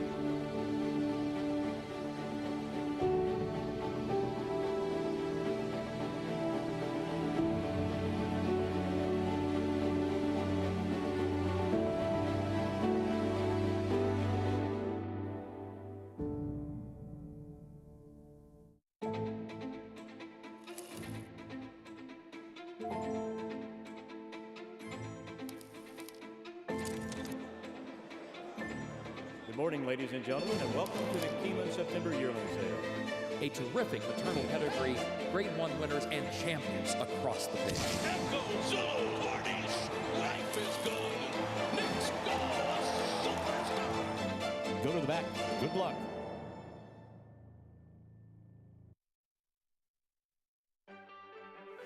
Back on Saratoga Live. Oh, such a beautiful scene. The Adirondack Mountains. Beautiful country up here. And we all like to try and get a little time away on those couple of days we have off. Visit to Lake George, always high on the list. Race 7 kicks off this pick 4. 5.5 furlong turf sprint. That is the filly to beat. Hey there for Brad Cox. Big effort last time out. I was going 7 furlongs. It's back to 5.5 furlongs today. Yeah, and I agree with what JK was saying earlier. I like to drop back in distance. I mean, she more than likely is going to be on the lead here, I believe, close to it. I don't think she needs the lead. She showed that the time before, 2 races back at Churchill Downs, going 5.5, and ran a very good race.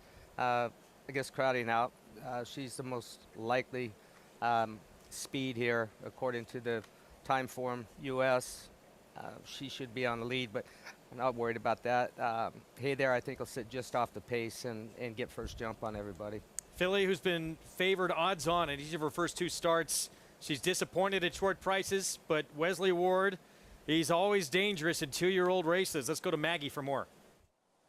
And, you know, Gary bringing up the possible pace scenario in here. And yes, on speed figures, it does look as though crowding out is the fastest. And let me tell you, she was very headstrong in the warm-up with Manny Arad Ortiz aboard. But Bally Shade has been the one, Bally Dove, excuse me, has been the one that has been sharpest throughout the preliminaries here. So I wouldn't be surprised if we do see some early pace, but I wouldn't be also surprised if Johnny V decides to, actually Johnny V never defers. Now that I was about to say that, so they might defer to Irad Ortiz and the 2 here, but Johnny usually is one that's seizing the lead over other riders, and she has just been very sharp for her second start off the layoff. Now, I do wish that she looked a bit fitter, but on the flip side of that, I've never seen her before, so maybe she is just a filly that tends to carry her weight a bit more. I don't know, given the pedigree, very European like bred, so they tend to be lighter framed, and she's just not, unless they're Dubawis, and she's just not whatsoever. But I do think we'll see that early kick from her. But as we head back to the paddock, Paulie, JK, who do you guys think will set the early pace here? Wow, that's a good question in here, Maggie. I think that remains to be seen. We'll see what happens with Bally Dove, the 4, the 3. Hey there, I would think the 3. I would think if I'm Irad Ortiz Jr., he's probably hoping the 3 and the 4 they go at it, and he sits the pocket trip with the 2. Yeah, I mean, I think the 3 will make the lead in here for a couple of reasons. One, because you know, this horse I think has some you know, back races that should suggest that this horse will have a little bit of stamina going 5.5. And the pace figures of the last race for the 3 were really fast. The other thing with the 4, Bally Dove, and I'm once again trying not to put a horse in the winner's circle that I didn't use. This is a horse that made the lead last time.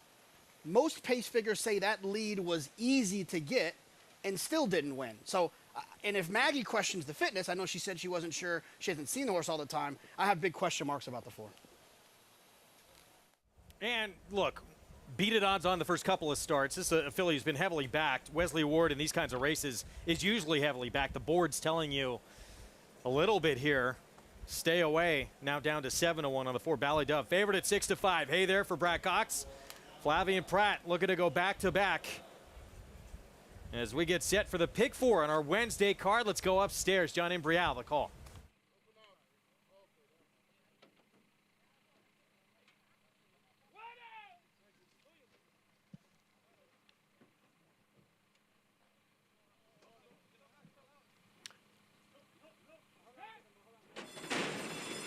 And they're off. There goes Bally Dove out for the early lead. And moving on through now is Mrs. Green. And on the outside, it is Temerity. And then we come back to Yamas, who's down on the inside running in 4th. Crowding out is In Between Horses in 5th. And then comes Meander, who's racing in 6th. At the back are Libretto and the favorite, Hey There.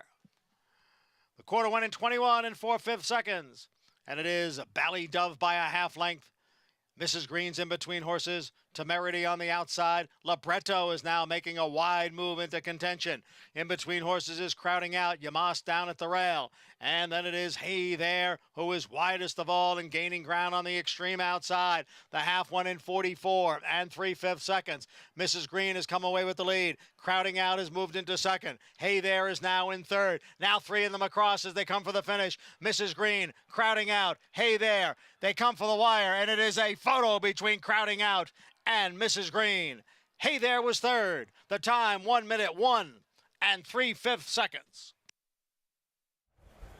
They're moving on this turf course here. May have been crowding out, who was closing hard for Chad Brown with Irad Ortiz Jr. Mrs. Green, though, right there as you look at Chad. Yeah, I think that the 3-horse, or excuse me, the 2-horse crowding out got the nod there from Mrs. Green. We're going to have a look at the start here in a minute. Number 3, Hey There, expected to be up close part of the pace. She wasn't up there. She was dead last coming into the stretch and does get up to run 3rd, but a lot of work to do. He had to swing out wide. Yeah, I'm pretty sure the 2 got up. Yeah, let's take a look at the 3-horse, see what happens here at the start on this head-on.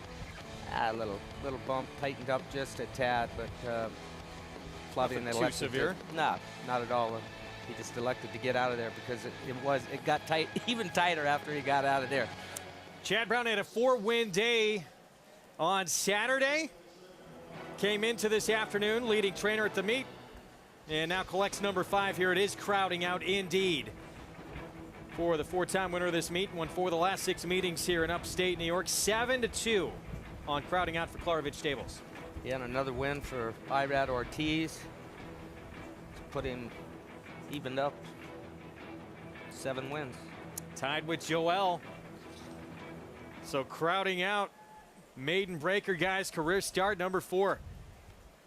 Work to get that one, but you know that's why he's Irad Ortiz. Yeah. Big finish in the lane. If you had the 2 and you didn't have the 6, you probably felt a little bit like I did. Is Irad ever going to get there?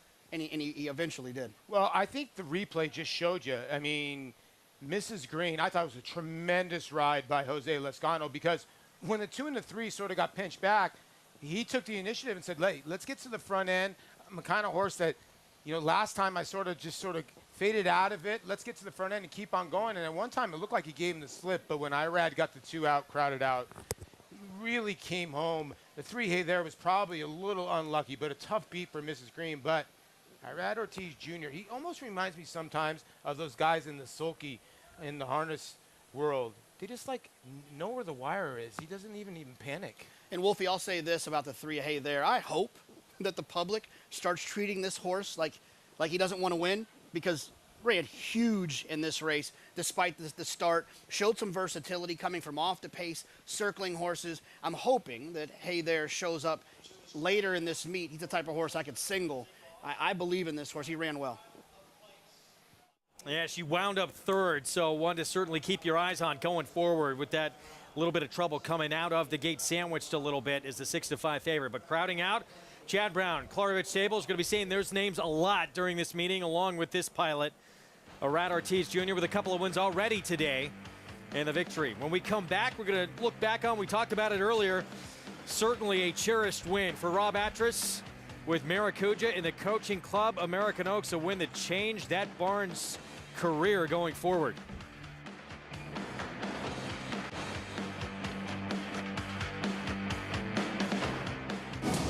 Coming down to the finish, and it will be Matole. The level of racing that he's achieved is extremely rare. The quality fields that he's beat. That's what makes him the fastest horse in the world. The final time was a new stakes record. Matole, he did it again! Matole's a monster! Matole wins the sprint! Oh, what a horse he is! The mighty Matole!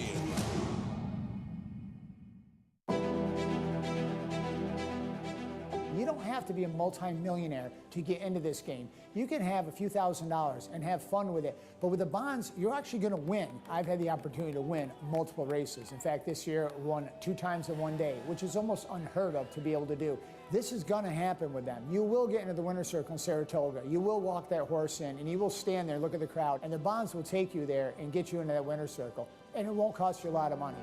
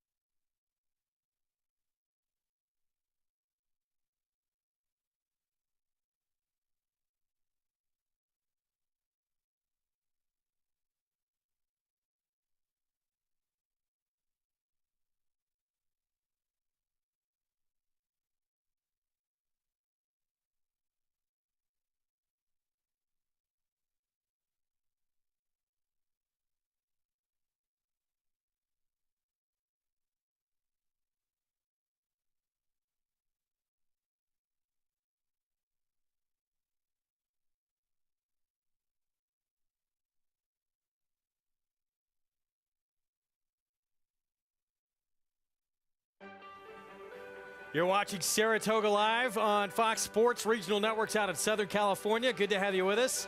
Program brought to you in part by America's Best Racing. For the love of the race, visit americasbestracing.net today. Manna was a likely favorite to win this riding title this year, collecting his second win of the afternoon to draw into a tie for the early lead with Joel Rosario at the meet of Rat Ortiz Jr. It's crowding out for Chad Brown, the win to kick off the pick four. Let's go to Maggie. Pleased to be joined here by Chad Brown, and crowding out, as Greg was saying, getting the job done. First asking, as a 4-year-old, it seems as though you guys had a lot of patience with this filly to finally break the maiden at 4. Yeah, you know, we gave her all this time, and obviously off a layoff like that, we even considered maybe it's time to run her for a maiden claiming, but her last 2 works were so good. I want to thank my assistant down in Monmouth, Luis Cabrera, and all his crew. He's been getting a lot of horses ready for us for this meet off the layoff, and they did a fabulous job with this one. And Chad, I want to ask you about the feature on Friday, the Lake George and Dolce Zell coming in out of the Edgewood. Then you have Eminent Victor, who has been very good in a limited number of starts. Between the two, do you feel like with Dolce Zell, she deserves another shot here, or is Eminent Victor just that much better? No, they're in different stages of their campaign this year as 3-year-olds. Dolce Zell needed a little bit of a breather. You know, I really asked a lot of her running back 4 weeks. You know, a few in a row there, needed a breather. A little tiny little filly. I think freshening will do her well, and she'll rebound nicely in here, I hope. Eminent Victor's a horse that's been ready to run since April. Had a lot of bad luck getting rained out, racing canceled, and I got her started a lot later than she deserved to be. And she's coming back actually on a little short rest, that one, but a really fabulous effort. I think she's set up for a good year herself. When they've had a lot of stops more than starts, and you're bringing them back quickly, do you find that sometimes that plays better when you've kind of gotten them there, and then you finally get them to racing, that they respond well to it? You know, it can work out both ways. Yes, they're fit, but also when you have them ready, peaking, ready to run, and then you can't run them, sometimes they'll, you know, regress a little bit in their works, and it's tough to keep them, you know, right at peak. So luckily my staff is good with adjusting to situations we can't control, and they certainly had her ready to run a month ago. Chad, I know with fillies it can be that much harder too. You've done excellent work, you and your team, with all of them. Best of luck on Friday. Congrats here. Thank you. All right, crowding out, a maiden no longer in her 4-year-old return, Greg. Maggie, thank you. A barn, Chad Brown, that just has scary depth and talent among his turf runners, but this year it's incredible with what he has that he's pointing to the Travers. Jack Christopher, early voting the Preakness winner in Zandon. 3 of maybe the top 4 3-year-olds in the country. You know, when you say Chad Brown, immediately your first thought is turf. That's not the fact, and we all knew that. And now it's taken about 4 years to get this group of horses put together. And I think his numbers right now are better on dirt, and they're great on turf, but they're better on dirt slightly, I think. I'm pretty sure of that. One of the absolute best in this game. You see that pick 5, over 700,000 in that pool. 2 legs in, we got a long way still to go. This 8th race, $62,000 allowance optional claiming sprint at 3/4 of a mile. Favorite right now, Mischievous Diane. Speedster taking a lot of money for Ray Handel, but Smash Ticket might be the X Factor filly in this race. Coming in from Lone Star in Texas, ran a huge figure in that victory in her 3-year-old debut for the barn of trainer Rob Atras. It was last year, leading up to the Coaching Club American Oaks, that trainer Rob Atras was happy just to be in that field in a race of that caliber at this historic racetrack, at a field that included a couple of Hall of Fame trainers. Once they crossed the finish line, though, Atras had collected the first Grade 1 win of his career, in a career that is on the rise and surely to include many more wins like that to come. Yeah, I found it. Okay, perfect. Growing up, really, it's all I ever wanted to do was be at the racetrack. Kind of like a sponge. I wanted to learn as much as I could all the time. I didn't know if I'd be able to get the opportunity to be a trainer. I wanted to learn as much as I could all the time. I actually was working for his vet. I met him on my very first day on the job. He had 0 interest in talking to me. So of course I was interested. We've been together ever since. She does everything. You know, she helps me out with, you know, the training to, you know, payroll, books, all that kind of stuff. So she definitely couldn't do without her. I really like spending all day with him, which is pretty great. Yeah. These two He's very intellectual, but also very hands-on. He tries to tailor each horse's training to the individuals very much, especially since we have everything from bottom claimers to like Maracuja. She is a monster, I'm telling you. In her stall, she's like a quiet little lamb. She's so sweet. She comes out of the stall and she's like, I'm big and I am in charge and I'm going to run you over. And they're off in the 105th running of the Coaching Club American Oaks. And Maracuja is out going for the lead. You know, so many things have to go right to even make a race, never mind win a race. So every week she just, she was showing us that she was going to give us a good effort. And it is Malathot in front here by a half length. Maracuja right there in second. We gave her a little vacation in between the Kentucky Oaks and the CCA Oaks. She had like a minor setback, and that's why we missed the Mother Goose, and it actually worked perfect for her. She came back from the farm. She was 2 weeks on the farm. She came back ready. And Maracuja is now making her move on the outside, so it's 3 of them across. We're coming down the stretch and I'm like, okay, we're gonna be third. All right, that's great. And I'm like, okay, maybe we're gonna be second. And then it was like, oh my God. Maracuja on the outside, now a furlong to the finish in the Coaching Club American Oaks. It is Malathot. Here's a new challenge from Maracuja on the outside. Malathot and Maracuja, they will battle on to the finish in a terrific rendition here, and it looked like Maracuja got it. She needed every ounce of the ground to get there, It was just amazing to see what we thought she was, realized. Just have everything come together. It doesn't happen all the time. To happen in such a big race and to win that race just means a lot. It definitely gives you, confidence going forward.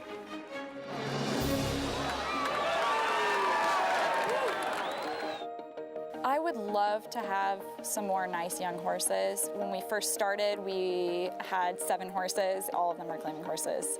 And we've been lucky enough to, with our success, we've received some good horses too. When we started out, we were just happy to win races and just to be here and survive. And we've grown in stable size, but we've tried to do more quality over quantity.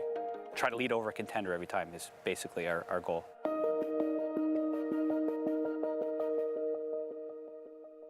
Really nice story, family affair there, and a win like that, to win on that stage at this racetrack, it gets you attention, it puts you on the map. Yeah, it's like anything in this sport. When you're at the highest level, jockeys, trainers, success breeds success, and those opportunities started building up. They're getting more opportunities, and it was definitely a team effort.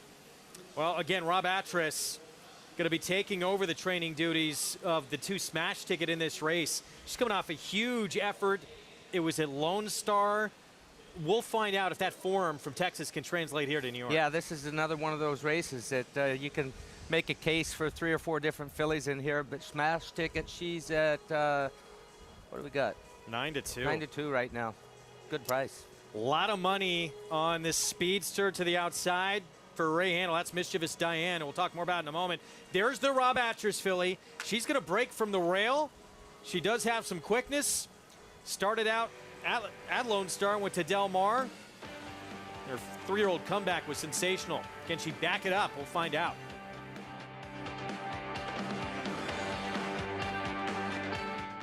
The sun shines bright on Caraconte. His first crops of racing age are showing brilliance on the racetrack with a high percentage of stakes winners. His versatility is evidenced by winners on all surfaces across the globe. And his offspring are lighting up the sales ring. With his biggest and best quality of books in the pipeline, the sun shines bright on this value sire. Caraconte, standing at Gainesway.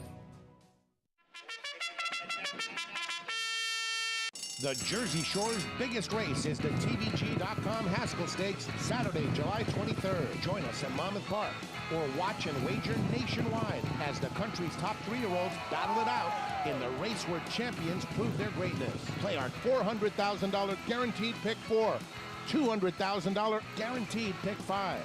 It's all TVG.com Haskell Day, Saturday, July 23rd, Monmouth Park Racetrack.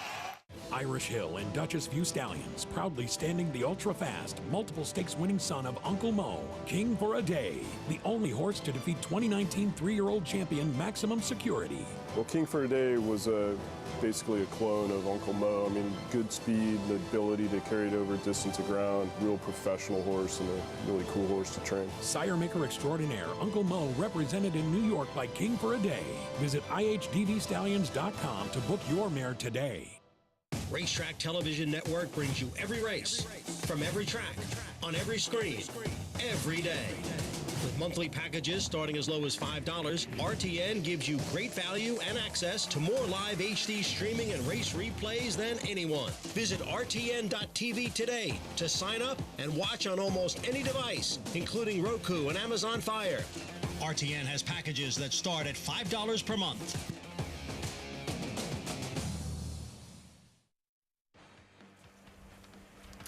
You're watching live exclusive coverage of the premier meet in the country.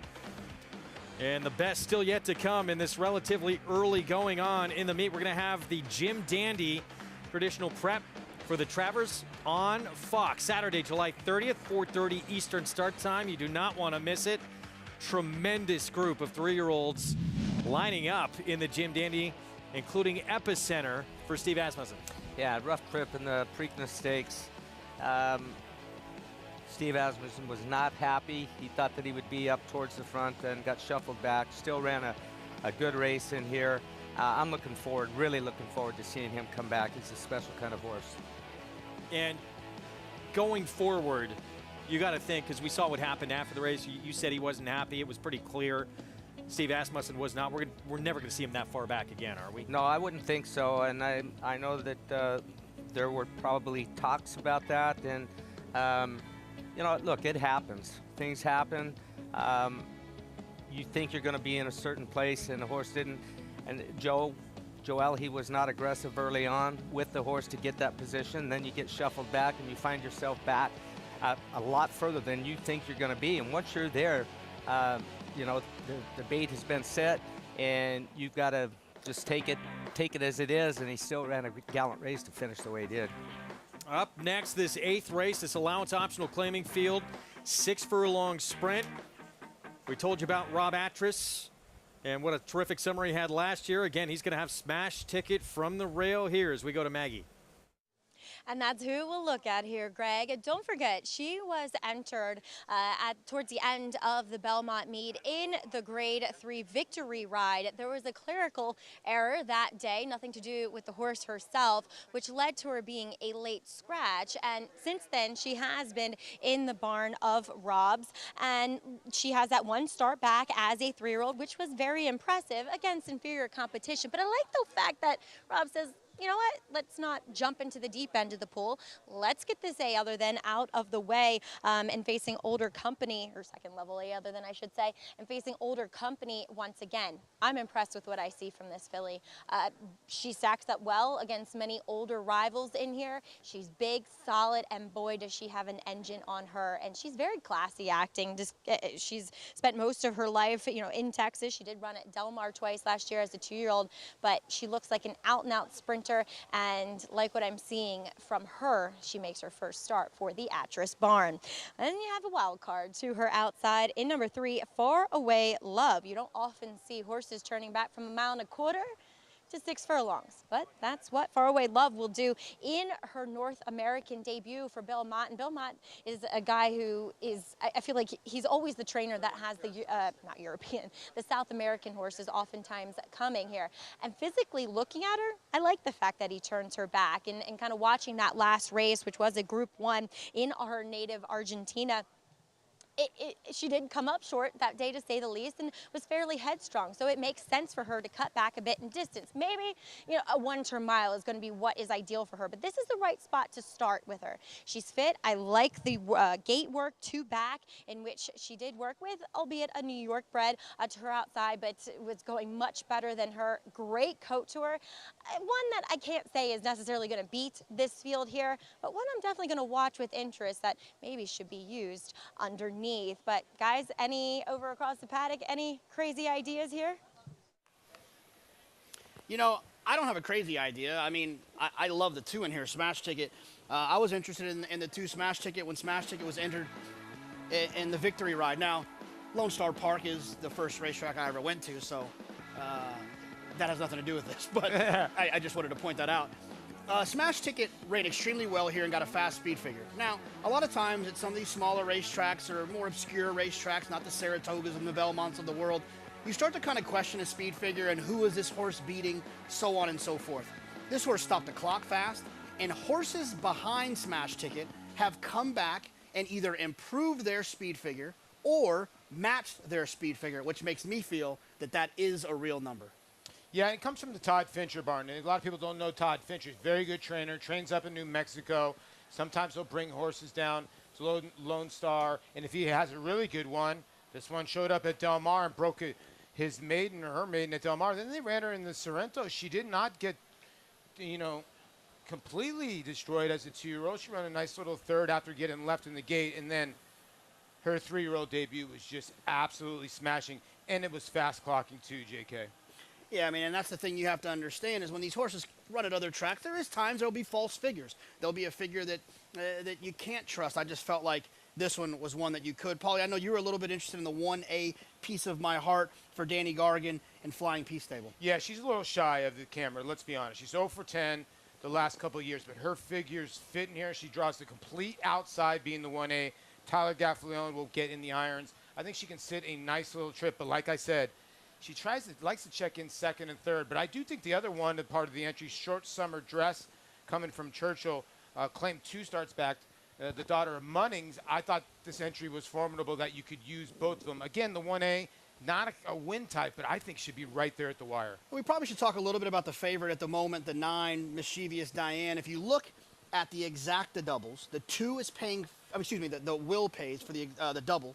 The 2 is paying $15. The 9 is paying $14.80. That's right on top of each other. Yes. That projects that these 2 horses will go off at the same price in the win pool. Doesn't always work out that way, but it projects that they'll go off at the same price. Not the 9, Mischievous Diane, is the horse I'm worried about because she's drawn outside and she does have some tactical speed. She does have tactical speed. Ray Handel already has a win on the meet, and she backed up her 2-year-old form. A nice race. She's got to avoid the bounce here with Mischievous Diane, but the board, Greg, is saying otherwise. I missed that. Guys, what was that, Paulie? Board is saying otherwise, that the 9 is live as can be.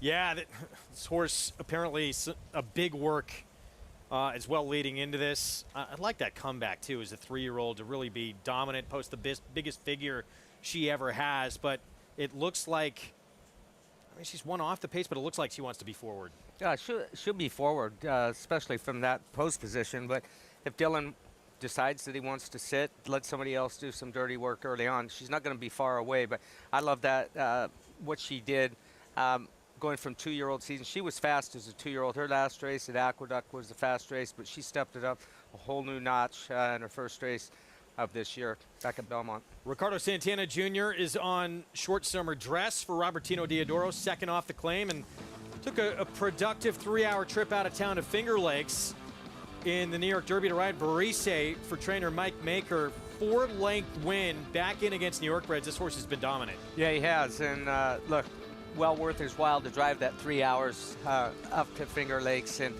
Ricardo, he made some changes over this year. He's got a new agent. Matt Musker he's with now, along with Tyler Gaffalione. He's got both of them. And he's riding extremely well. Had a winner earlier on the card today, won by a nose.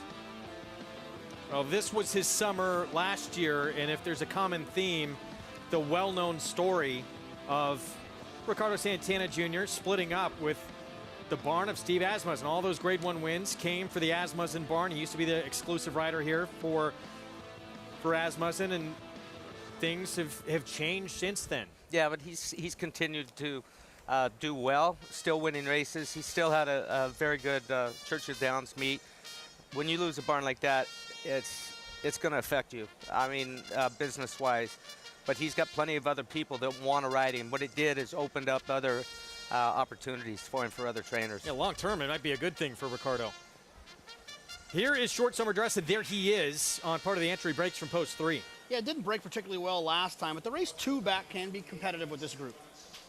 Piece of My Heart, that other half of the entry, going to break from the outside with Tyler Gaffleone. Yes, the one Paulie talked about a little bit. Drawn towards the outside, has some tactical speed, will need to get over and save some ground.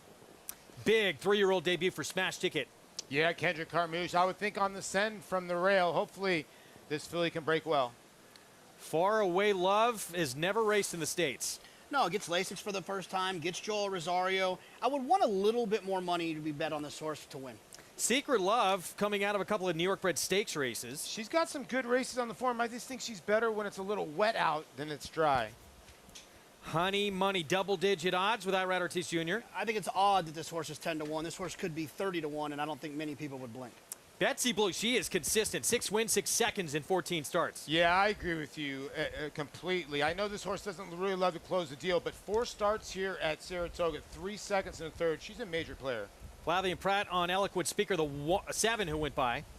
Yeah, a reclaim from Natalia Lynch. I like to see reclaims. Movie Moxie, big price, Paulie. Yeah, 2 for 12 lifetime. She's had a little tough year, 2021. This will be her 2022 debut. Big 3-year-old debut for Mischievous Diane for Ray Handel. Yeah, drawn towards the outside, but if I'm being honest, Mischievous Diane could ruin my day. Lot to like, including the attention that she's getting on the tote board right now. Yeah, absolutely. I mean, I'm looking last night, and I was between Smash Ticket and Mischievous Diane, and then I looked at that number speed figure between the end of her 2-year-old season and her first start this year, and that was a huge jump, and I think she's good enough to repeat that, so I landed on her.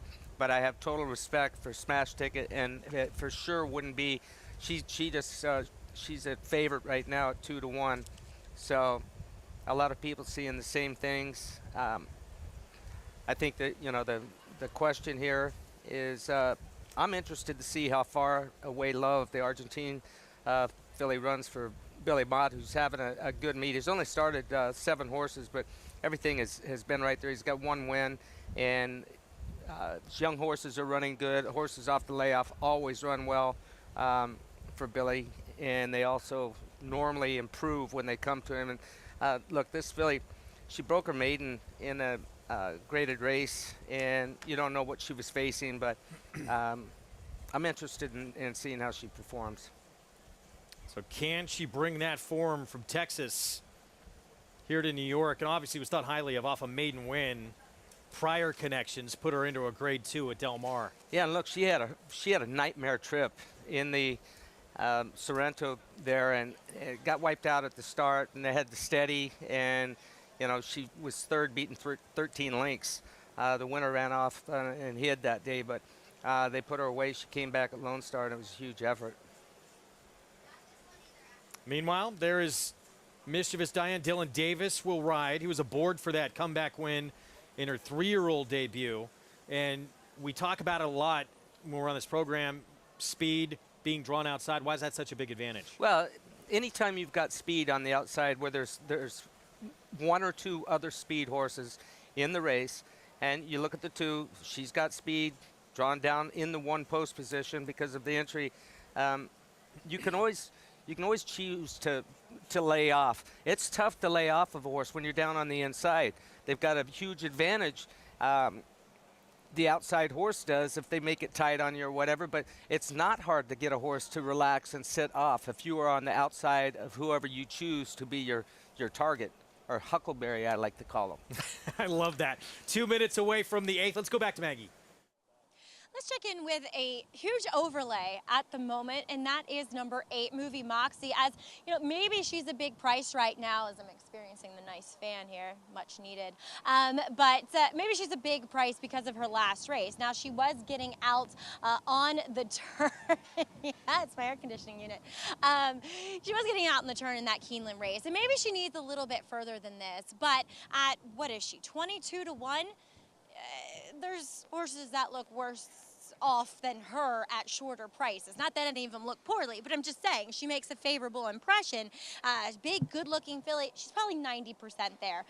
But I like the fact that she that she has that kind of built-in stamina from going longer distances as of last year here. And hopefully, it was an issue that was, making her get out that day, and hence we haven't seen her since last October. But one that might be able to get a piece of this at a huge price up there, 23-1 for George Weaver and Manny Franco. But I'm jumping on the 2 bandwagon here with you, JK. Smash Ticket.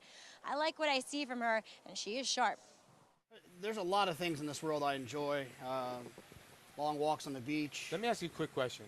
All kinds of things. If you were going to get a present, your number one present would be a fan, wouldn't it? Yes, I'm actually a little... See, I'm having mixed feelings right now about Maggie because she has a fan, which makes me jealous.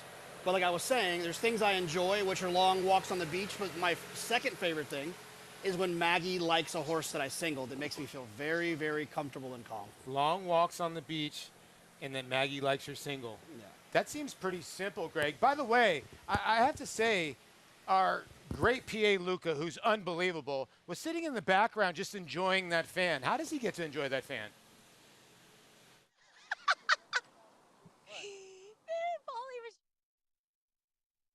That's behind-the-scenes crew, they work so hard. First, there's Luca. Does a tremendous job. We're lucky to have him back this summer. Loading up here for the 8th. Smash Ticket from the rail. Can she bring that Lone Star form here to New York? And Mischievous Diane, the 9, gate to wire in her 3-year-old return under Dylan Davis. He's back aboard today for Ray Handel. Let's go upstairs. John and Brielle, the call.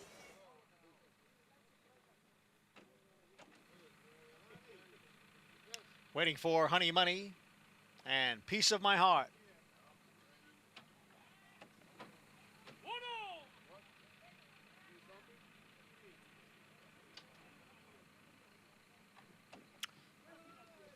They are in the gate. And they're off. And there goes Smash Ticket out for the early lead. With Short Summer Dress racing in second. Mischievous Diane is next in third. It's 2.5 lengths back to Faraway Love, who's down on the inside and in fourth. And on the outside is Piece of My Heart running in fifth, followed by Secret Love in sixth, then Honey Money next in seventh, followed by Eloquent Speaker in eighth. And then comes Betsy Blue, and Movie Moxie is 10th. The quarter went in 22 and 1/5 seconds as they race around the far turn. It is Smash Ticket challenged here by Short Summer Dress, and on the outside, Mischievous Diane. So 3 of them are across the track for the lead as they turn for home now. Smash Ticket with a narrow advantage. Mischievous Diane and Short Summer Dress are all out second and third. And then farther back, it is A Piece of My Heart in fourth, followed by Secret Love. It is Smash Ticket who has the lead with less than a 16th to the finish. Smash Ticket is in front. A late run here from Betsy Blue, who was way out of it. Betsy Blue comes up a neck short to Smash Ticket. Smash Ticket, then Betsy Blue, then Short Summer Dress. Betsy Blue made this interesting very, very late, but in the end, Smash Ticket bringing that brilliant Lone Star form in her 3-year-old debut here to New York, and now she's 2 for 2 as a 3-year-old. Yeah, she broke like a shot leaving there. Kendrick Carmouche secured the lead. Look, she didn't have an easy time of it up front, and she was able to battle away from those chasing her. Mischievous Diane looked like she was making a nice run, but Dylan had to start pretty early on her, asking her going into the turn around the 3/8 pole. She weakened late. One horse, Short Summer Dress, she ran huge in here as well. But nice to see some horses on the main track closing today. There was a couple that closed early on, and 6 horse Betsy Blue, big price, 8-1.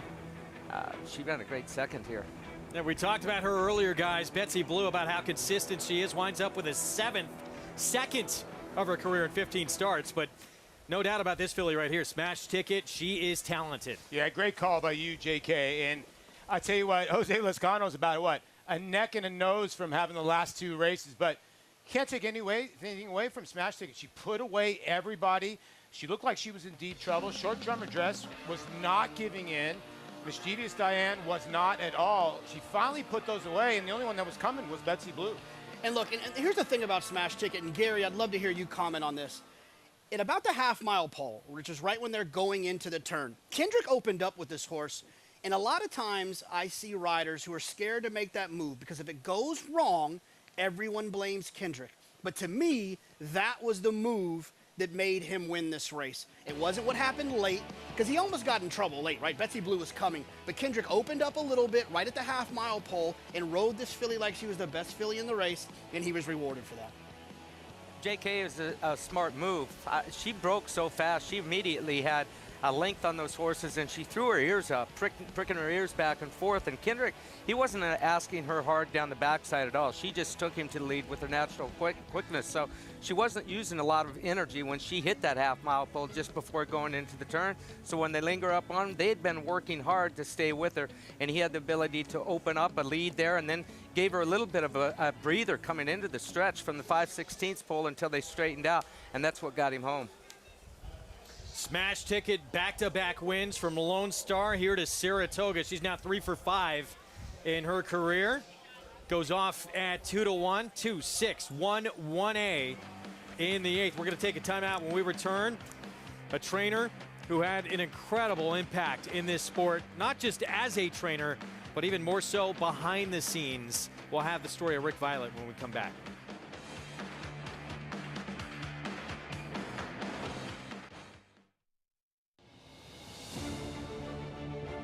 Who's the best? Who's top horse? Football gods, the most valuable trophy in American sports. The dream lives within all of us. When fueled by passion, patience, and perseverance, a spark of greatness.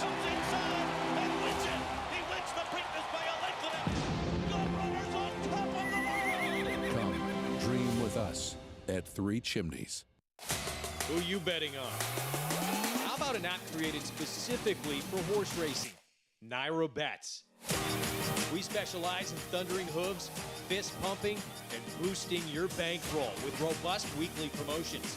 And offer betting tips from actual horse racing experts. Bet all day and night, nationwide. Get the action and thrill of horse racing with Naira Bets.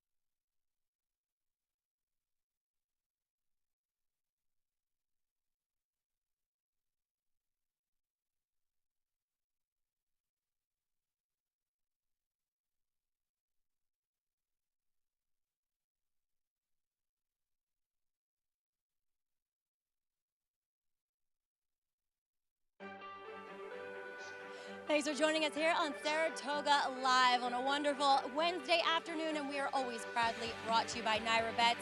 Bet any track, anywhere, anytime. Smash Ticket. She made her first start in New York, a smash, as I'm pleased to be joined by co-owners Stan and Suzanne Kirby. And guys, your first trip to Saratoga, and wow, you made it a winning one. Made it to the winning circle, yes. That's exactly what the plan was when we got here this morning.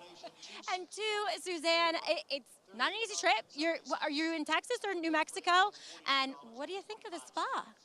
We love it. It's beautiful here, and the history of this track is just so cool to be here and unbelievable to win a race here. How about your girl smash ticket? I mean, against older company once again here. She was so brave on the front end. Talk about her performance and how proud it makes you. Oh, it makes us very proud. We're just tickled to death. And she had a little injury back in November, but has came back and doing good and training well. And Rob did a great job with her, so we're very excited. And Suzanne, we were thinking about the test possibly towards the end of the meet. I mean, you had her entered in the victory ride, so why not, right? Why not? We're gonna think about it. We're gonna see how she comes back from this. Talk to the trainer, talk to the partners, and figure out what we're gonna do with her next. Guys, it never hurts to be Saratoga dreaming. Right. We're making reservations. I love it. Oh, yeah, we'll be back. Well, I'm so pleased that your first trip to Saratoga was a winning one. Congrats, guys. We had a wonderful time, and thank you for having us. All right, appreciate it very much. Absolutely. Well, when you have smiles like that and you win in your first start at Saratoga, you are allowed to definitely come back and make reservations, Greg. And allowed to dream big as well. The test, one of the premier races for 3-year-old fillies in the country. That would be at 7/8 of a mile. You see Rob Atras with that Yankees cap on, all smiles. If she does go there, obviously that's going to be an incredibly tough spot. Tarabi will be there waiting, who we saw win the Wilton Stakes on opening day. Yeah, and she'll be shortening up in distance from the mile out of the Wilton chute to the 7/8 of a mile. This filly, from what I saw today, they're going to have to think long and hard about 7 furlongs for her. 3 legs in, 2 to go in the late pick 5. And crowding out for Chad Brown has been our biggest price in this sequence to this point. We still got a long way to go. 2 legs remain. And we'll set those up, or at least the first of those 2. Next here with the Susie O'Kane. Mile and 16th on the inner turf for 3-year-old fillies, and she's a Mia. Christophe Camacho, El Rosario, we told you early on the beginning of this program, thought she would be a short price, and she is indeed right now at 3 to 2. An accomplished high-profile trainer in his own right on this circuit for years, Rick Violet made an even more lasting impact behind the scenes, working tirelessly as an advocate for horsemen, backstretch workers, and for our equine athletes. Those who knew him best, they were astounded by his drive and his passion to improve the sport he loved.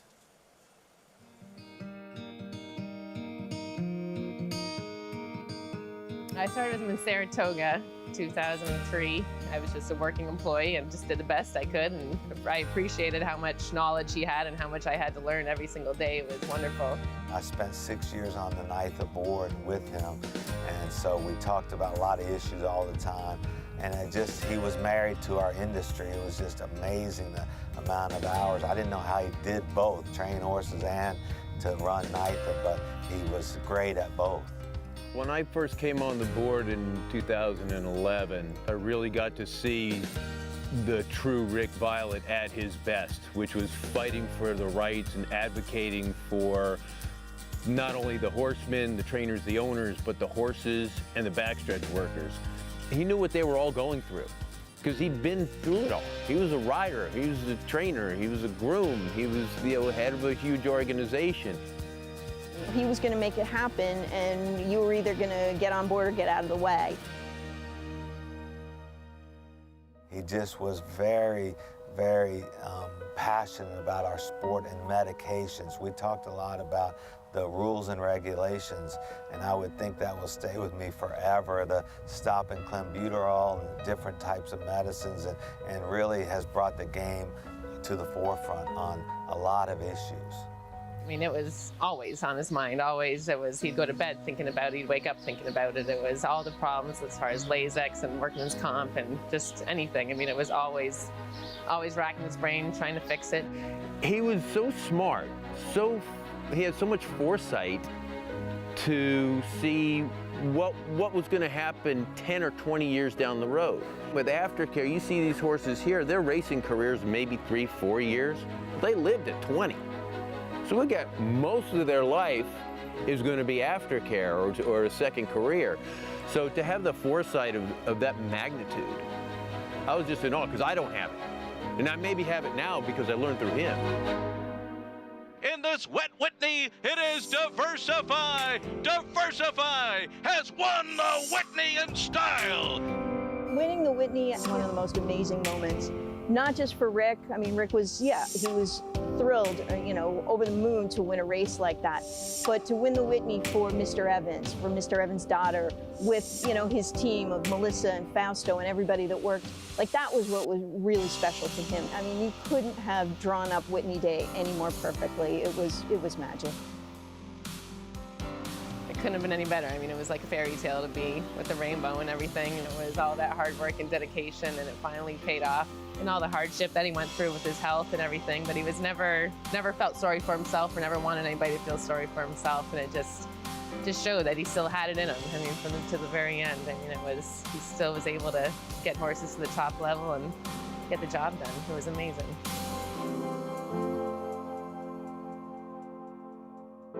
He created initiatives and organizations that will be here long after we're out of the business or gone altogether.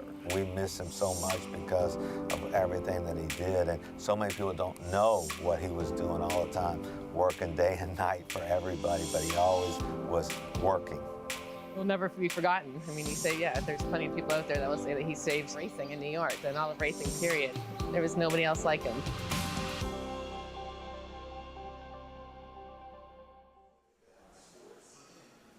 One of a kind.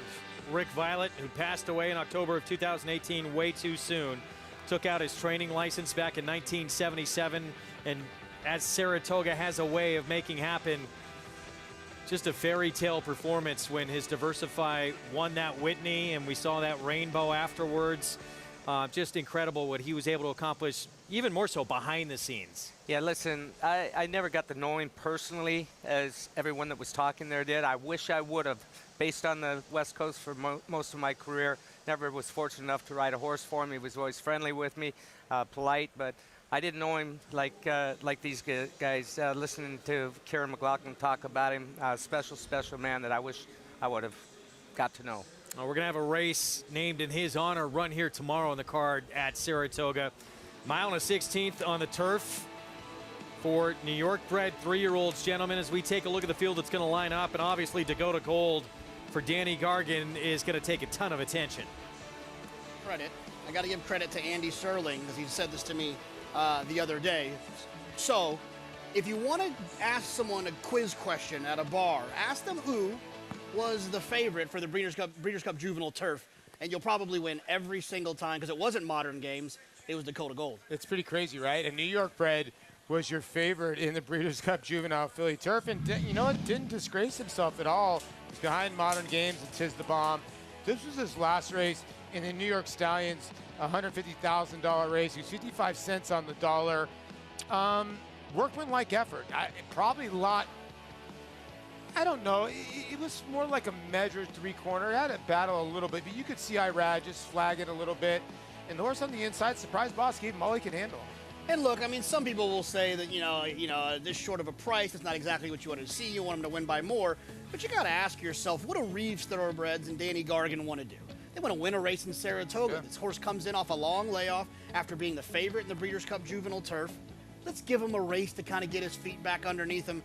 I would expect to see a much better performance out of him tomorrow. Yeah, I would think so, too. And I would think his main competition, practice squad on the outside for Joe Sharp, a horse that's in very, very good form, been a little bit unlucky. And then Timbuktu for Brad Cox. But the race goes through Dakota Gold at 4-5. Yeah, and look, I'll add, I thought the 2 Sunday with Sandy on the inside's a little bit interesting. I like inside draws in turf races.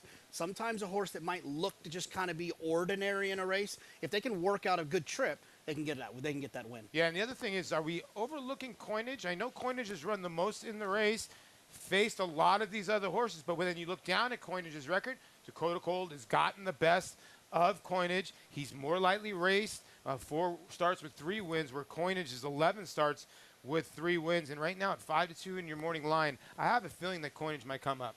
Yeah, and Wolfie, most importantly, it's going to be a fun race, but it's an opportunity, like we saw in that piece, to honor Rick Violet. Yeah, no question. That's the most important part of that Violet that's going to be run tomorrow. So we look forward to it and honoring a man who had such an impact in this sport. Meanwhile, up next, it's a Susie O'Kane. honoring the prominent figure in New York's breeding and racing scene for so many decades, who passed away earlier this year from breast cancer. Among the many boards she served on, she also founded the Find a Cure stable to campaign horses to benefit the Breast Cancer Research Foundation. Up next, we'll talk through this field in the Susie O'Kane. She's a Mia, Christophe Clement, Joelle Rosario, there she is. Trying to get her first win of her 3-year-old campaign coming up. She is the big favorite.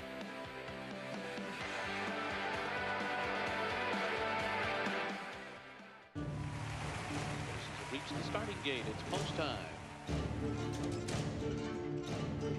Home front, the favorite comes forward.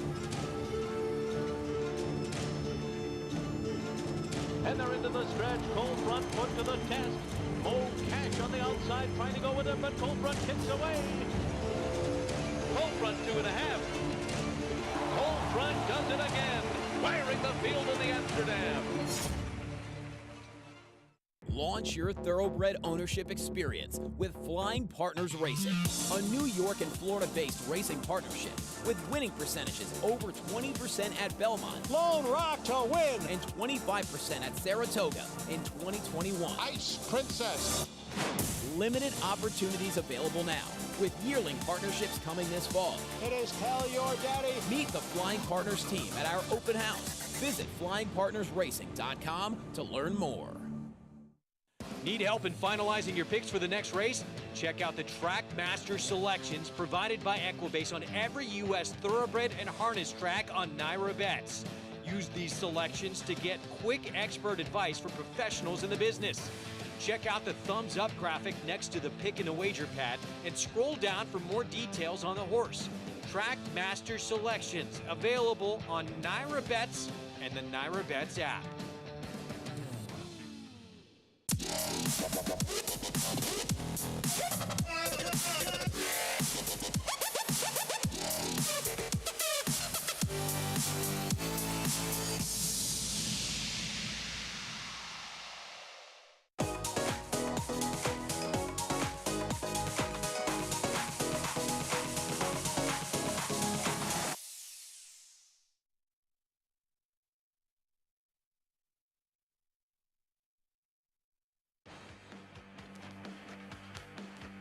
Saratoga Live continues with you as we have our featured race featuring the New York Breds in the Susie O'Kane, the fillies, 3-year-olds on the turf. And we'll start with one of two Joe Sharp, Jordan Wyckoff horses. And while I'm a bit interested in the one that he just claimed, So Lib, let's take a look at Classic Lynn, who is taking a bit of money early on here. She was one that never really took my fancy as a 2-year-old.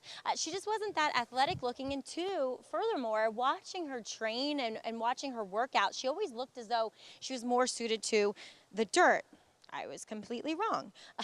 So she comes back here in what seems to be a very viable spot. Now, when she won going a mile and a 16th at Belmont Park, I think she faced a, in retrospect, somewhat weaker field. I mean, Russia is okay, don't get me wrong, but and maybe she's not facing any killers here.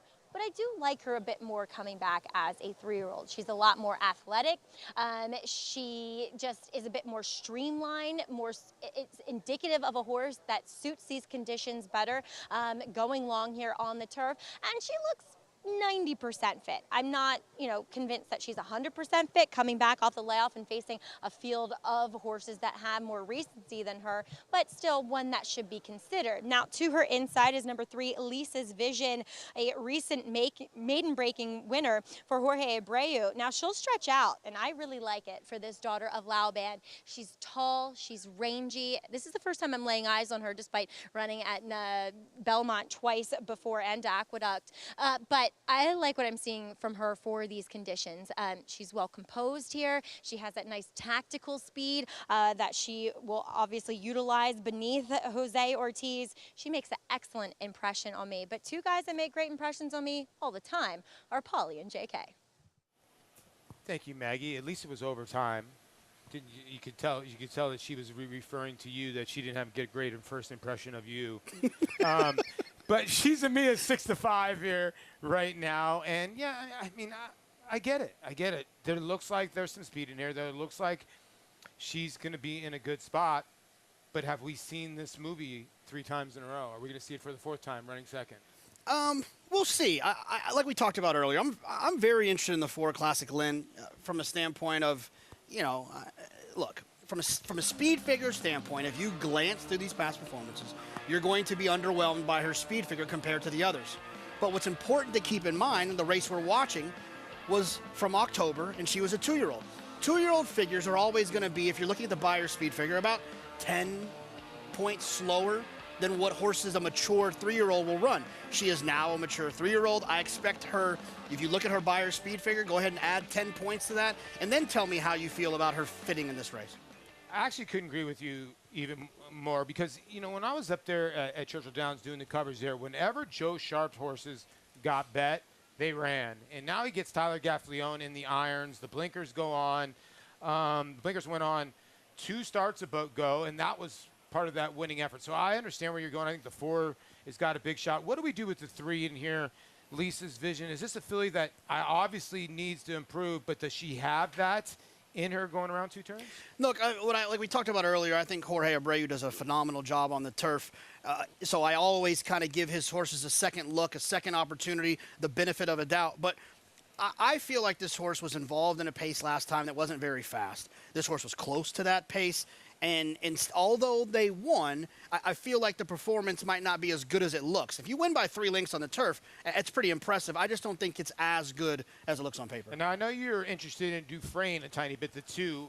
Who gets the front end in here? Does the 1 or the 2 get to the front end, you think? Well, when you have a horse like Dufresne with Johnny to the inside, Dufresne's had some good races sprinting. You get Johnny inside of Jose. I feel like Dufresne will find the front from the inside with Johnny Velasquez. When he has horses that can make the front, Johnny usually puts them there. She has shown sprint speed on the grass. She did it when she won here, Gary, the 2 Dufresne, in her turf debut last summer. Yeah, I'm skeptical. Louis, horses, I'm talking about Solib now. Luis Saez, horses break for him from the gate the same as they do for Johnny V. So it'll be interesting to see what the tactics between the 2 of them are, but my gut's telling me that Solib is going. Well, this was on July 2nd. She's a Mia, wound up 2nd. Dufresne was right behind her, but she's a Mia, 6-5 favorite in here. A couple of seconds coming back here as a 3-year-old, and now stretching back out to a mile and a 16th is the solid 6-5 choice. Here's Classic Lynn. This is going to be her 3-year-old debut coming up. Only her 2nd start on the turf. The only time she's gone long on the turf. She won. It was at Belmont on the inner turf. She was pretty dominant in that race, and this young man will be aboard year after year after year at Saratoga. He's won more and more races. He was just dominant at Churchill. 62 wins to double up the next closest rider at that meet. Last year here at Saratoga, he had a personal best 33 wins. I'm looking at these stats here right now. Career victories, 1,890, and just under $100 million in earnings. The purses that they're riding for nowadays, I mean, consistently, and I rode for them at the last couple of years of my career, but it's hard telling how much a young man like Tyler Gaffleone, if he stays healthy and continues on the way he is. And the thing I like about Tyler is he's steady, more than steady. He's very, very consistent, strong finisher, and I think he's still improving. The more he rides, the better he's going to get, and that's a scary thought. There was no question that you wanted the best rider at Churchill. He just delivered time after time. It was incredible, the numbers he put up there. And how much is it going to help him, too, coming here where we talk about how competitive it is. And, a lot of these guys have that business being based in New York, whereas he does not. I watched the early show today, and Richard Migliore said something about Jose Garcia, the apprentice rider. He rides phenomenal. Did he do the right thing coming here? And Richie and I agree. What he said 100%, because you're only going to polish your skills more rubbing shoulders with the top riders in the country. It's going to make them better riders. Here is Solib to kick off our post-parade. Speed inside and now in a new barn. Yeah, I talked about the pace being slow for Lisa's Vision. Solib's pace last time was fast. Dufresne, 8-1, John Velasquez, Michael Trombetta. You mentioned that one win here at Saratoga was a gate-to-wire win, but that was going 5.5 furlongs. Lisa's Vision, 7-2 for Jorge Abreu coming off a maiden win. Like the trainer, like the rider, didn't like the pace last time. Classic Lynn. Here's Tyler Gaffleone for Joe Sharp. Yeah, this one with the Wyckoff colors. Very, very good down here. Tyler Gaffleone in the irons. Stakes placed, the favorite, She's a Mia. Yeah, the horse to beat, has the nicest speed figures, and looks to take another step forward. Dream Central at 8-1. Jose Lezcano rides. Blinkers went on in the fourth career start. How about breaking your maiden in a New York Stallion $150,000 race? That's what happened with Dream Central at 39-1 last time out. Well, Joe Sharp, he has a third of this field that's going to line up in the Susie O'Kane. Let's go to Maggie. Please be joined here by Joe. And Joe, first let's start with Classic Lynn. She's taking the most money, arguably the more accomplished of your duo in here. She's coming back off the layoff, and all these other fillies have recency. How do you feel about her coming back? Is she ready? Well, you know, she's developed a lot since last year. You know, we had her for Besseker last year. She went through the mixed sale, and we were fortunate enough to get her back for new owner, Jordan Wyckoff. Since getting her back, she's really filled out a lot. She's a lot more across her top line, and she's really matured into a bigger, broader specimen. That being said, she does have more weight on her, and, you know, I hope we have her tight enough, but, you know, maybe we might need one. I like that honesty, Joe. I appreciate that, and I'm glad we're on the same page with her. But let's talk about, and speaking of sales, So Lib, you claimed her last time. Jordan wanted to put her through the sale and then decided not to. Talk a little bit about that, and has it affected her at all? Well, she actually went down to Keeneland. She was there. She was dressed up, ready to sell, and we were kind of testing the market, and after, you know, he discussed it and decided not to sell her, and, you know, brought her back here, and we watched her weight, watched the way she was training since she'd been back, and it didn't take anything out of her, and, you know, so basically this race needed a little help. It was short to fill, and we thought, well, you know what, she's doing well, and it's a straight 3-year-old opportunity for New York breds, so we'll take a shot. She also has speed from the rail. That can be dangerous in these races. Yeah, especially with Louis. Exactly. That's the man you want on their back. Well, Joe, thank you for your time. Best of luck. Thank you, Maggie. All right, Joe Sharp, as you said, Greg, at least as far as numbers are concerned, he does have a strong hold on this Susie O'Kane. Indeed, thanks, Maggie. Speed on the inside with Luis Saez, and then Tyler Gaffleone again will ride Classic Lynn for him, making her 3-year-old debut. Yeah, and getting back to Tyler, you know, he's won 8 championships in a row at Churchill Downs, and there are some very, very good riders at Churchill. Ricardo Santana, Florent Giroux. I don't want to leave anyone out, but you get up here to Saratoga, and where I was going with talking about young Jose Garcia is Gomez, excuse me, at the with Tyler coming up here and riding at Saratoga, he's going to improve every single year. The better riders you ride with, the better you ride. And I found that even late in my career. When you go to somewhere where you might not be riding with the talent, that it makes you stand out, but it doesn't make you work as hard as you. It doesn't make you probably attain your full abilities. Come here, yeah, and you're up against the best of the best. You're going to be forced to be at your best. And we'll see how Tyler Gaffleone responds. Again, a career best for him last summer with 33 wins at this meet. Guys, 6-5 favoritism, still with She's a Mia, the 5. You know, the last race I told you the things I love, the beach. It was actually a lie. I don't like the beach. The sand's very annoying. No. You said long walks on the beach. Yeah, I don't like that. I couldn't think of anything else to say. I do like when Maggie likes my horse, and we saw last time, not my horse, but the horse that I picked, that worked well last time with Smash Ticket. I'm a little bit frustrated here for a Classic Lynn. It sounds like Joe and Maggie are thinking maybe needs one. Yeah, maybe. You know, Maggie's so good at this. The one looks like feeling his oats a little bit at 7-1, or she is, a 3-year-old filly. As you're taking a look at your favorite, She's a Mia, and when you look at that last replay and you look at her other replay the time before that, going a mile and a quarter or mile and 16th, she looked like she was home that day, and she could not get the job done. She lost to Street Franny Lou, actually a Tommy Morley trainer who ran back earlier today. Even money, I get it. I get she's the one to beat completely, but I don't know about even money. Well, one thing I will say about the 5 She's a Mia is if you look back at that race on July 2nd, where she ran second, she ran into a horse making my move who's extremely talented. They got loose that day, and maybe that distance isn't right for her. So maybe today this distance will help and maybe a better pace scenario. Maggie? JK, do want to touch on number 1 in here. That is So Lib. As Joe was saying, they claimed her, they shipped her down to Kentucky, decided to pull her out. And I like the fact that he thought the same thing I did after learning that she can be a filly that lives on her nerves. At least as of last year, she was that way. But noticing that coming back as a 3-year-old, she's kind of chilled out a bit, which I appreciate. And sometimes you do all that shipping with a nervous type of filly that has a propensity to be that way, they can get a bit light on you. They can get a bit frazzled. I'm not seeing that with her, so I think it's a promising sign.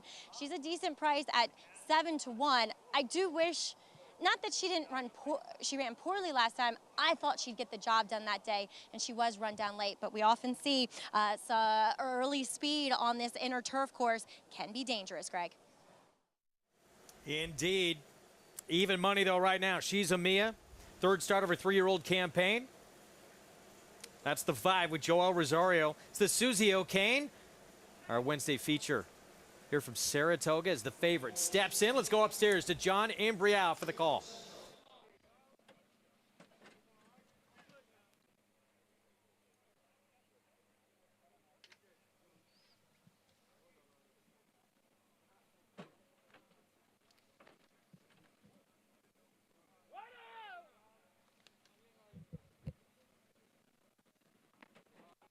We are set for race 9. And they're off in the Susie O'Kane Stakes. And from the inside, it is So Lib who grabs the early lead. Dufresne and Lisa's Vision right together and moving up on So Lib. And that's Classic Lynn who's racing in 4th. It's almost 4 lengths back to the 2 trailers. She's Amia and Dream Central as the state-bred 3-year-old fillies round the clubhouse turn. And it is So Lib who is clear here by 2 lengths now. And Dufresne gives chase in 2nd with Lisa's Vision next in 3rd and Classic Lynn racing in 4th after a quarter in 23-4.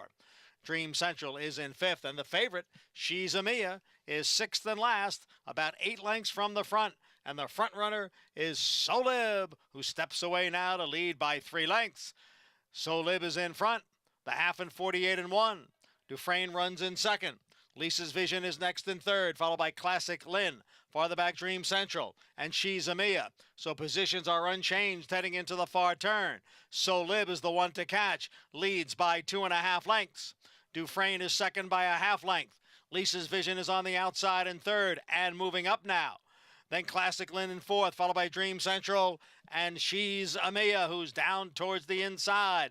3/4 in 1:12. They have caught So Lib. Here comes Dufresne. Here comes Lisa's Vision. Down on the inside is Classic Lynn. And now She's Amia rolls up on the outside along with Dream Central. It is She's Amia and Dream Central, and they are 1-2 coming on to the finish, and it's a photo finish. Dream Central may have gotten up in the final strides. She was right there with the favorite, She's Amia.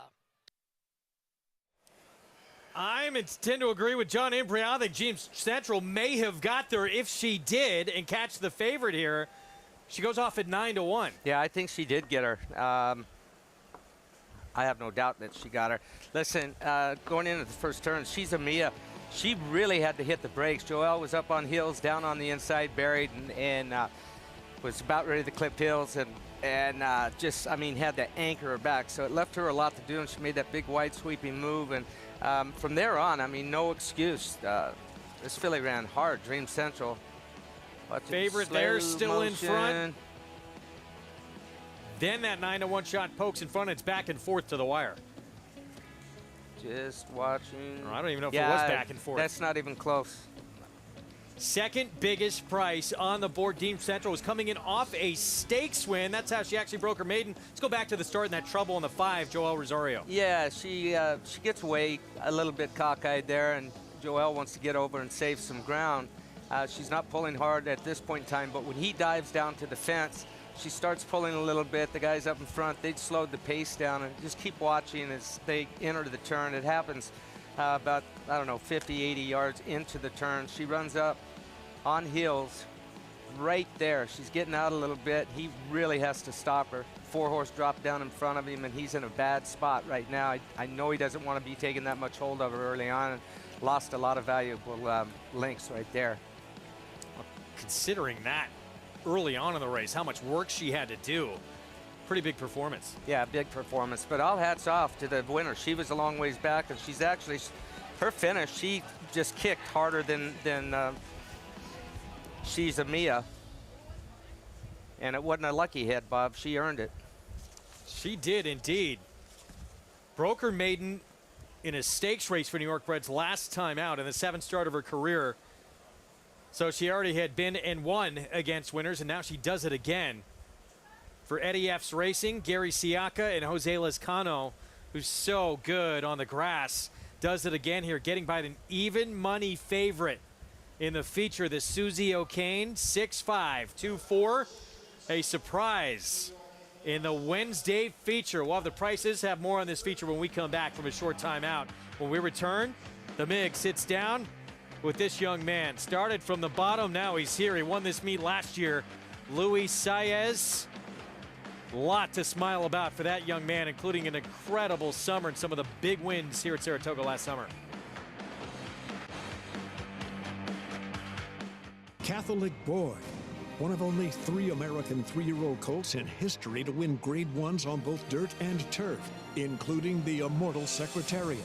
A 6-time graded stakes winner from ages 2 to 4, he was the fastest 3-year-old of his crop over 10 furlongs. Now his progeny are bringing top dollar in the sales ring.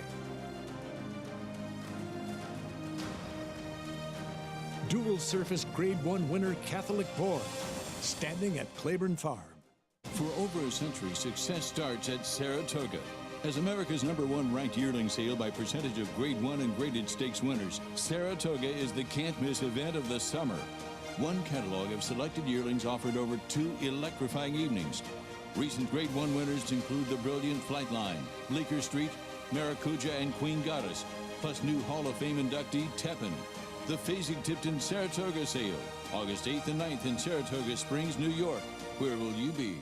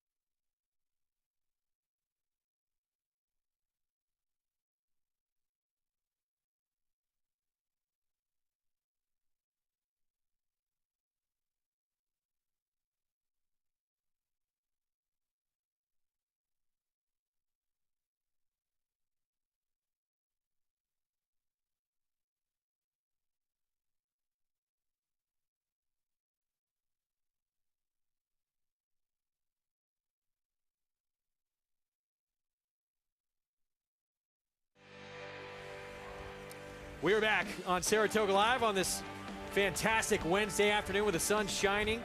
Just a couple of clouds in the sky and a really warm afternoon. Great kickoff to the second week of the meet here. Presented by Run Happy. Champion sprinter, never lost in his career while sprinting and now standing at Claiborne Farm. Jose Lezcano and a surprise here in the Susie O'Kane. Our Wednesday feature on Dream Central, running down the even money favorite. Let's go to Maggie.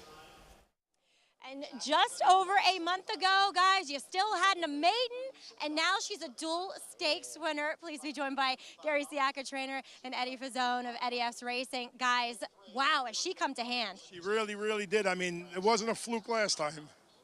Did you think it was, Gary? No, she really was training good, but this was a little more quality. You know, the other one, she got a little break, but here she just fought him down and ran the race. I mean, she trained well coming into it, so, I mean, it was great.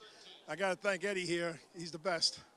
Eddie, a local restaurateur of Eddie F's, and to win up here, it's got to be like just the greatest thing for somebody that lives here. My first one, so you can't beat this. This is your first win here? First win here at Saratoga, man. And what a win a race steak to his win, right? race. Great feeling, man. I'm overly joyed right now.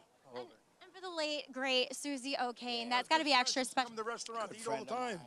She restaurant all the time, so it's even more special that we're here. So yeah, it's been an emotional week. My son died 3 years ago this week, so yeah, it's been a little emotional. So this takes a lot of the edge off. Dream Central. I think she's what dreams are made of. That's right. Exactly. That was great. For sure. Well, guys, congratulations. Thank you so much. All right. And good job, Gary, training this one. Thank you. Dream Central, guys, a proud winner of the Susie O'Kane Stakes. All right, you see how much it means to be in that winner's circle and to do it in a stake here as well. Dream Central just runs really big to run down this favorite. So happy for Gary Siaka. Does a great job. You can see his enthusiasm for him to come up with the filly like this for a fella like that. Pretty special. That is how close it was. Just about ahead in the end. $21.40, our biggest number in this pick 6 and late pick 5. And that's going to help these tickets still alive going into this final leg of the sequence with a 5.5 furlong turf sprint to close things out. But beat a couple favorites along the way. Did so in race 7. Certainly did so in the feature. And now we'll see what happens in the nightcap coming up. 5.5 furlongs, as mentioned, on the grass. $40,000 maiden claiming race coming up. 7 horse. 15 to 1 on the morning line. Currently 2 to 1. Wow. And Blinding Light is going to be the turf debut for George Weaver. 2 to 1 morning line favorite. Big number in that dirt debut, trying turf. 7 to 1 right now. We talked about, as we went to break, the huge impact Luis Saez made at this meet last summer. He won the riding title. Won also the Travers Stakes. He won a classic in the Belmont with the 2-year-old champ and 3-year-old champ, Essential Quality. It's been quite a ride coming from the very bottom to the top of the sport for Luis Saez. Our Richard Migliore had a chance to sit down with Saez. Louis, take me back to the beginning. You're a young kid, and you enroll in the Lafitte Pink Eye riding jockey school. When I first started, I went to the jockey school in Panama. I was 14 years old, and I left home. Living up there and go to the track, leaving the track, it was a pretty tough moment for me because, man, in the track I don't know nobody, and that play was so different. But I get through. You started riding professionally as a jockey, 16 years old. How old were you when you decided to come to the United States? When I left Panama, I was 17. That was like dream come true, just to come over here. And I came to Florida. The first day when I get there, I don't know nobody. And it was a little tough too because I had to find a place, and it was by my own because my agent just leave me there. The guy that bring me from Panama just leave me on the track. After, I have a place to stay, everything started. Maximum security. Country House 1-2 down to the line. Maximum security wins the Kentucky Derby. It's maximum security. He's never lost a race, and he wins it under Luis Saez. You actually finished first in the Kentucky Derby. Unfortunately, ultimately disqualified. How do you overcome that? Because a lot of riders, I think it would just destroy them, but you handled yourself with so much composure and strength and class. Well, in the moment was a little difficult. I recognize that. But, this thing is my joy. I love horse racing. I love the sport. I love the horses. And in that time, that happened, just happened. They stay way back, and they don't really bother me. They're coming down for the finish. It is Essential Quality and Midnight Bourbon. Essential Quality has won. Last year, lead-in rider in Saratoga. The Colony, as good as it was last year, seems even stronger this year. Is this the best Colony you ever rode with? Oh yeah, definitely. This is the best Colony. Everybody here, they're pretty tough. Trainers, horses, jockeys, everybody want to win. Winning that title last year was something so special for us. We never thought we were gonna be there, but we did it. And well, we have a good start this year. I know it's tough every year, but we just keep doing what we love, riding horses and try to win. But as they come to the wire, it is Secret for the coach, D-Wayne Lucas. She wins the Kentucky Oaks. You won the Kentucky Oaks on Secret Oath and gave her a terrific ride. What was that experience like? Oh wow, it was a magnificent experience. It was something super for us, you know, for me, for my family. Now Secret Oath's here in Saratoga. She's preparing for the coaching club, American Oaks. How is she doing and how confident are you going into the Oaks? I'm pretty confident. She worked very good. She's doing great and she do everything perfect. I think she's gonna come out with a good race, so we hope all the best. Well, I see you out here every morning working. Is it a place that you do work more horses and you're out more mornings? You got to work here. Yeah, you got to work. And I really like it. I love it. I love to get out early, come over here, get a cup of coffee, a little coffee, and just enjoy the morning. It's beautiful here. Enjoy the moment. And I did. I really enjoyed it.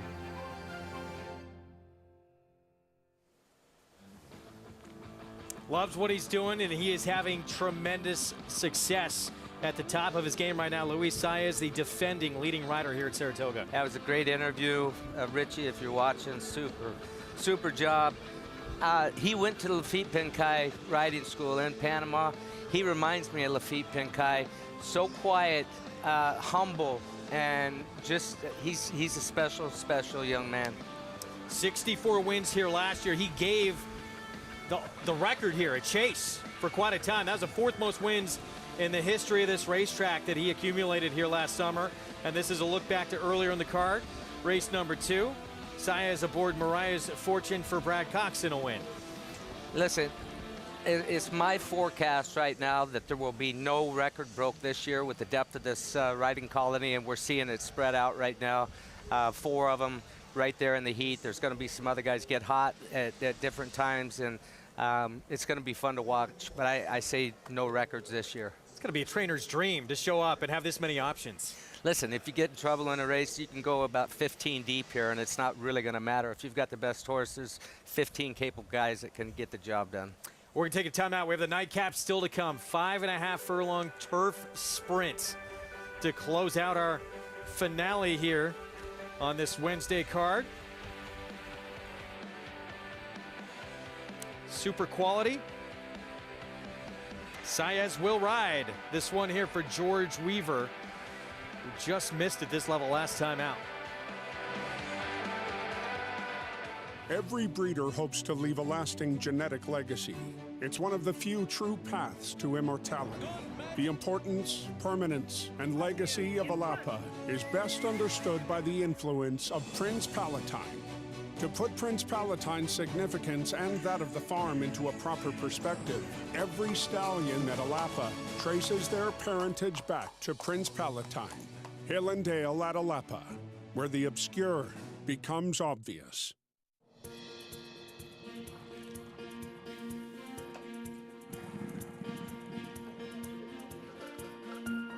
We take pride in what we do. For me, it's more of a passion than actual work. I'm an assistant trainer. Carpenter. I'm a peace officer. I'm a jockey. I'm a gardener. I'm a groom. Clocker. Assistant starter. Trainer. ESL teacher. I love what I do. There's so many jobs that come together every day. It's a collective effort that really makes this ball go round. We are New York Racing! I couldn't imagine working anywhere else. For me, riding horses in the morning is the best thing I can do. New York racing help support my small business. It's extremely important to the New York economy. Like my dream come true. This is like a big family. We are New York horse racing.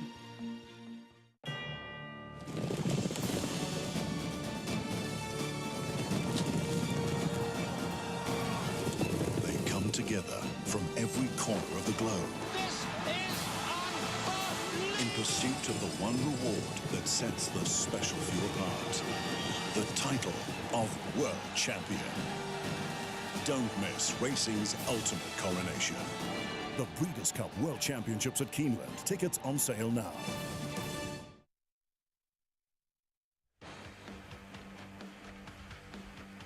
We are back on Saratoga Live on FS2, regional networks out in Southern California. Our program brought to you in part by Hillendale at Alapa. Getting set for this finale coming up. Turf sprint, 5.5 furlongs, $40,000 maiden claiming race. So no one in this field yet to win.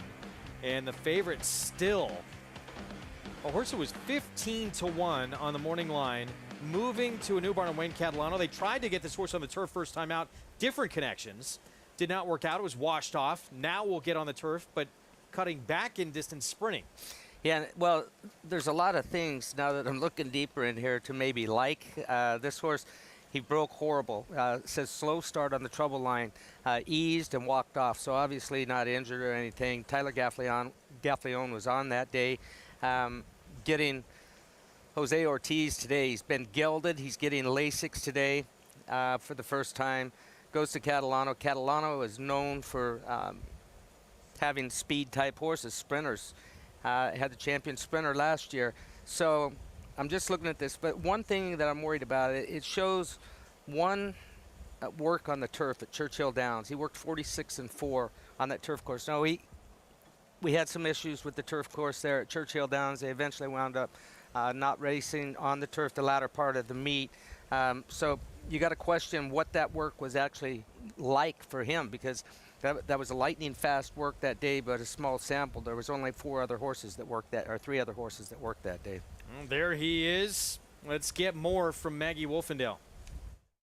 Talk about the complete makeover and maybe shocking some people with the price that he has opened up with. That's number 7, Big Woo, in here for trainer Wayne Catalano. Now, he returns as a gelding. Obviously, he ran first time out at Keeneland, so I have no idea what he looked like then, but he is very, very fit looking here. I mean, this horse is lean. There isn't an ounce of extra flesh on him at all, and he has massive turf hooves. So this is the right surface for him by a mile. I mean, he looks all turf to me, and it's kind of no wonder that he wasn't able to complete the race at Keeneland first time out. My only problem with him, distance. Is 5.5 going to be okay with him? He presents himself as being one that may want a bit further than this. He's got to hope that he breaks better as well than what he did in that initial start. But he only has the 1 gate breeze showing. So I would assume that it gave Wayne, enough confidence to say that he doesn't need much more gate schooling. But again, don't forget that trainers can break them, and they can just, as we say, clear the chute, or just go, an eighth of a 3/16 of a mile, and it's not recorded as a workout, but it gets them sharp. I like him here. I like him that he's ready. We'll see if the 5.5 plays well.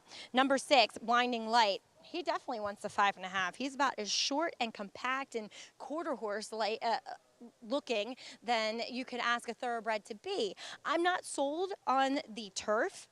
He is by New Year's Day, which is a good influence for sure. But there isn't much pedigree to go on the bottom side. He does have very slack pasterns, not the most convincing, foot, but again, very slack pasterns, but he ran well on the dirt first time out at Gulfstream, and now they're just offering him up for $40,000 and switching surfaces. To me, that had a little bit of a suspicious look to it, and furthermore, the layoff concerns me a bit with this horse. Not sure if he's 100% fit for only a second start. Then we'll check in with the 1A. That is for trainer Bill Mott in here, and this guy's trying the turf as well, as they got ambitious after picking him up in a private purchase up here at Belmont, where he debuted behind your Belmont, or debuted in New York, behind your Belmont winner and Mo Donegal. So a loaded field. We haven't seen him since then. He has grown up a bit, which I appreciate. I like to see that. He's a taller, good-looking horse now. Switching surfaces. Again, not the most convincing getting to this surface, but I kind of see it with them and that longer pastern that he has. And he does look very good coming back here. But again, a horse where the 5.5 concerns me slightly. Has really turned into a big, long, scopy horse now. So almost getting the feeling that this is just a starting point, Greg. Thank you. Entry at 4-1, guys. That is obviously telling money on this out. I thought I was being sneaky here on this 15-1 shot. There's not many secrets here at Saratoga.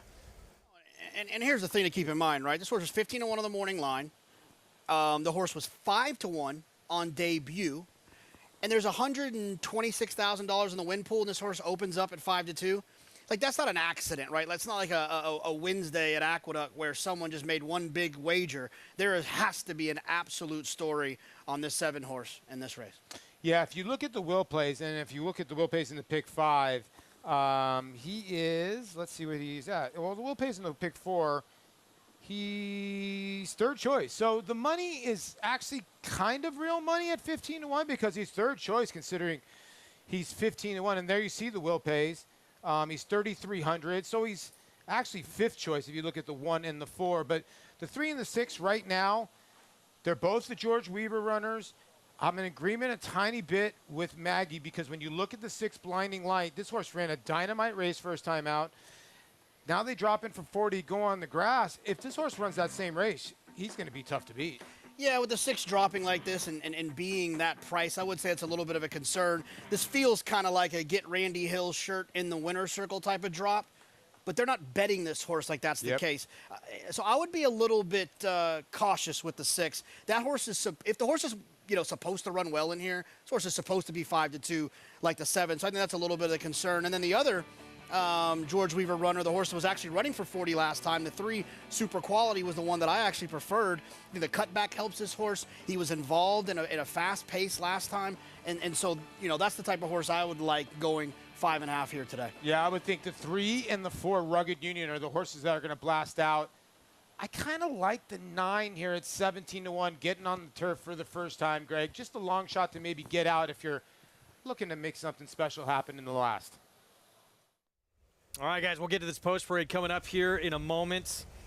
5-2 on Big Woo, getting what the original connections wanted again, first time out, getting on the grass, but it's going to be sprinting this time around. Certainly the George Weaver runners, you would have thought, the number's starting to come down on the 6.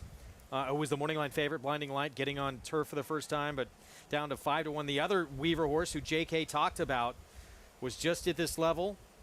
Just ran second, actually had the lead in the stretch, sprinting at Belmont. That 3-year-old at 5-2 on the board. And there he is, Super Quality, with the man we were just talking about, Luis Saez.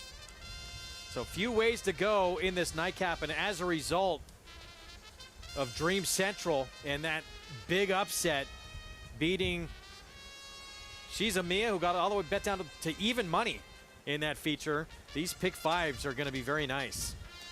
Called up host, you may be able to hear it behind us. We're going to begin with the entry in here, and both halves of the entry, they're going to break all the way on the outside. We will start here in just a moment with Kobe's Legacy, and there he is for Chris Engelhardt. Yeah, this horse started on the turf, gets back on the turf, just hasn't really done much running. Rider who just won the feature aboard, Jose Lezcano. Other half of that entry breaks on the extreme outside. Pistol or shotgun, gets on turf for the first time. Yeah, by Tourist, has a silliness one on the grass. Maybe the grass will be the move that helps this one move up. Super Quality, the first of the 2 George Weaver runners. Yeah, this is the one that I prefer. I was involved in a fast pace last time, going 6 at Belmont. Gets the 5.5 here today. Rugged Union was a length and 3/4 behind Super Quality last time out. Yeah, it dropped for the 40 last time, and they sort of ding-donged it out, and the 3 got the better of the 4, but the 3 won the battle, but he didn't win the war at the end. Jonathan talked about, is it picture time for Randy Hill? Randy Hill stable here with Blinding Light for George Weaver. Showed tremendous speed first time out at 6-1 on the dirt. Can it transfer to the turf? 5-1 on the second-time starter. Big Woo, the favorite for start number 2 in the new barn.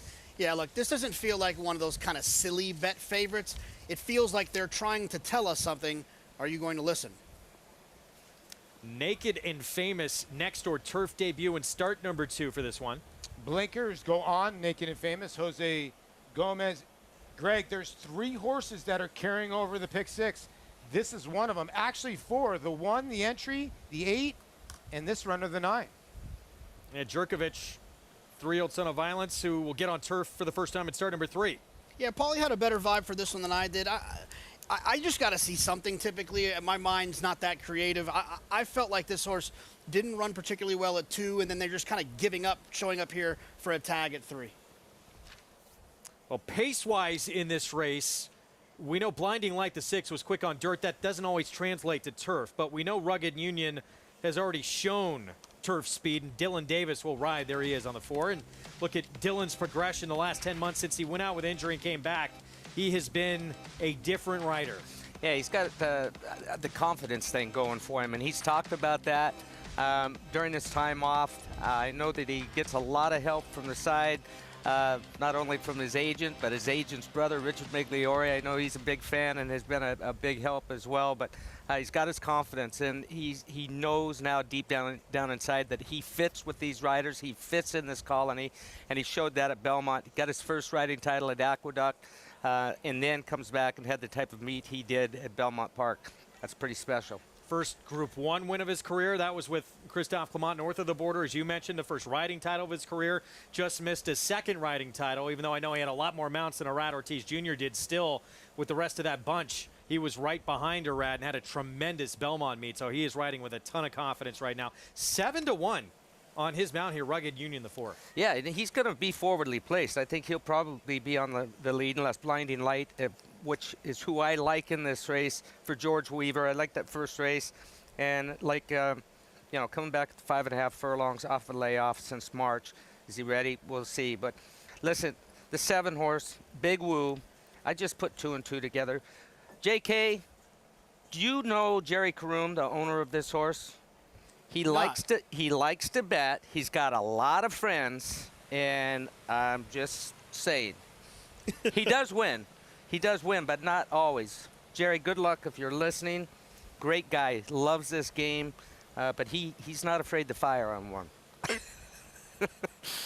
Well, I would, by the look at the board, I would suggest that my man Jerry has fired away. Yeah, Jerry has brought out John Wayne and is fired. I always call it, Greg, you know the way I say it, punch it till your hands bleed. And he must have told all his friends, too, about this one. Look, even if that is the case, you would think there's some ability here. Because, as JK mentioned, the horse got bet a little bit first time out. They wanted this horse to go in the grass. We'll see. A lot of changes, though, that makes you take pause. New gelding, first-time Lasix, but no doubt you got to pay attention to all the money this one's taking right now. Let's go back to Maggie. I love races like this when we're all scratching our head, why is this horse taking this money, and if they show up. And I feel like more often than not, they don't, but we'll see. If Big Woo does, it's really funny because my cameraman Aiden's wearing a Wu-Tang Clan shirt, so maybe that's a sign. Anyway, number 4, Rugged Union. For Danny Gargan's the one that just kept catching my eye, and he doesn't look like a 5.5 horse, but the way he runs and how sharp he gets himself suggests to me that this should be ideal for him. I know he's an ex-Todd Pletcher horse that was away from the races a long time. Him and his connections are a little bit stacked against it. But I just thought third off, because he's a bigger, heavier horse, probably needed to race into fitness. And I like what I'm seeing from Rugged Union. Like what I'm seeing, too, from number 3, Super Quality. He looks great second off the bench. Do want to touch on Rudy Rodriguez's number 8, Naked and Famous. Very sharp. Did not sustain his speed in a maiden special weight going the 6.5 furlongs. But as I always say, it's much easier to sustain your speed when you're going 5.5 on the turf, and he is sharp. Again, he's very fit, and there's also some turf pedigree, which I think he might appreciate this surface change, switching, looking at him physically too. Upstart, okay, not great, but on the bottom, in the second generation, the dam's a full sister to Ice Atlantic, who's a multiple stakes winning turf sprinter, as well as half to Wild Promises, who's a multiple graded stakes winner on the turf. And this one adds blinkers. I think maybe they're trying to play catch me, if you can, Greg. Well, we will find out. Thank you, Maggie. I just got a text from Jerry. He said he told no one. Oh, boy. Owner of the 7, Big Woo. So that turf drill at Churchill must have been pretty good. Yes. But, well, I wasn't on it, so. We'll see. I'm not talking about the horse. I wasn't on the turf course, but yeah, he got over it good. Better than there he is stepping in. So horse it was 15-1 morning line. Look, we didn't think he'd be that price, but we didn't think he'd be the 2-1 favorite either. We'll see if he can live up to the attention he's getting on the tote board. It's the finale on our Wednesday card. Let's go to John Imbrial. Set now for race 10. And they're off. There goes Rugged Union out for the early lead with Blinding Light racing in second. Naked and Famous on the outside in third. Super Quality is next in fourth. And then it is almost 3 lengths back to Jerkovic, who's running in fifth, followed by Big Woo in sixth. And at the back are the entry mates, Kobe's Legacy and Pistol or Shotgun. Up front, Blinding Light right alongside of Rugged Union through a quarter in 21-1. Just behind, it is Super Quality and Naked and Famous. Those two are heads apart, third and fourth. And then we come back to Jerkovic, followed on the outside by Pistol or Shotgun. Then Big Woo and Kobe's Legacy. The field is in the stretch. Blinding Light. And here is Super Quality, who's coming on the outside. It is Super Quality and Blinding Light. The two of them are heads apart with a 16th to the finish. Blinding Light on the inside is prevailing here. And it will be Blinding Light to take the nightcap. Super Quality was second. Farther back, Jerkovic and Pistol or Shotgun. George Weaver Barn 1-2 here in the nightcap, and it's the 3-year-old getting on turf for the first time, Blinding Light, who gets the win. Yeah, look, he had both these horses ready, and they were flying early. Final Time was flying. We got some rain last night, and so I know this turf course is not ultra hard right now. Has been hot, but we had a storm in the middle of the night last night with some good heavy rainfall, and he had both these horses ready. They went 21-1 the first quarter, 43-4, 55-2, 101-2 for the Final Time. And, you know, again, this was the morning line favorite. I realized he had not been on grass, but he was 2-1 on the morning line. He winds up going off at 5-1 here. He's got that beautiful turf action, just skipping across the ground, low action, just daisy cutter.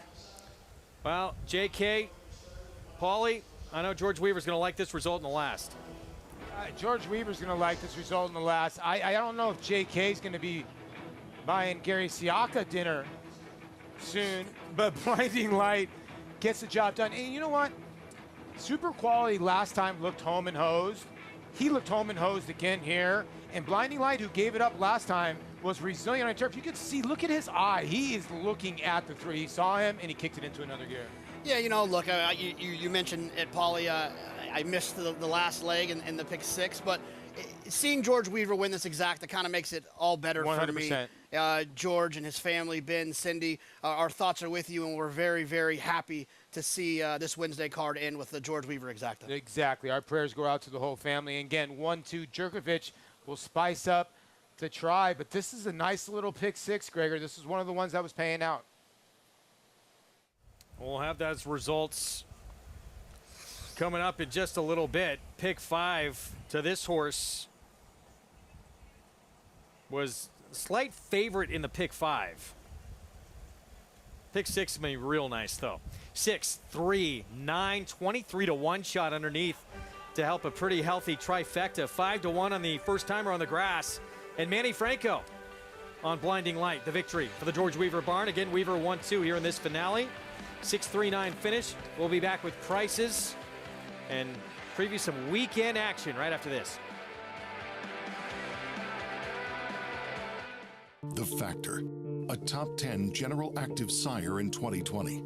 His progeny include Grade 1 winner Sistron, Grade 1 winner Noted and Quoted, Grade 2 winner Factor This, and Grade 2 winner Charmaine's Mia. With dozens of 6-digit yearling sales, he's a proven sire on the track and in the sales ring. The Factor, a leader of his generation, standing at Lane's End. If you're looking into racing partnerships, you should know they're not all the same. When you partner with Bond Racing Stables, you become a member of a growing family of racing enthusiasts, all guided by 3 generations of experience in thoroughbred breeding, training, and racing. Share in the excitement at Saratoga and Belmont Park, where we've graced the winner's circle with winners like Giacosa, who was bred, born, and raised here at our Song Hill farm. Get more than just a partnership. Become a member of the Bond Racing family. 3 generations of thoroughbred excellence.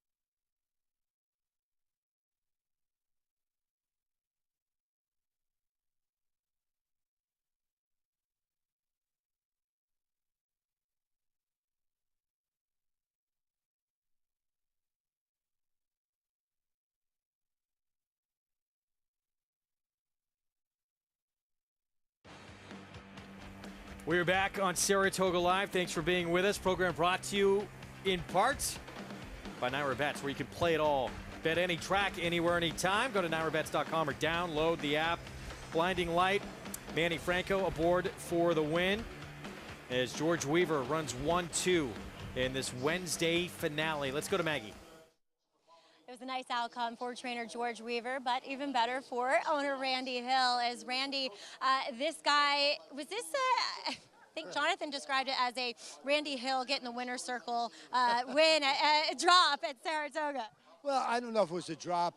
You know, the horse ran really well in the dirt. You know, you always got to listen to your trainer. You know that, Maggie. So George said to me, he's running good on the turf. And, you know, I said, George, you think it'll be an allowance stakes race? He said no. So I said, well, let's get a win at Saratoga. Who doesn't want one? You know, that's why we do this. You know that. So. How important is it, though, to just get those wins? I mean, you kind of, I think you are, as an owner, a trainer's best friend when you allow them to be aggressive. Well, I think that you have to be that way. You know, I'm not the trainer, okay? So I'm not an owner that gets involved. I think I'll say the same thing, and it's probably going to be repeat of history. The job that George did for Vacoma allows me to let him do whatever he wants for the rest of our life. So, you know, when George says we're going to drop him running on a turf, he has no turf pedigree. He has a minus turf pedigree. You know, I bet him. And you got rewarded, I would say. But talk a little bit about the fashion. You're pretty subdued. Is it because it's Wednesday? No, I'm trying to, you know, Jonathan, he and I got to get into a different competition, you know. So I've got a Honda wardrobe here I'm messing around. Oh, I think the stage has been set. I'm running, I've got 5 in the next 3 days. You'll see some shirts. I promise. JK, I mean, what's up with that? You better bring your A game, buddy. Well, we'll ask him when he's back on the. I guess he was scared already because he's out buying new clothes. He bolted. Already took off. This is an ongoing battle. Every summer, these two. Who can outdo who? Randy Hill brings some super quality in terms of his outfits to the spa, but it's his Blinding Light who gets the win here in this nightcap. And again, you see that pick six, big, 38,269. And, you know, just quickly, as JK had alluded to, obviously George Weaver, his mind elsewhere right now. You got to think with his wife, Cindy Hutter, was in that training accident, assistant to his barn. And I know a lot of people, Cindy Hutter, on their minds and hoping for we hope a full recovery from her as a dangerous accident. But well done for George Weaver to run 1-2 here to close out this card here. And George Weaver, Randy Hill, we've been talking about those two together as a team for a lot of years here at Saratoga. Yeah, and I loved what he said. I'm an owner, not the trainer. I stay out of their business, and it's nice when trainers or owners are involved. But you see that a lot more with syndicates that have a manager that does make some decisions for the trainer. But I love it when an owner just turns the trainer loose and says, do what is right by my horse and me. And he clearly has done that. And he brought up Vekoma, that George Weaver did such a nice job with. Met mile winner, horse who had that funky kind of paddling action. Yep. He was a talented runner. And George did a great job with this horse, both those horses, first and second place. And yeah, it looked like the 3-horse was going to get by at the head of the stretch, super quality. But I liked when that colt saw him, when he came up and breathed on his neck, he found a whole new gear, so might be a horse with a future. This weekend, as we've talked about earlier on in the program, it is going to be fun. Coaching Club American Oaks. It's our ABR race of the week, and the top 2 finishers from the Kentucky Oaks for 3-year-old fillies getting ready to do battle again. Secret Oath, winner of that race for D. Wayne Lucas. And Nest, who since that time, after getting beat in that race, would come back and run second against the boys in the Belmont Stakes. Yeah, and these 2 fillies, truly the top 2 3-year-old fillies in the country. They have already proved that. I think that they've improved since the Kentucky Oaks. They're supposed to have improved. They're both big fillies. They have some similarities in them.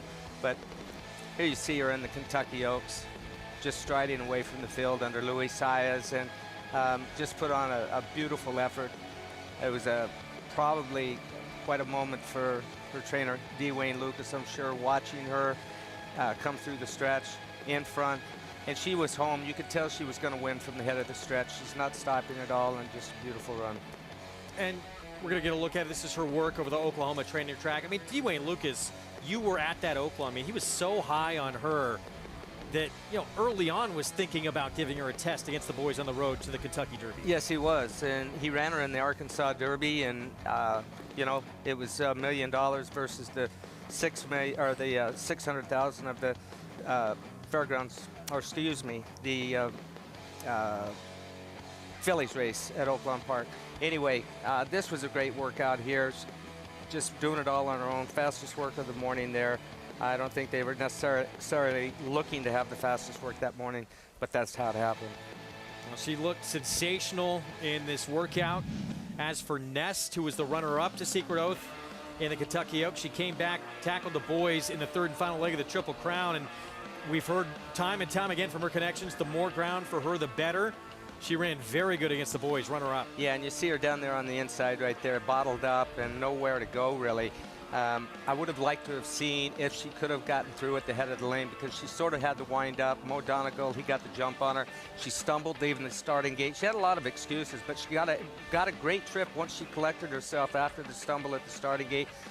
She's an athlete. She got right back up underneath her rider and was in a good spot down the backside. Unfortunately, just had to wait for room there for a couple of strides, and the race was already gone when that happened. For some reason, too, these small fields, we saw it in this same race last year. Tactics mean, for some reason, a lot more in these compact fields. You can get more traffic problems for whatever reason. The race doesn't really spread out, and you've got a target on your back. Both these 2 fillies will have targets, but they're going to have a target. It's on paper, it's a 2-horse race. I know it's not, but it is a 2-horse race. The rematch, top 2 finishers of the Kentucky Oaks, Secret Oath for D. Wayne Lucas, and Nest, runner-up of the Belmont Stakes for Todd Pletcher. We're going to see it this Saturday afternoon. It's going to be fun. Tomorrow, we're back at 1 Eastern start time. We hope to see you then. Dream Central. How about this upset? Jose Lizcano on board for Gary Siaka in the Susie O'Kane Meanwhile, Dakota Gold going to be a heavy favorite, you would think, in the Rick Violet tomorrow's feature. But Coinage, graded stakes winner, is a 2-year-old at the meet. We'll try and provide the upset. We will see you tomorrow on Saratoga Live. The momentum continues for War Dancer, following a triumphant Saratoga meet as the #1 second crop sire. His progeny have posted 23 more wins in 2022, like Busy Morning. Busy Morning, she is drawing away here. You Should Be Dancing. On the outside, You Should Be Dancing the winner. And Dancing Buck. No threat to Dancing Buck. Now with $3.5 million in progeny earnings on dirt and turf, going long and short, War Dancer is a sire on fire. Join the momentum today at wardancerstud.com. The Thoroughbred Owner Conference is back in person for the first time in 3 years and is being held in the new 1863 Club at Saratoga Racecourse, July 25th and 26th. Attendees enjoy 9 ownership topics with an impressive list of speakers, along with social events to meet other owners and network, an opening reception at the National Museum of Racing and Hall of Fame, a conference dinner, and an afternoon of racing at Saratoga. It's the 2022 Thoroughbred Owner Conference, July 25th and 26th. See you in Saratoga. Eclipse champion Run Happy, the #1 second crop dirt sire of last year, is back and showing a new dimension with winners on turf, dirt, and all weather. A record-breaking sprint champion, Run Happy is also siring winners at all distances, from 7 furlongs to 1.25 miles. A sire whose runners can carry his speed over all distances and all surfaces. Run Happy, price for value, and standing strong at Claiborne Farm. Racetrack Television Network brings you every race, from every track, on every screen, every day. With monthly packages starting as low as $5, RTN gives you great value and access to more live HD streaming and race replays than anyone. Visit RTN.tv today to sign up and watch on almost any device, including Roku and Amazon Fire. RTN has packages that start at $5 per month.